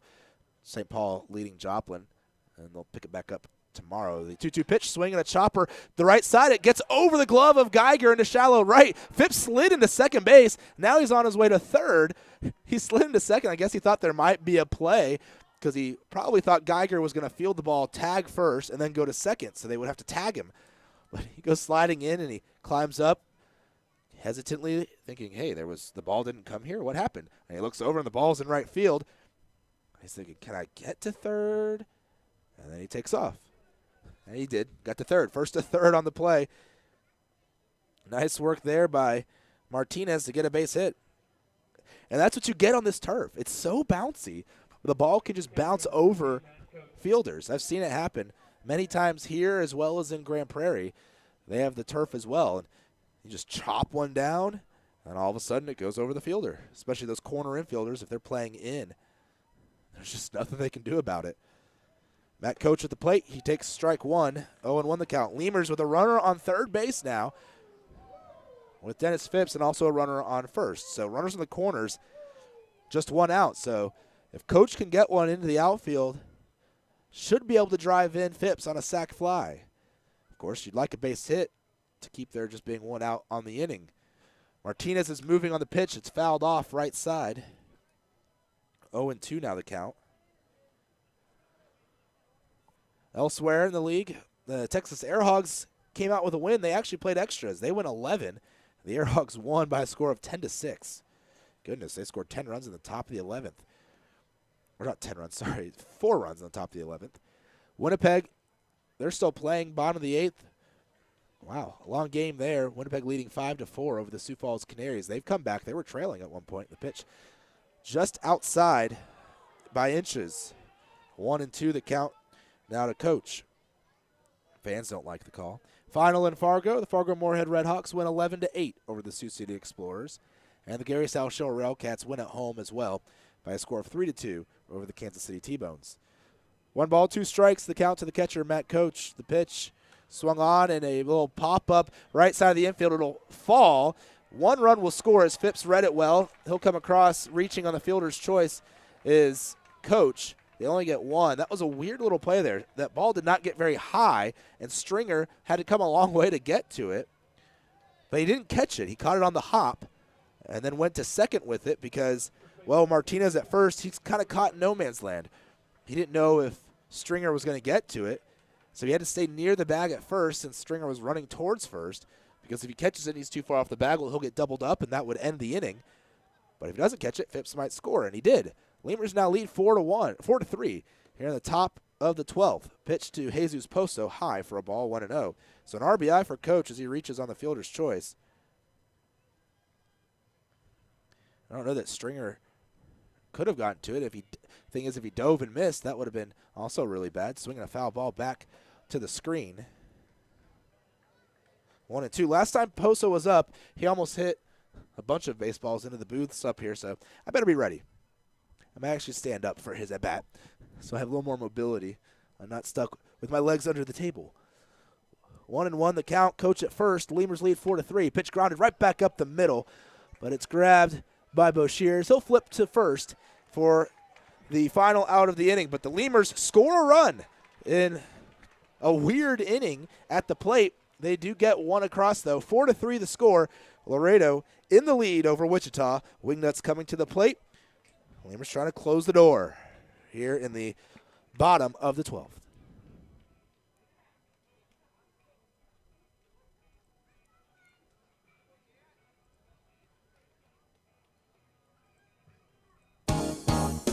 Driscoll Health Plan loads the bases with value. We knock it out of the park with all the value-added services we bring to our Medicaid members. Driscoll families cheer on the Grand Slam packages, sports physicals, free memberships to Boys and Girls Clubs, and dental care for pregnant women over 21. Take a swing at our baby showers offered by Cadena de Madre. Forget those peanuts and Cracker Jacks, root for our baby blankets and more. Come slide into home when you receive gift cards for completing Texas Health Steps checkups and attending postpartum visits on time. Don't miss a play. Restrictions and limits may apply. Visit DriscollHealthPlan.com. Falcon Bank and the Laredo Lemurs are a winning combination. At Falcon, they know what counts. Personalized service, attention to detail, and genuine commitment to helping customers achieve their dreams. Falcon Bank, guided by faith, grounded by family, and committed to you. We'd like to imagine that if you're listening to this, it's on a radio in a backyard in between innings. The grass was mowed this morning, and the grill smells like heaven. And what do you know? Your friends just arrived with a 24-pack of Miller Lite, along with a few new friends to enjoy them with. Here's hoping we're right. and you're not just stuck in traffic. Here's hoping it's Miller time. Great beer, great responsibility. 2015 Miller Brewing Company, Milwaukee, Wisconsin. For all of your vehicle collision repair and paint needs, there's only one place to turn, Mike's Paint Place. Mike's Paint Place has computerized color matching and digital imaging. They also do full frame and suspension repairs. Stop by and see Mike's Paint Place today at 6410 Polaris Drive in Laredo. Laredo Sports Medicine Clinic, the official team doctors of your Laredo Lemurs. Now with 2 convenient locations to better serve you. Our north location is located at 9652 McPherson Road, Suite 12. Our south location is located at 51. Bottom of the 12th. Lemurs lead 4-3. And how upset would you guys be if I forgot to turn on the broadcast stream and left it on that logo loop? Pretty upset, I bet. But I remember first pitch is swung on and driven into right center. That will hit off the wall on a hop, and Brent Cleveland is cruising into second with a leadoff double. Well, Wichita is trying to answer. They have their 3-4-5 hitters to start off the inning, so if they're going to score, those are some of the guys you want to be up at the plate. It's a one-run game, 4-3. Brent Cleveland now standing at second with the leadoff double. Lemurs plated 1 run in the top of the 12th.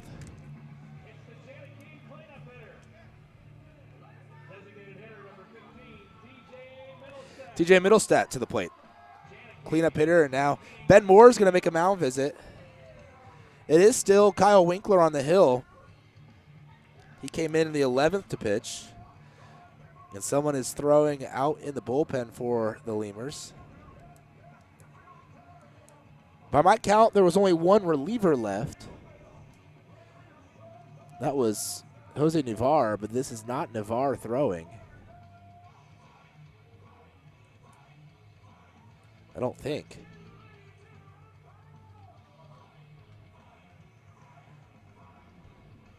I think it's Scott Garner. Yeah, Garner's throwing the bullpen, unless someone else is wearing 12 today. But the mound visit's over. Home plate umpire A.J. Chalk breaking things up. So Ben Moore will head back to the dugout, and the infielders back to their positions as TJ Middlestat to the plate, lefty hitter, cleanup hitter against the righty pitcher, Kyle Winkler. So we've got Rondon playing deep at second, about halfway between first and second, into the outfield, the grass-colored turf out there in right, shallow right. Holding the runner on is Pulfer over at second. And the pitch into the turf, 1-0, down and away. 2 doubles in the game for Middlestat. He is 2 for 5. He's also struck out twice and flown out once. So deadly hitter at the plate. Corners are playing right up there on the edge of the grass-colored turf on the infield.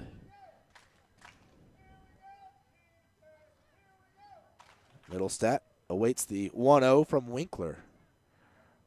Cleveland is at second base. The pitch into the turf again, blocked by Coach. 2 balls, no strikes. So Winkler being very careful with Middlestat here. Yeah, that is Garner throwing.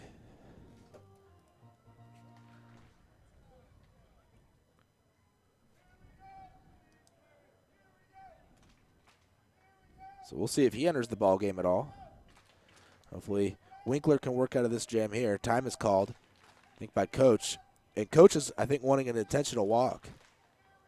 He looked like he stood up and he started sticking the glove out and said, hey, yep, we're going to go intentional walk here. After a 2-0 count, they don't want to give Middlestat anything that he can hit and try and risk Winkler battling back into the count. They'll instead say, hey, we didn't get him to chase the first 2. We'll just put him on, and we'll face off against Geiger, who is a righty. Maybe get a double play ball. And then go against Prigatano, who hasn't really done anything at the plate tonight either. He's walked twice, struck out twice, and flown out once. And Pete's going to call to the bullpen. So we'll have a reliever coming in, and I'll give you who it is. I believe it is Scott Garner. When we come back, runners on first and second after the intentional walk there of TJ Middlestat. Brent Cleveland had already doubled.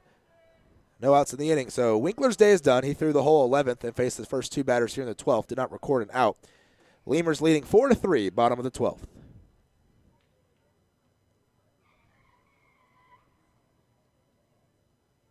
We'd like to imagine that if you're listening to this, it's on a radio in a backyard in between innings. The grass was mowed this morning, and the grill smells like heaven. And what do you know? Your friends just arrived with a 24-pack of Miller Lite, along with a few new friends to enjoy them with. Here's hoping we're right, and you're not just stuck in traffic. Here's hoping it's Miller time.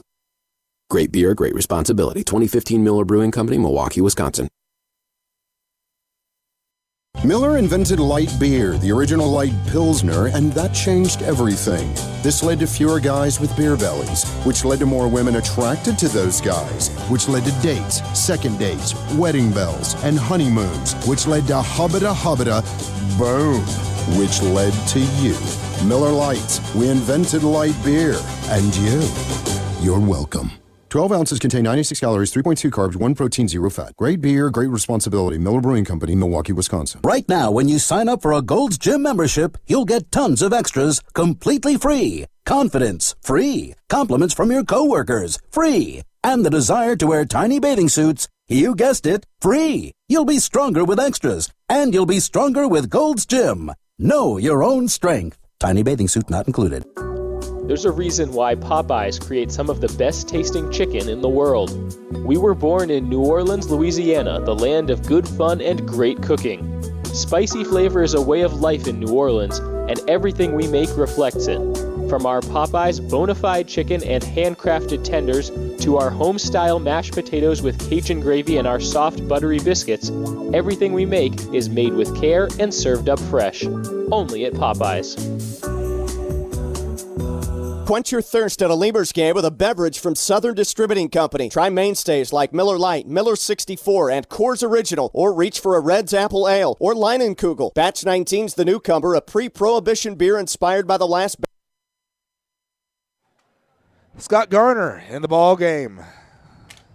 Bottom 12. Runners are first and second.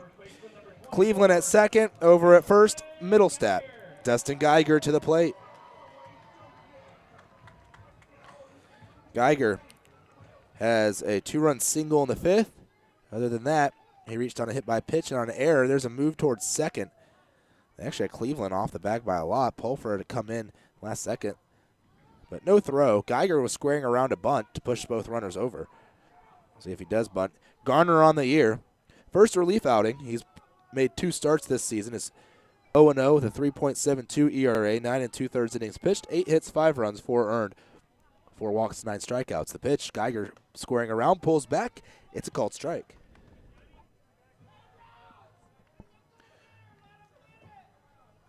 Fan down there yelling.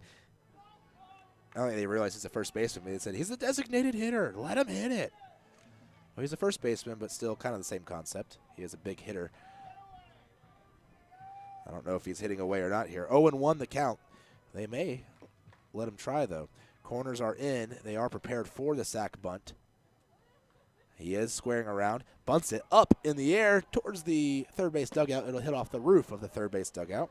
So now Geiger most likely will be swinging away as he's down 0-2.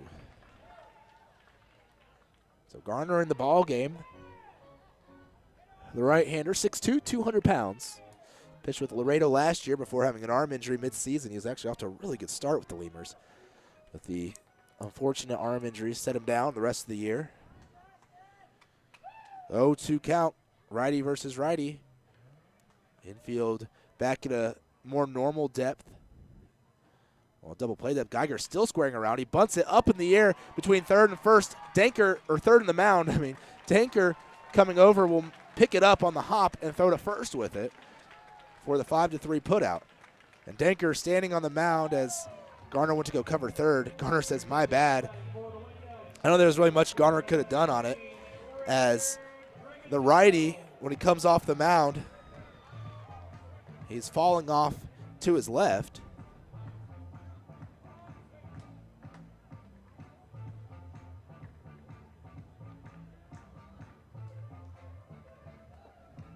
right? I think I'm right. But a sack bunt with 2 outs, or with 2 strikes, puts runners on second and third. And they're going to intentionally walk Richard Prigatano to bring up Harrison Kane. And, well, Prigatano is 0 for 3 with 2 walks. Kane has reached 3 times, once on a fielder's choice. That really was almost a hit. And then he has 2 singles. So you want the double play opportunity, and that's why you walk the guy here with an open first base. But, boy, Kane is a little scarier than Prigatano. Of course, it is the right move to make. Runners at second and third, Cleveland at third, Middlestead at second. We have almost completed the intentional walk, and there it is. We're done. So Kane will come to the plate. 2 intentional walks in the inning. Bases loaded. 1 out. Kane at the plate, and he's really fast. It's hard to turn a double play on Harrison Kane. Pete's going to come out of the dugout and have a chat with his infielders. But before that, Kane at bat after Danker's play. Danker was on the mound, and he was looking at his infield, kind of giving a 2 hands up, like a settle down, guys, settle down. We've got this. Encouragement to the rest of the team. Danker, one of the leaders on the team, been around a long time. So home plate umpire A.J. Chalk, he's going to go out there. He's going to try and break up this mound visit. Pete doesn't really care. He's still talking away.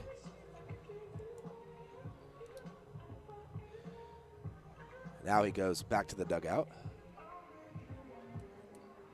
Coach, the last one to leave the mound, as Garner's out there holding the rosin bag, which is red.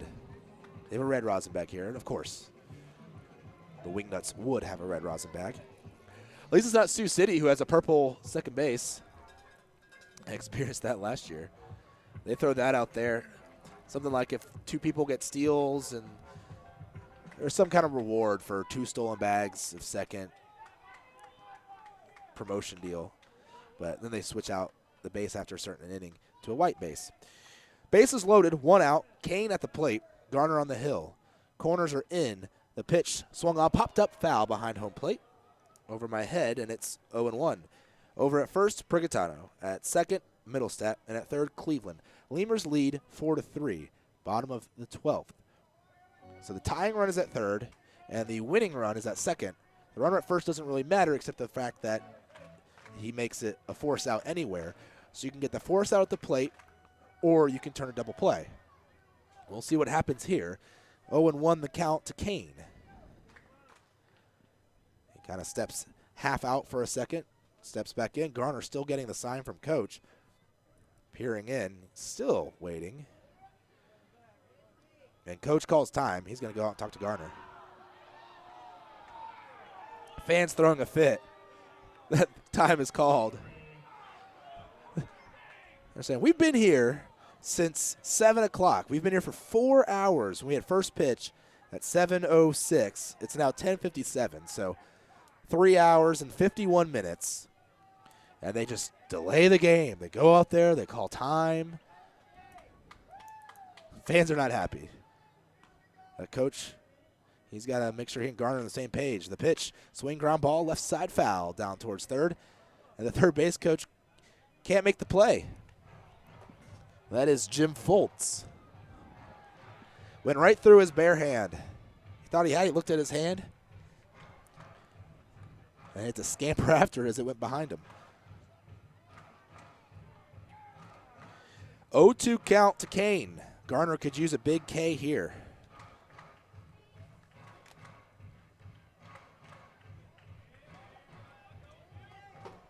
That would put 2 outs on the inning and leave the bases loaded. 0-2 pitch, outside for a ball. Kane not chasing. 1-2.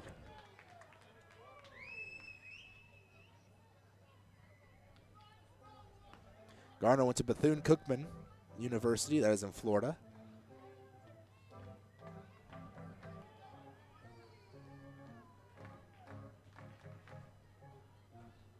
In his last outing, gave up 4 runs on 4 hits over 3 innings. He had 5 strikeouts.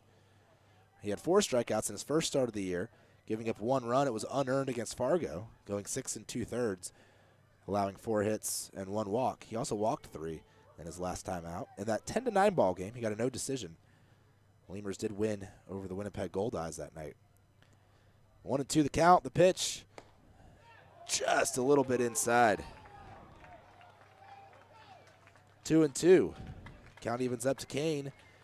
The former Lemur played in Laredo for 2 years, 2013 and in 2014, before making his way to Sioux Falls last year and then partway through the year getting traded over to Wichita. Dealt with some injury issues last year, but still played a lot for the Wingnuts. He's a guy who plays the game very, very hard. 2-2 pitch. Kane taking low. Oh. That looked like strike 3. Just a little bit below the knees.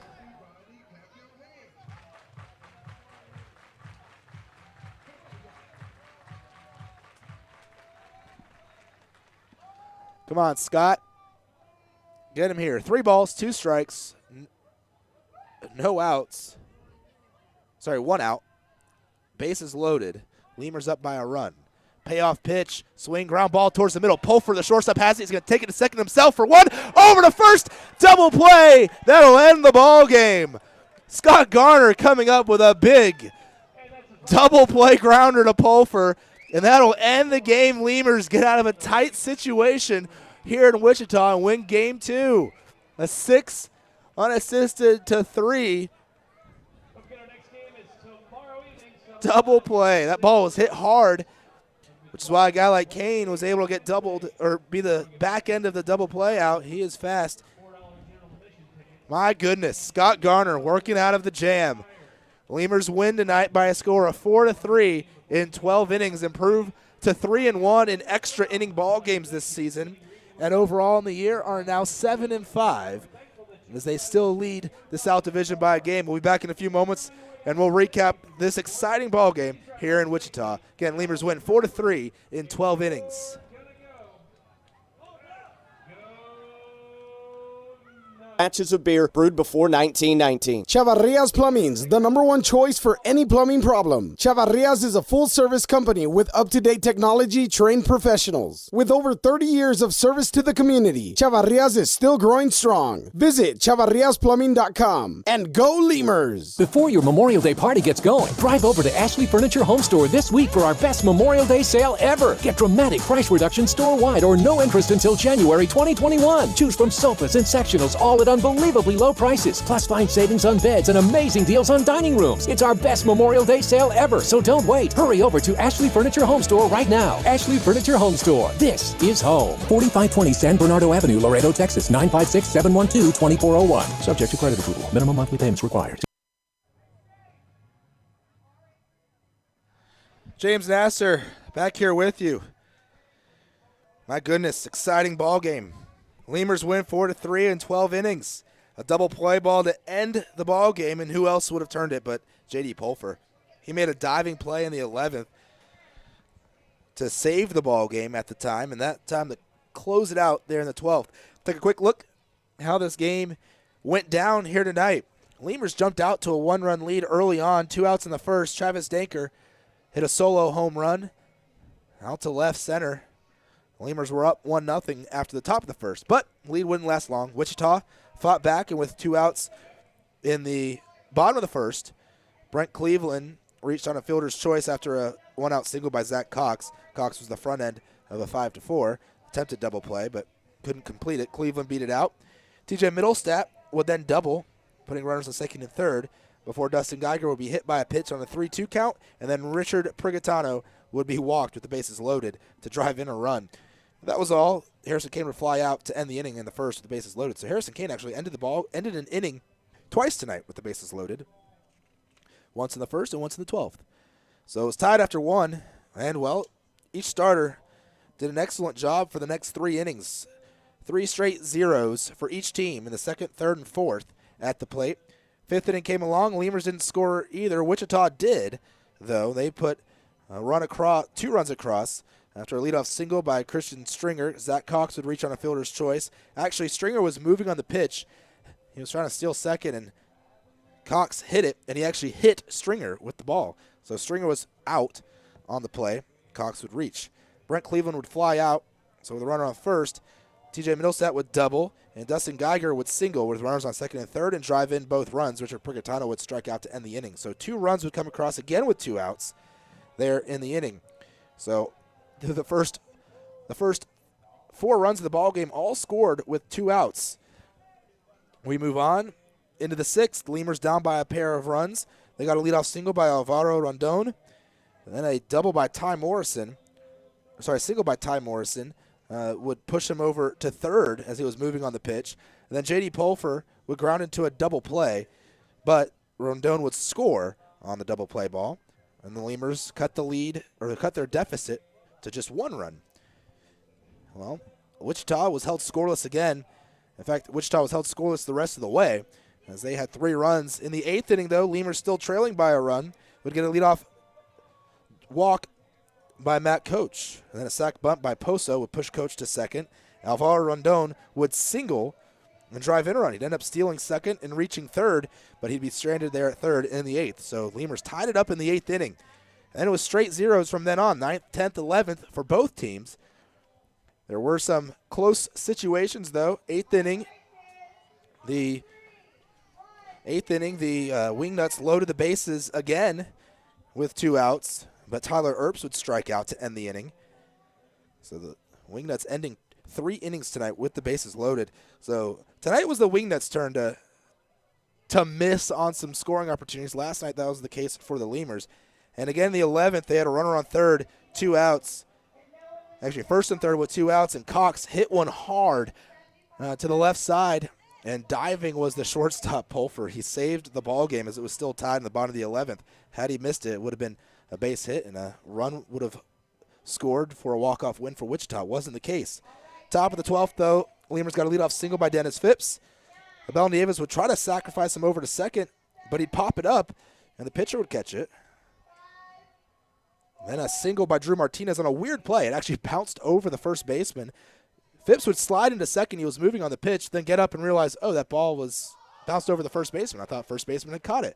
So he ran over to third, first to third on the single. Then Matt Coach would reach on a fielder's choice and drive in the run of Phipps across on a play that, again, was a weird play. It was a kind of a, those little bloopers that fall in barely into the outfield. Well, this is a blooper, but it was on the infield. It didn't get high enough to really call it a pop-up, but it wasn't hit hard enough to really be a line drive. But the second baseman, Stringer, it took him towards the bag at first. So Martinez at first base couldn't really go anywhere because he thought Stringer might have a chance to catch it, and he did kind of. If he had dove for it, it would have been a close play. But he didn't dive for it because if he dove for it and missed, it would have been catastrophic for him at the time. So he fielded it on the hop, and then got Martinez out over at second as they tried to turn a double play, but Coach would be safe, and the run would score. That would be the only run they would score that inning, the Lemurs, and they go to the 12th. A leadoff double, though, by Brent Cleveland, had the Lemurs sweating a bit. And then TJ Middlestat, after the first 2 pitches, actually TJ Middlestat was straight up intentionally walked. Lemurs would go to the bullpen. They bring out Scott Garner. After Kyle Winkler faced the first 2 batters, Garner would intentionally walk Richard Prigitano, and then Harrison Kane, with the bases loaded and 1 out the plate, would ground into the 6-3 double play to end the ball game. And the Lemurs come away victorious here tonight over the Wichita Wingnuts. And the series here now tied at 1 game apiece after the Lemurs lost last night 9-6. The win will go to Scott Garner. Actually, no, the win goes to Winkler. Garner gets the save. Winkler improves to 2-0, Garner's first save of the year. Alex Boshiers gets the loss. Your numbers on the pitchers tonight: Danny Moskovitz got the start for the Lemurs. 5 innings, 6 hits, 3 runs all earned, 4 walks, 2 strikeouts. Jason Zardowski, an inning of work, 1 hit, 1 strikeout, no runs or walks. Harold Guerrero, an inning of shutout baseball and hitless baseball, too. 2 strikeouts for Guerrero. He's back into form that we saw earlier in the season. Luis de la Cruz, through 2/3 of an inning, gave up a hit and a walk, but he struck out 2 batters. Jeff Inman threw an inning and a third, gave up 1 hit, had 3 strikeouts. Kamakani Usui threw an inning of shutout hitless baseball, no Ks for him. Winkler an inning pitched, 2 hits, 2 walks, 1 strikeout, no runs. And Scott Garner, 1 inning, 1 walk, no strikeouts. He got that big double play ball, though, and no runs. 11 strikeouts total for the Lemurs staff tonight, and 8 walks. They allowed 11 hits. For Wichita, Tim Brown, the starter, threw 7 innings, gave up just 2 runs on 4 hits, 2 strikeouts, no walks. Typical Brown night. Fabian Roman came in relief of Brown through an inning, gave up 1 hit, 1 run. It was earned, a walk, and 1 strikeout. Frankie Reed, the closer, threw 2 innings of shutout baseball, also hitless baseball, got a strikeout. Alex Boshiers, the man who got the loss, 3 hits, 1 run. It was earned, no strikeouts, no walks, over 2 innings of work for Reed. So a fun, exciting game. Glad you guys could all listen in here tonight. I heard we had the viewing quality, the streaming quality was a lot better tonight. I'm glad, because it was probably our most exciting game we've had of the year. Take a look, one last look around the scoreboard. Well, first, quickly, a look at the hitters tonight for the Lemurs. At the plate, Ty Morrison, 2 for 5. Travis Dinker, a solo home run tonight, 1 for 5 overall. Phipps had a run scored. He was 1 for 5. Matt Coach, 1 for 4. He had a run scored and an RBI. And Alvaro Rondon, 2 for 4 with a run scored as well. Martinez also got a hit tonight, 1 for 5. He did not score. Plate for Wichita, Christian Stringer, 2 for 5 night. Also 2 hits for TJ Middlestat. He had a run scored. Cox and Cleveland would also score a run, each going 1 for 6. Dustin Geiger, 1 for 4, 2 RBIs. Prigatano, 0 for 3, an RBI on the walk. And a 3 for 6 night for Harrison Kane. But, which, poor Harrison Kane, I guess they ended up giving him a single after that, what they initially ruled a fielder's choice when he hit the runner. I thought it should be ruled a single.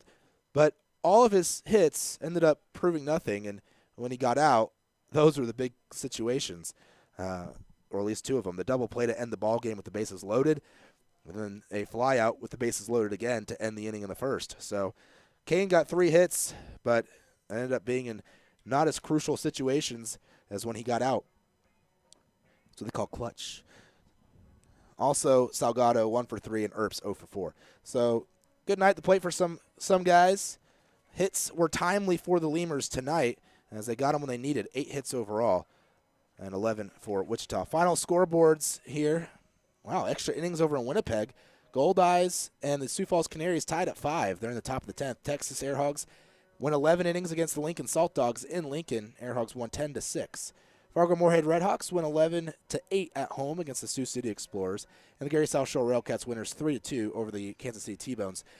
And then suspended due to rain in Joplin. The Blasters trailing the St. Paul Saints 4-0. They'll pick that up tomorrow. Tomorrow, 7:05 first pitch here in Wichita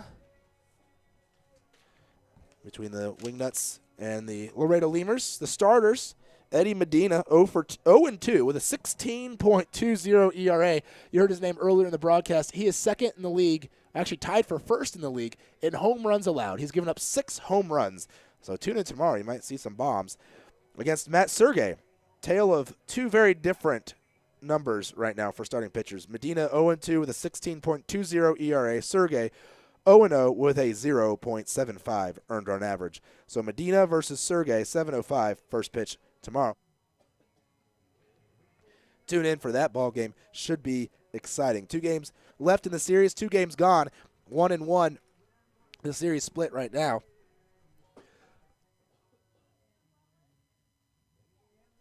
As the Lemurs, with the win, improved to 7-5 on the year. They still lead the division by a game, as the Texas Airhogs are now 6-6. In second place, Wichita falling to 4-8 as they are last place in the division. Ooh, all of a sudden, I can't talk, keep coughing. Well, that was my limit, 12 innings tonight. Can't go any longer. The voice can't take it. Tune in tomorrow, 7:05, Medina versus Sergey. I'll be here. Hopefully you will too. Have a great night, everybody. Lemurs win in extras by a score of 4-3 over the Wingnuts.